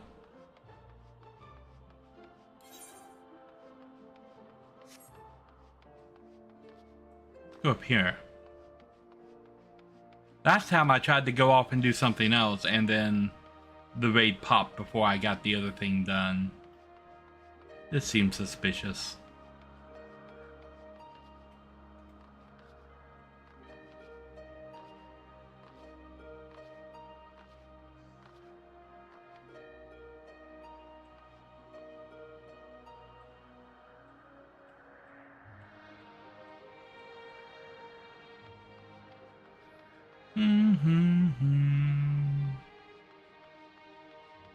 Bird.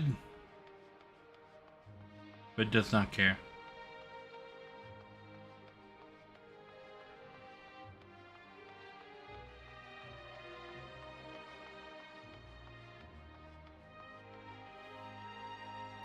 Okay, I need nope.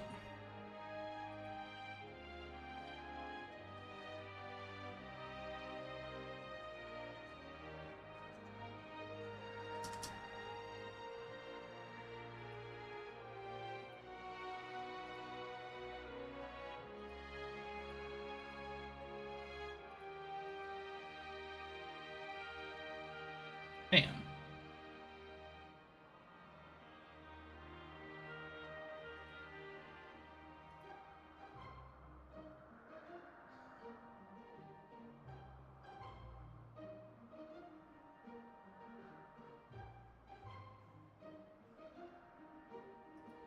So I'm looking at, there's a website that I use that shows housing information, which houses are going to be available in the next lottery. And it looks like there's a bunch of houses available in the next lottery, which is good, which means more chance that I will win one of them, because the votes will be spread amongst all of the others.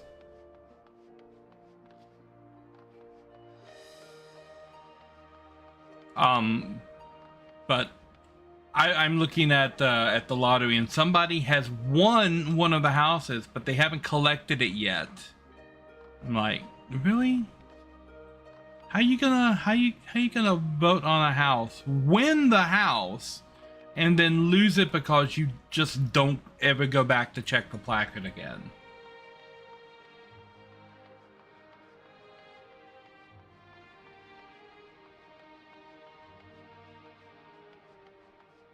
I know if I leave this place and go somewhere else to do something, it's going to pop.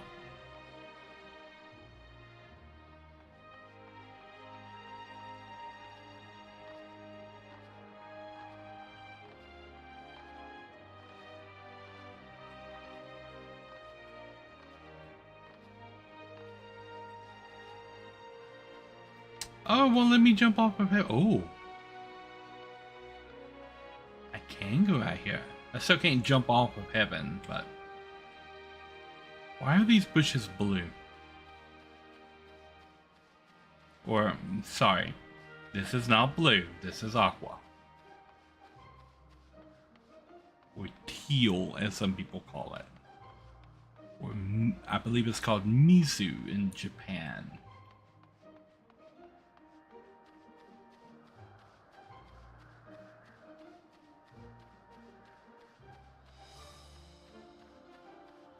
We have collected 5 deeps.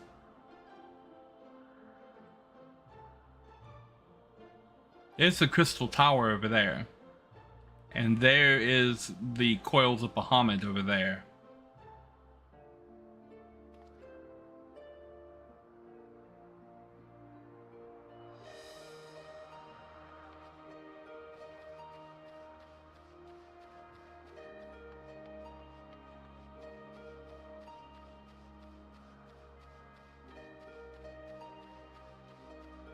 Any landmarks over here?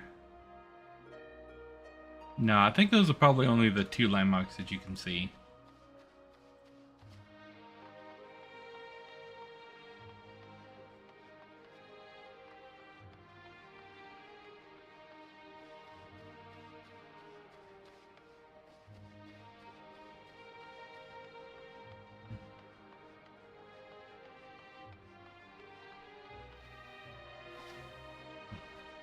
You know, we did walk into that first tower and then ended up going to the second tower in the realm.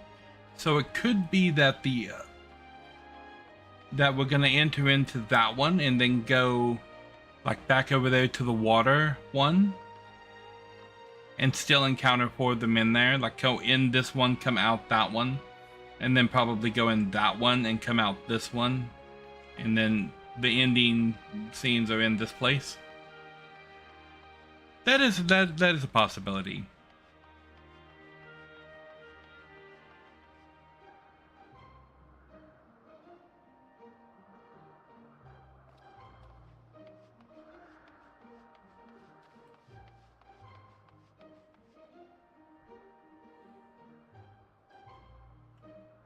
So I think those are actually the only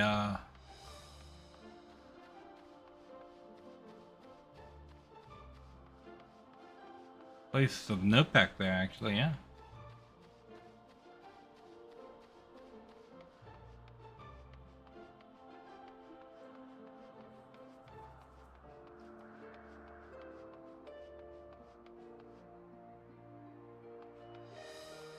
Purple, red, blue, green, orange, aqua.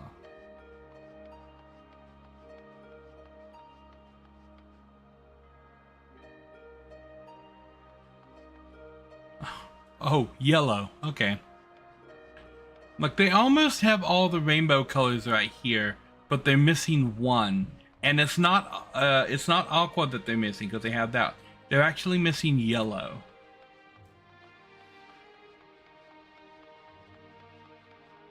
Which is strange because most people do grab the color yellow.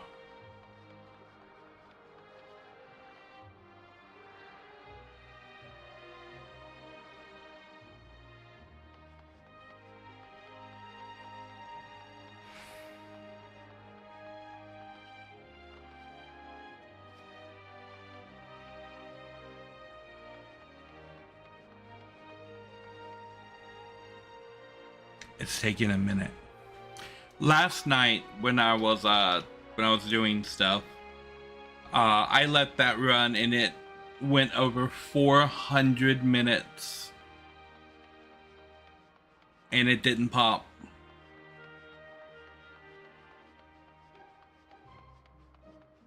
I think I made a screenshot of it.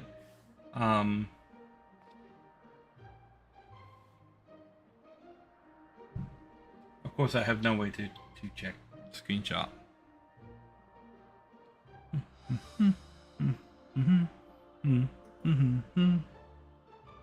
Open this up.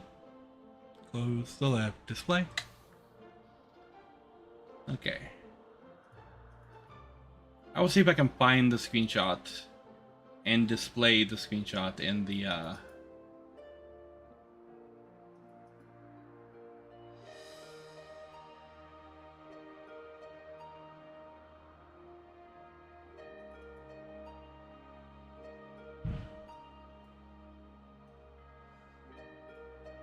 there we go. That's the wrong keyboard.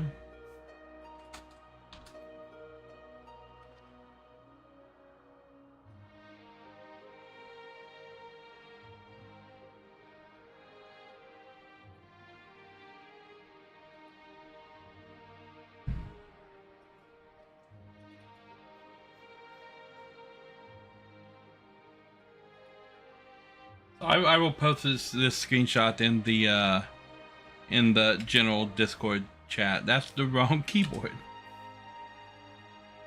So yeah, take a look at that. Time elapsed 403 minutes. Average wait time more than 30 minutes. You could say that. You could say that. I would say that's more than 30 minutes, yes.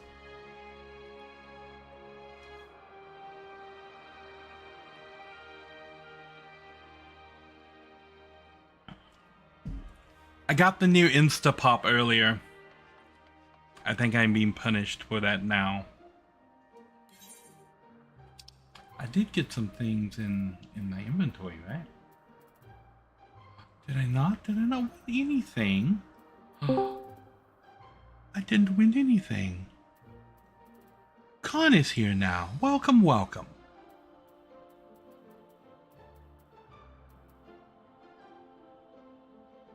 Maybe he's muted. Where was I putting? Oh, yes. Chocobo Saddleback. I don't know. It beeped like 4 times. Am I in now? Yes. I'm putting away all of my dies. All of my expensive 12 million gil worth of dies.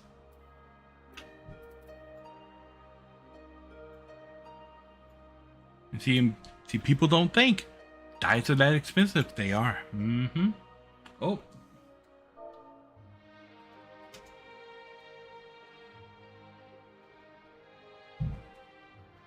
Hey, yo.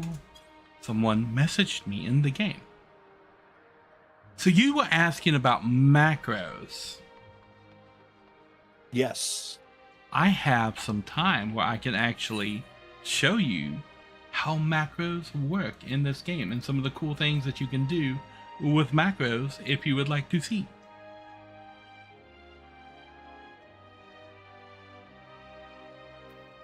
Most important one. Is there a heal on mouse over?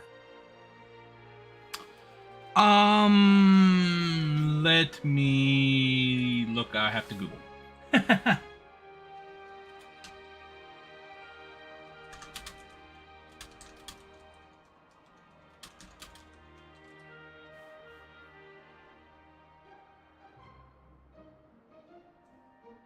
Oh, let's see.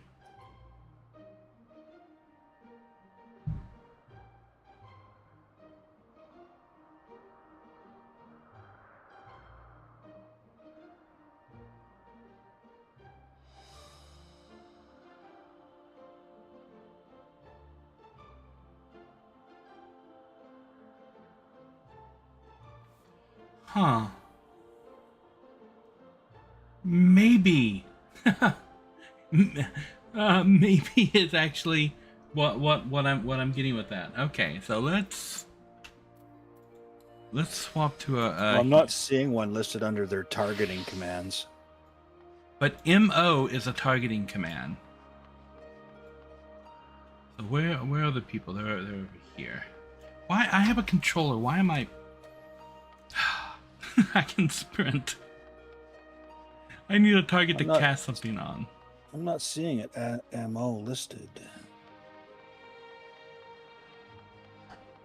I assume I can target an NPC with like Cure. So make sure I have Cure. That's Suna. Where it's my? Oh my gosh! I don't even have things on my bars. Cure.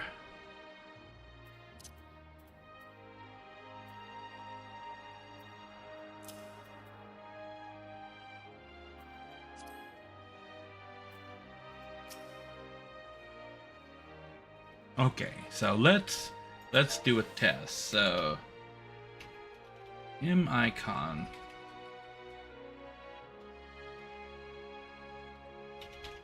M icon cure should give me the cure icon, yes. And then slash action cast cure.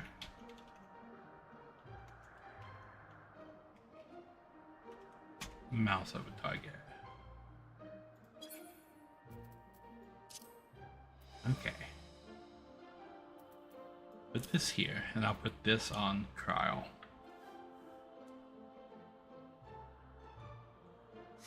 Close that.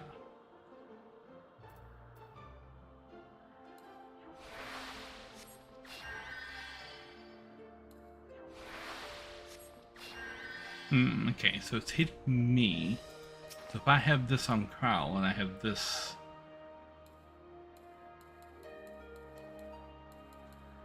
hitting me maybe because I can't cast on the NPC. Okay, going to test this on a player. To test it on a dummy. Players are closer. This lady will do.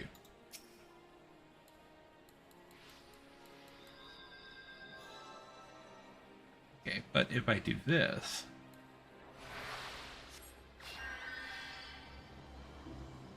Okay, so if I do that... Yeah, but you're already targeting her.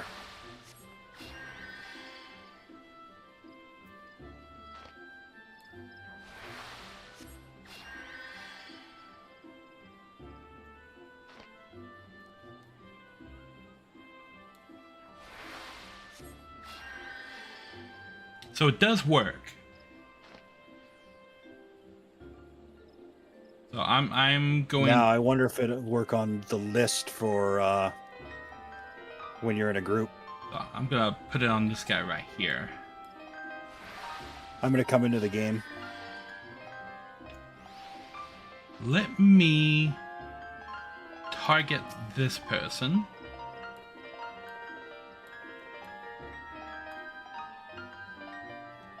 Oh my god.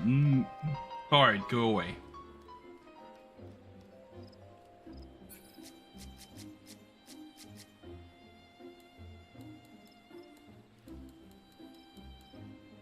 It's not letting me...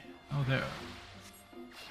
Range. Okay, so I'm targeting that person, Castiel, so I'm gonna mouse over this. It does. Because I'm targeting... Yeah, but you're still targeting him. Yes, but I'm moused over me, and look who it casts on. Because your target locked on him. You can see the arrow pointing at him. Yes, but it's not casting him, it's casting on me. Because I'm moused over me over there. When I take the mouse off of my character, it doesn't like casting on him because he's not in the party. Well, that's why I'm coming into the game. I'm at the Square Enix screen. Give me a second. The Squeenix screen. Can I cast on him now? Can I cast Asuna on him? I can cast Asuna on him. It has no effect. Because if I can set heals up like that, every heal I have is going to be macroed. Okay. So, with he's targeted, I cast Asuna, it casts Asuna on him. Has no effect. But if I put this over my name right here and cast Asuna... Okay. So it may work, it may not work. I'm not sure. We'll test that once I get into a group with you. Yep. Because it's not letting me do the thing. What the hell was I doing here?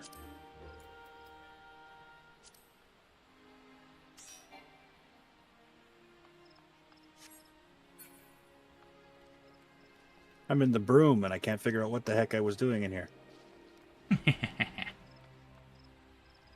I was probably going to go level fishing or something stupid. Okay, can I cast on Khan?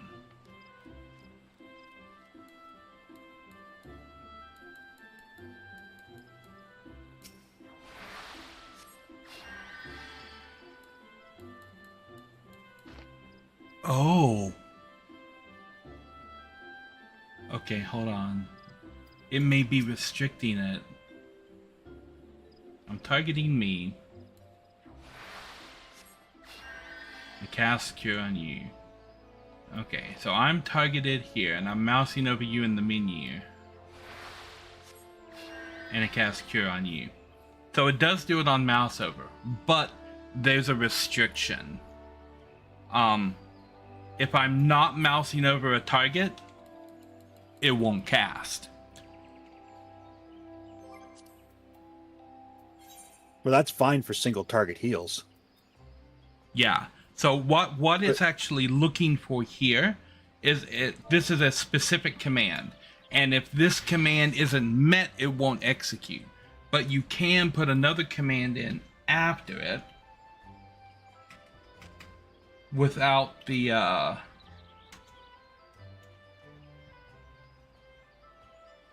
restriction. And it should behave normally. It'll attempt to do the first one and the cooldown will catch the second one. So now, if you're targeted, but the cooldown is off, it'll still cast Cure because the second one hits. But if the mouse over is on, it'll cast it on mouse over. And your arrow, the cooldown will catch the second one. So you can build one macro that'll do it. That's kind of what I'm looking for, is something that I can just mouse over and it'll heal, and I don't have to click the target first. Because that click the target, for me, I find is the time where people die. So, this macro right here will do that. The M icon command is just to give it the icon that you want. And then for abilities is /AC and then the name of the ability in quotes.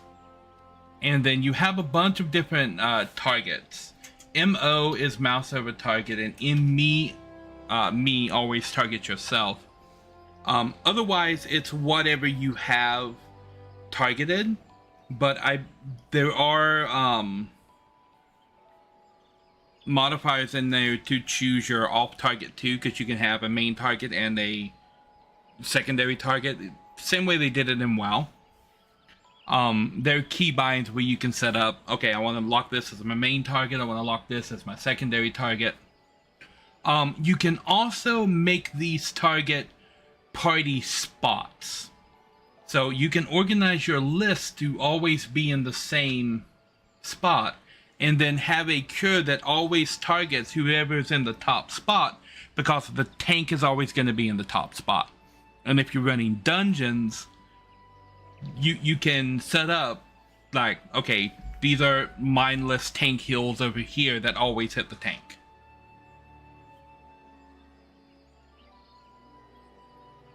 I don't know if that's helpful for you or not. Let me see if I can pull up those that list.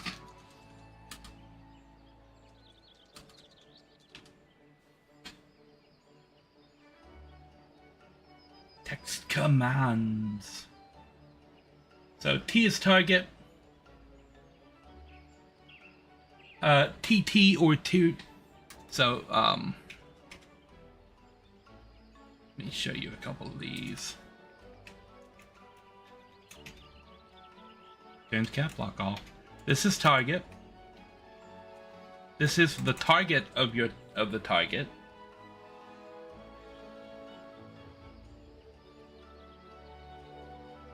This is your focus target.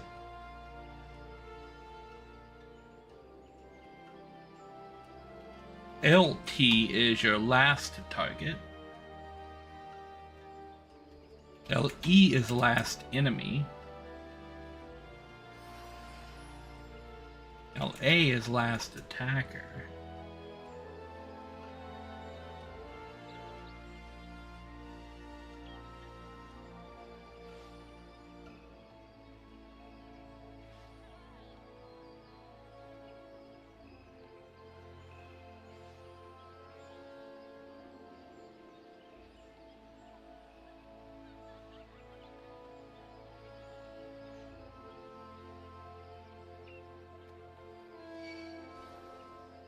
And I believe is P1. Oh yeah. Oh yeah.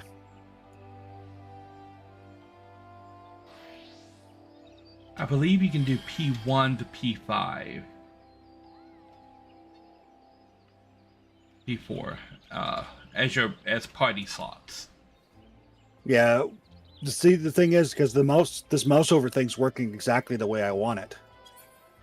And because it's doing that, like, you're not targeted. And I can cast on you just by going over your name in the party menu. Yes. Also, you have quick target, F1 to 4. Yeah, but I don't need to target anybody if I got this set up properly with the mouse overs. It's literally just mouse over in the list and then cast the spell I want to heal them with. Yep. Macros, yeah. Well, not too many games have them. But Rift had the best ones ever. Because you could actually stack multiple abilities in one macro. You can do that. You can do that here. Oh, really? So I can stack one that's going to go, okay, this next one's instacast. This one's going to, and then the make the heal crit or whatever spell crit, and then hit it for a big heal or damage? I don't know about crits, but you can absolutely stack different things. You just have to be mindful of the GDQ and what's GDQ and what's off GDQ. To any macro, you can add a /weight and then space and then a number of seconds. And then that macro will wait that amount of time before executing the command that is under it. So if you have something that's on the GDQ, which is a 1 second countdown, you put in the command, you put wait 1, it'll wait for the GDQ to end, and then it'll hit the next ability in the list.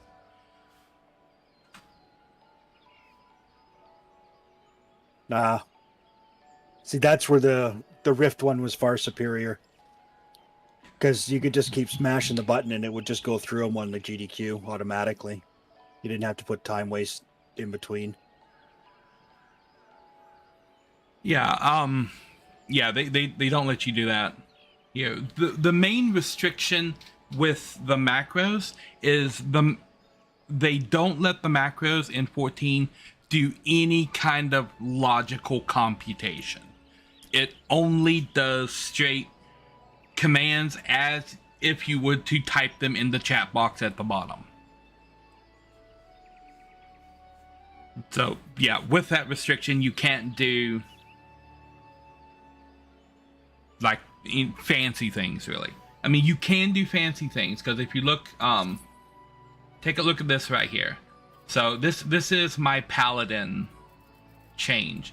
So the first thing it does is grabbing this macro icon from the gear set list, which is this. So grab the micro icon from slot 1 of the gear set, and slot 1 is paladin right there.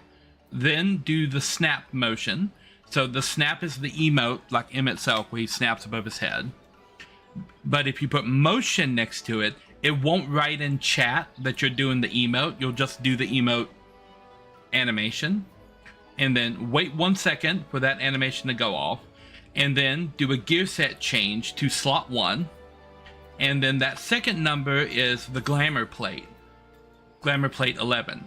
So it does the gear set change to slot 1 and applies glamour plate 11 automatically. Then it waits 1 second, and then these two commands make it go back and sort my armory. So this, every time I do a gear set change, it auto sorts the armory for the weapons and stuff that it just put in there. So my armory is never looking like crap. It's always sorted and I always know where things are. So you can absolutely do a whole lot of stuff like with one macro, but when it comes to anything that's going to require like computation, you can't do it directly. You can get around it a little bit because these menus right here open and close, and these are driven by macros. So if you look here, and all this is doing is, this is your duty list. When I click the thing here, the first thing it does, it turns the duty list off. It turns off all of the other hotbars that are here, except for number 4, it turns that one on. Bam. So it turns off the duty list, it turns off the other hotbars, it turns this on. And all of these are the same bit of code, just turning off all of the other bars. And then it waits 10 seconds, turns that bar off, and turns the HUD list back on as it did right there. So I click the tank button, it closes off any other hotbars that might have still been open. Like if I click the 2 one right here, it closes the tank and it opened the 2.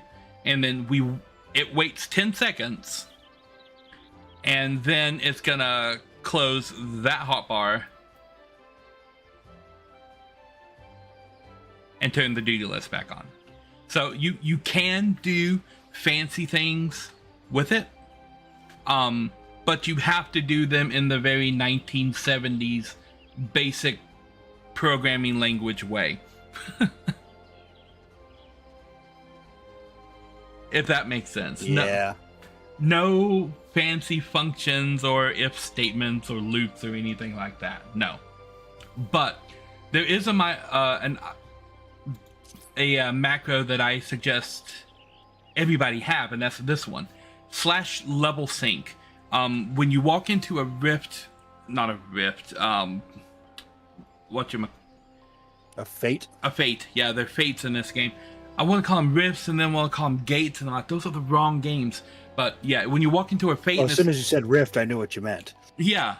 I played rift. So yeah, you walk into a fate that is too low level and you have to sync to it. And you normally have to go over here and you have to click the button to sync to it. This is a lifesaver, especially if you're on a controller. This is a macro that will auto sync you to anything that you need to sync to. Just /level sync. I have it right here on my bar, so anytime I walk into an area, it's like, this fate, you are so and so levels above this fate. Do you like to sync? Boop, I hit the button and I'm auto synced.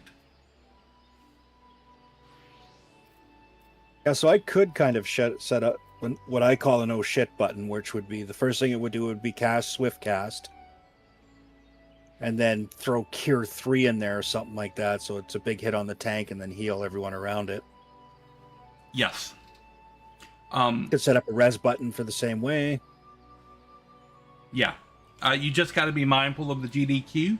When you're popping things that are off GDQ that auto pop, you don't need to use a wait command, but if you're using a GDQ ability back to back, you'll need to put wait commands between them. There is an issue with the wait command that I have seen, particularly with my menu over here on the side. Sometimes that menu doesn't come off. So if I'm clicking another button here, or if I'm clicking one of the buttons out here, when that 10-second timer activates, or if I like hold the button down, sometimes the command behind the 10-second timer won't activate. Sometimes the game forgets about the timer and just doesn't activate anything that comes after it if the timer is longer than 1 second. So you could have dropped commands if you're using macros that have waits in there. With that cure one that I made that showed you with the target first and then the untargeted second, that one's going to be fine because the global cooldown is going to save you on this and there's no wait command in there. So there's no chance of this macro misfiring. And if you're putting abilities in there, and one of the good things to note is when you're looking at the different things up here, it's gonna say spell for some of these things, and then it's gonna say abilities for other things. Abilities are off global cooldown. This is the distinction that they make in the game. Anything that marks ability here, when you click it, I'll drag it down here. When you click it, it doesn't trigger the global cooldown for the other things. But when you click one of these others, it does trigger the global cooldown. So this is the easy way to note whether something is going to be off GDQ or on GDQ. Actions and spells up here are on the GDQ. Anything marked as an ability is off GDQ. So like these are marked as abilities. But this is a spell. Okay, now here's something really cool I could set up. Swift cast, then thin air, and then res. Yep. I found... So that's a free MP res. Yes. I found... because I used to do that a lot in WoW. I had a lot of my abilities that I would cast all the time slaved into other buttons. But I found, at least with Dragoon as a melee class, that I don't want to slave those abilities into other buttons. Even though I'm going to be using them all the time, I have enough time between my casts waiting for the GDQ to tick down on my weapon skills here, that I can put in 2, sometimes 3 off global cooldown abilities between them. So I have a lot more options to pick and choose situationally what I want to do, rather than just having them enslaved to like every button press, if that makes sense. Yeah. But the way I'm looking at that, the free res is just a great thing to have in a dungeon or a raid. Just bang, there you go, you're up. Yep. But depending on which healer you are, a free burst heal that heals a bunch of people for a lot might also be really appealing. So you might want to make 2. Oh, I plan on making several. Yeah. Like, one of them will be for a great big heal that'll do a big AoE for free. Like a free Cure 3 or something like that would be great. Yeah. But then, of course, then you make one macro look like, okay, that one's got the Swift Cast on it as a macro. So you always got that notification that your Swift Cast is on cooldown, so you know what macros you can and cannot use. Yep. Well, I know what I'm doing for the next several hours. Because I do want a main heal in this game. I'm so used to healing with macros that I can just mouse over and stuff like that. Like the clicking annoys me. Is it here? Target, limit, range, right. Target with priority, no.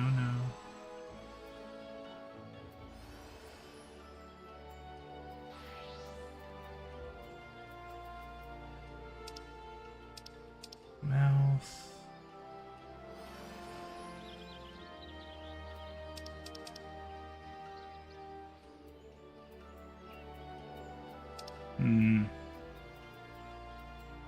Chat.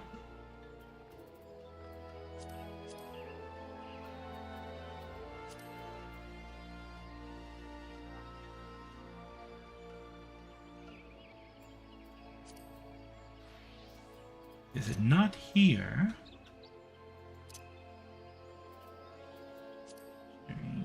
Cross.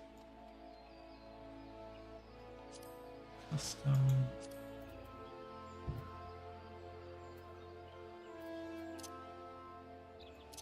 I know there's a setting here that I wanted to show you, but I can't remember where it is.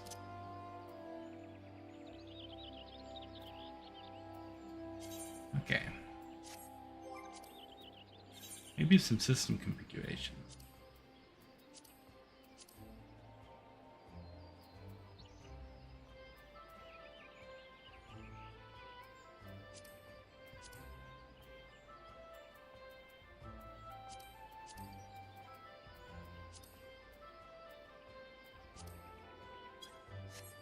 It is not in system configuration. Oh, I need to go over here and pop that. Okay, I guess I'll just have to look at every one of these to make sure that it's not in the place. Look at target when speaking. Nope, that's not it. Take off on double jump, maintain camera distance, blah blah blah, not it.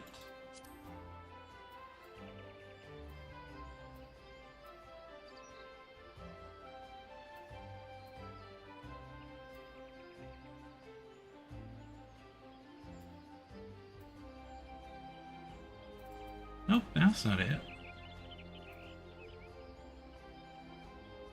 Cycling, that's not it.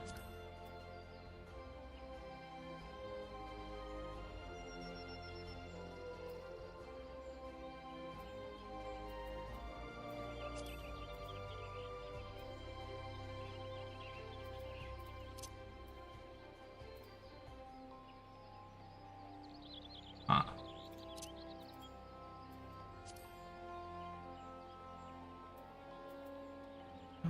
Control toggle key.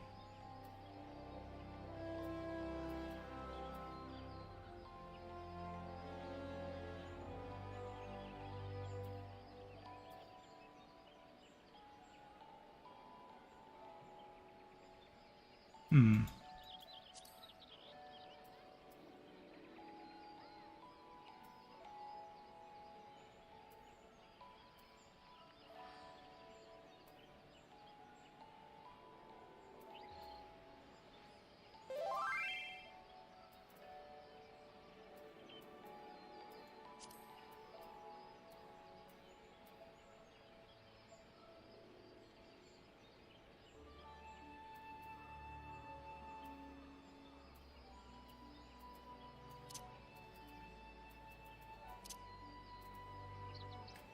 It wouldn't be crossbar.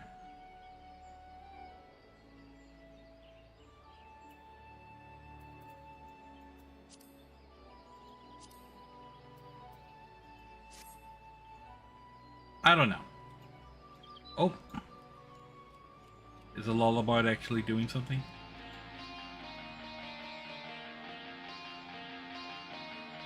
No, that's copyright. Oh no. What did you copyright? There's a bard over there playing copyright music.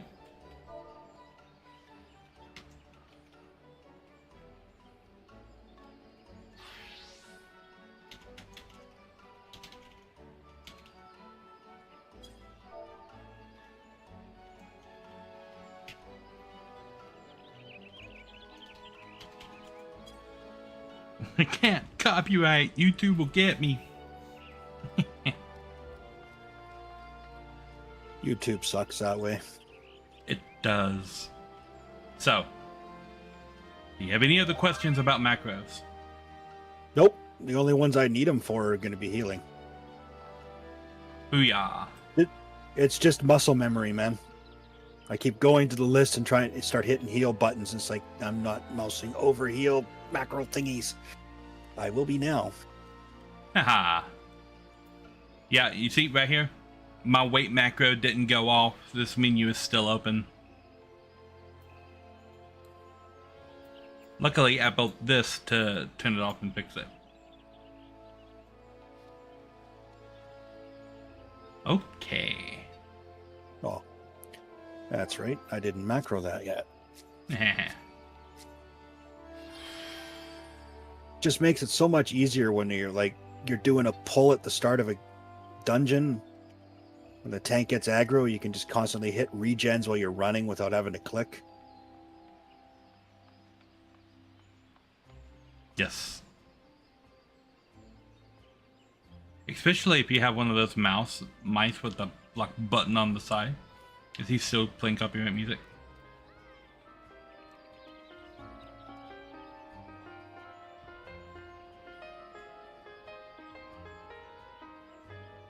Yes.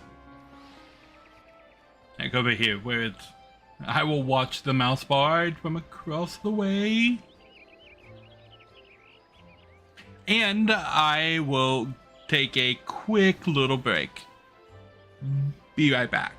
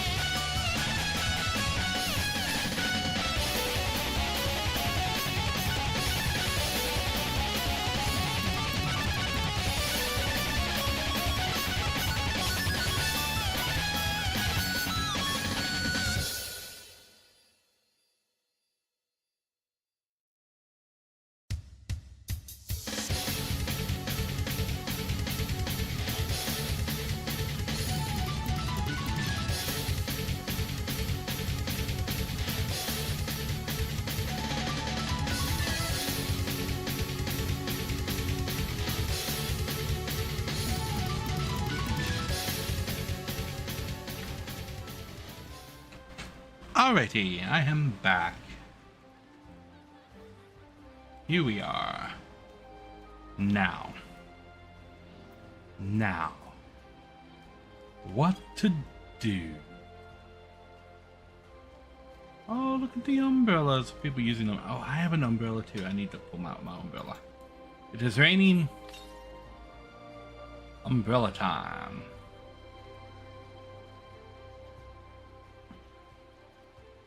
My my spear is ruining my aesthetic for my umbrella. There we go.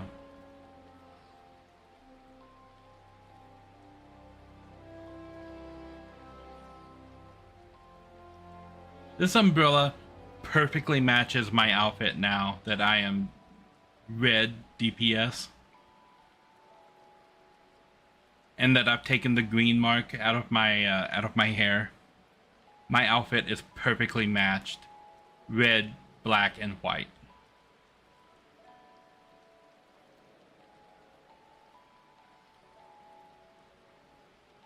These were my high school colors.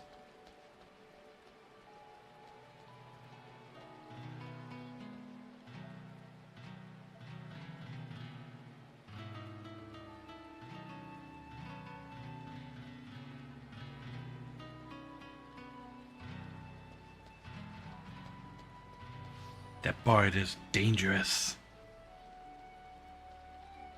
Okay. Let me push all the wrong buttons before figuring out what I still need to do. Return to the Phantom Realm. We can mark that. I like that I've cut down everything. Ooh.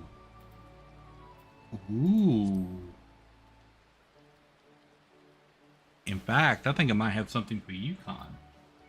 What would that be? How far are you along in the story? Have you finished Endwalker?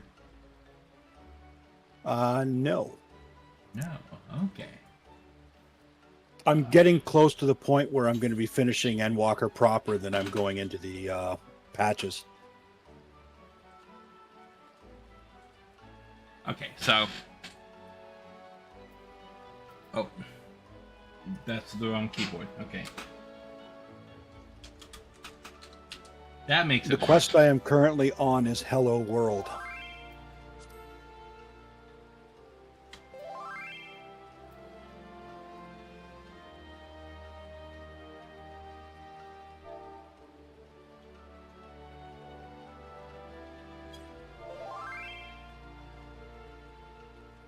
Oh, I had a 403 minute queue last night. Never popped. Ah, here we go. This is what I'm looking for.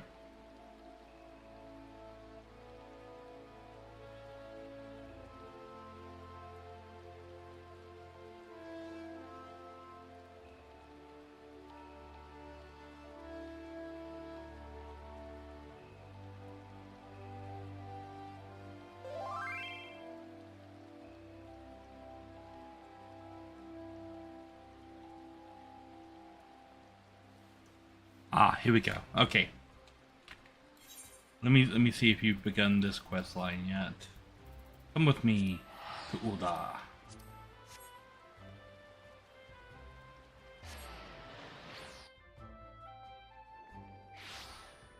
And we are going to the Steps of Nod.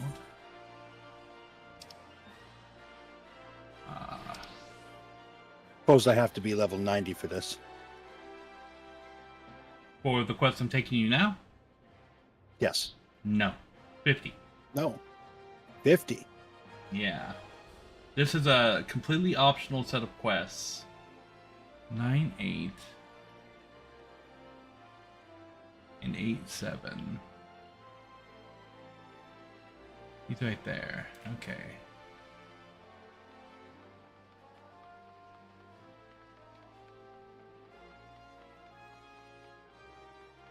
See this guy here, Wyman? Yes. Does he have a quest for you called The Rise and Fall of Gentlemen? He does. This is this quest. There is an absolutely over-the-top, ridiculously silly quest line that is absolutely amazing. And this quest is the start of it. It keeps coming back in episodes. So it starts right here, and it has a patch 2.1 episode that's 4 quests. And then there's a patch 2.2 episode that's 4 quests.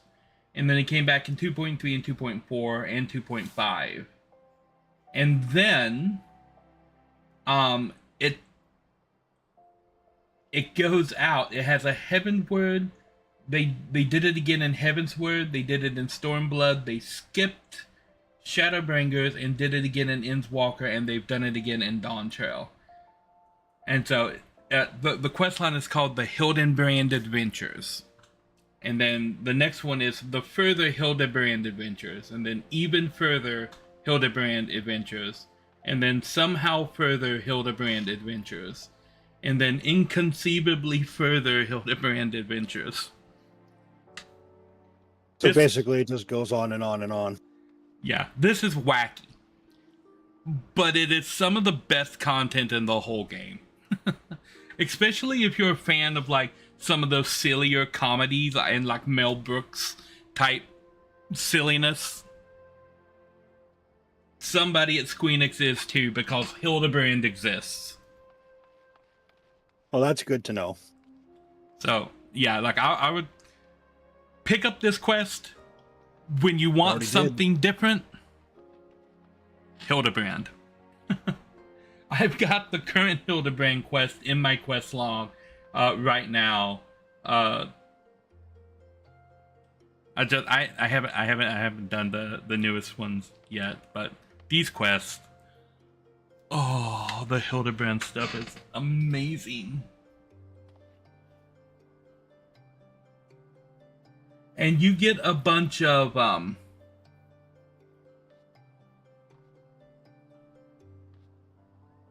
there's a lot of emotes and title. There's glamour items.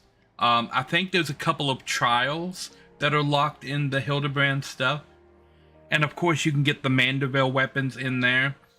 And I think Endwalker's version of the relic weapons are also associated with the Endwalker Hildebrand quests. So like you get cool stuff for doing it. And then you get to experience the most gentlemanly. I can show you a couple of emotes that are associated with this.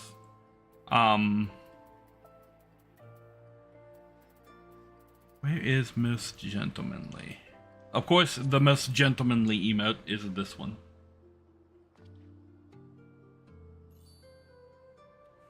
The flex. Yep. And the 2 shine. And it just sits here at this. So when the emote is done, you just sit in this position until you move. And then, like, it's not just a flex. There's a dance.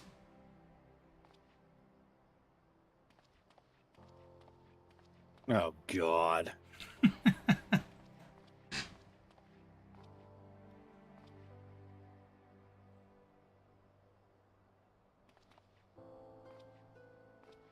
Jazz hands. Jesus Christ. And then, now that's funny. Yes. So, the Manderville quest is comedy. Well, I have to go put something in my room. Yes. And I have to go because it's the end of the stream. Yes, it happened again. The stream is coming to a close. Quitter. I'll have to take this. I'm going to leave. It's only midnight your time. No, it's 10 o'clock. It's 10 o'clock. Oh, all right. This Sorry, is it's normally only 7 here. Yeah, it's normally where the stream ends. I read my clock wrong. Yeah. Yeah. Mm-hmm. Anyway. Quitter. Yeah, whatever. Anyway. I don't have to take this. I'm gonna leave. Gonna take your ball and go home. Yes. Let's see, who is out here in Twitch land that we might be able to throw a raid at? Or any of my friends are streaming. It's too bad Curly Bear's not on. Yes, I suppose. Another small streamer I saw started watching. Nice. She's a healer, and she keeps wiping in raids because the tanks are dumb. No, it is the tanks are dumb. Yes, tank. I know. Tanks frequently dumb.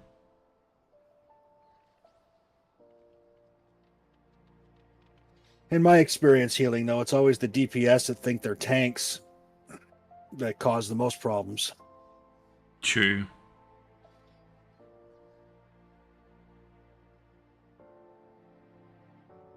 And I am not scared to let them die.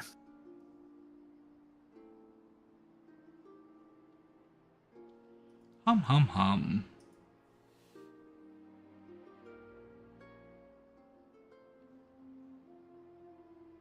Who shall I drop my little raid on?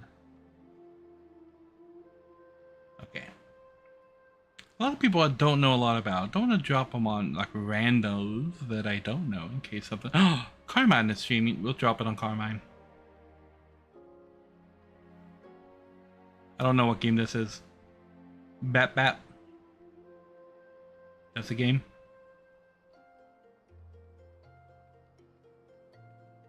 Anyway, we're gonna raid Carmine. He's doing some cool stuff. So I'm gonna drop you guys over there, and I will be back on Monday with something else. I'm probably going to do the hero mode of Elementalis. I've let it breathe for a week, didn't touch it. Now I'm going to go back and do hero mode and see what hero mode is like and get some more beta testing of that game done. So I'll probably be doing that on Monday and Tuesday and probably Wednesday. And then coming back to Horizon on Thursday and Friday. So yeah, next stream will be Monday in the afternoon. Right now we're going to go raid Carmine, so I will catch you guys on the flip side. Nari out.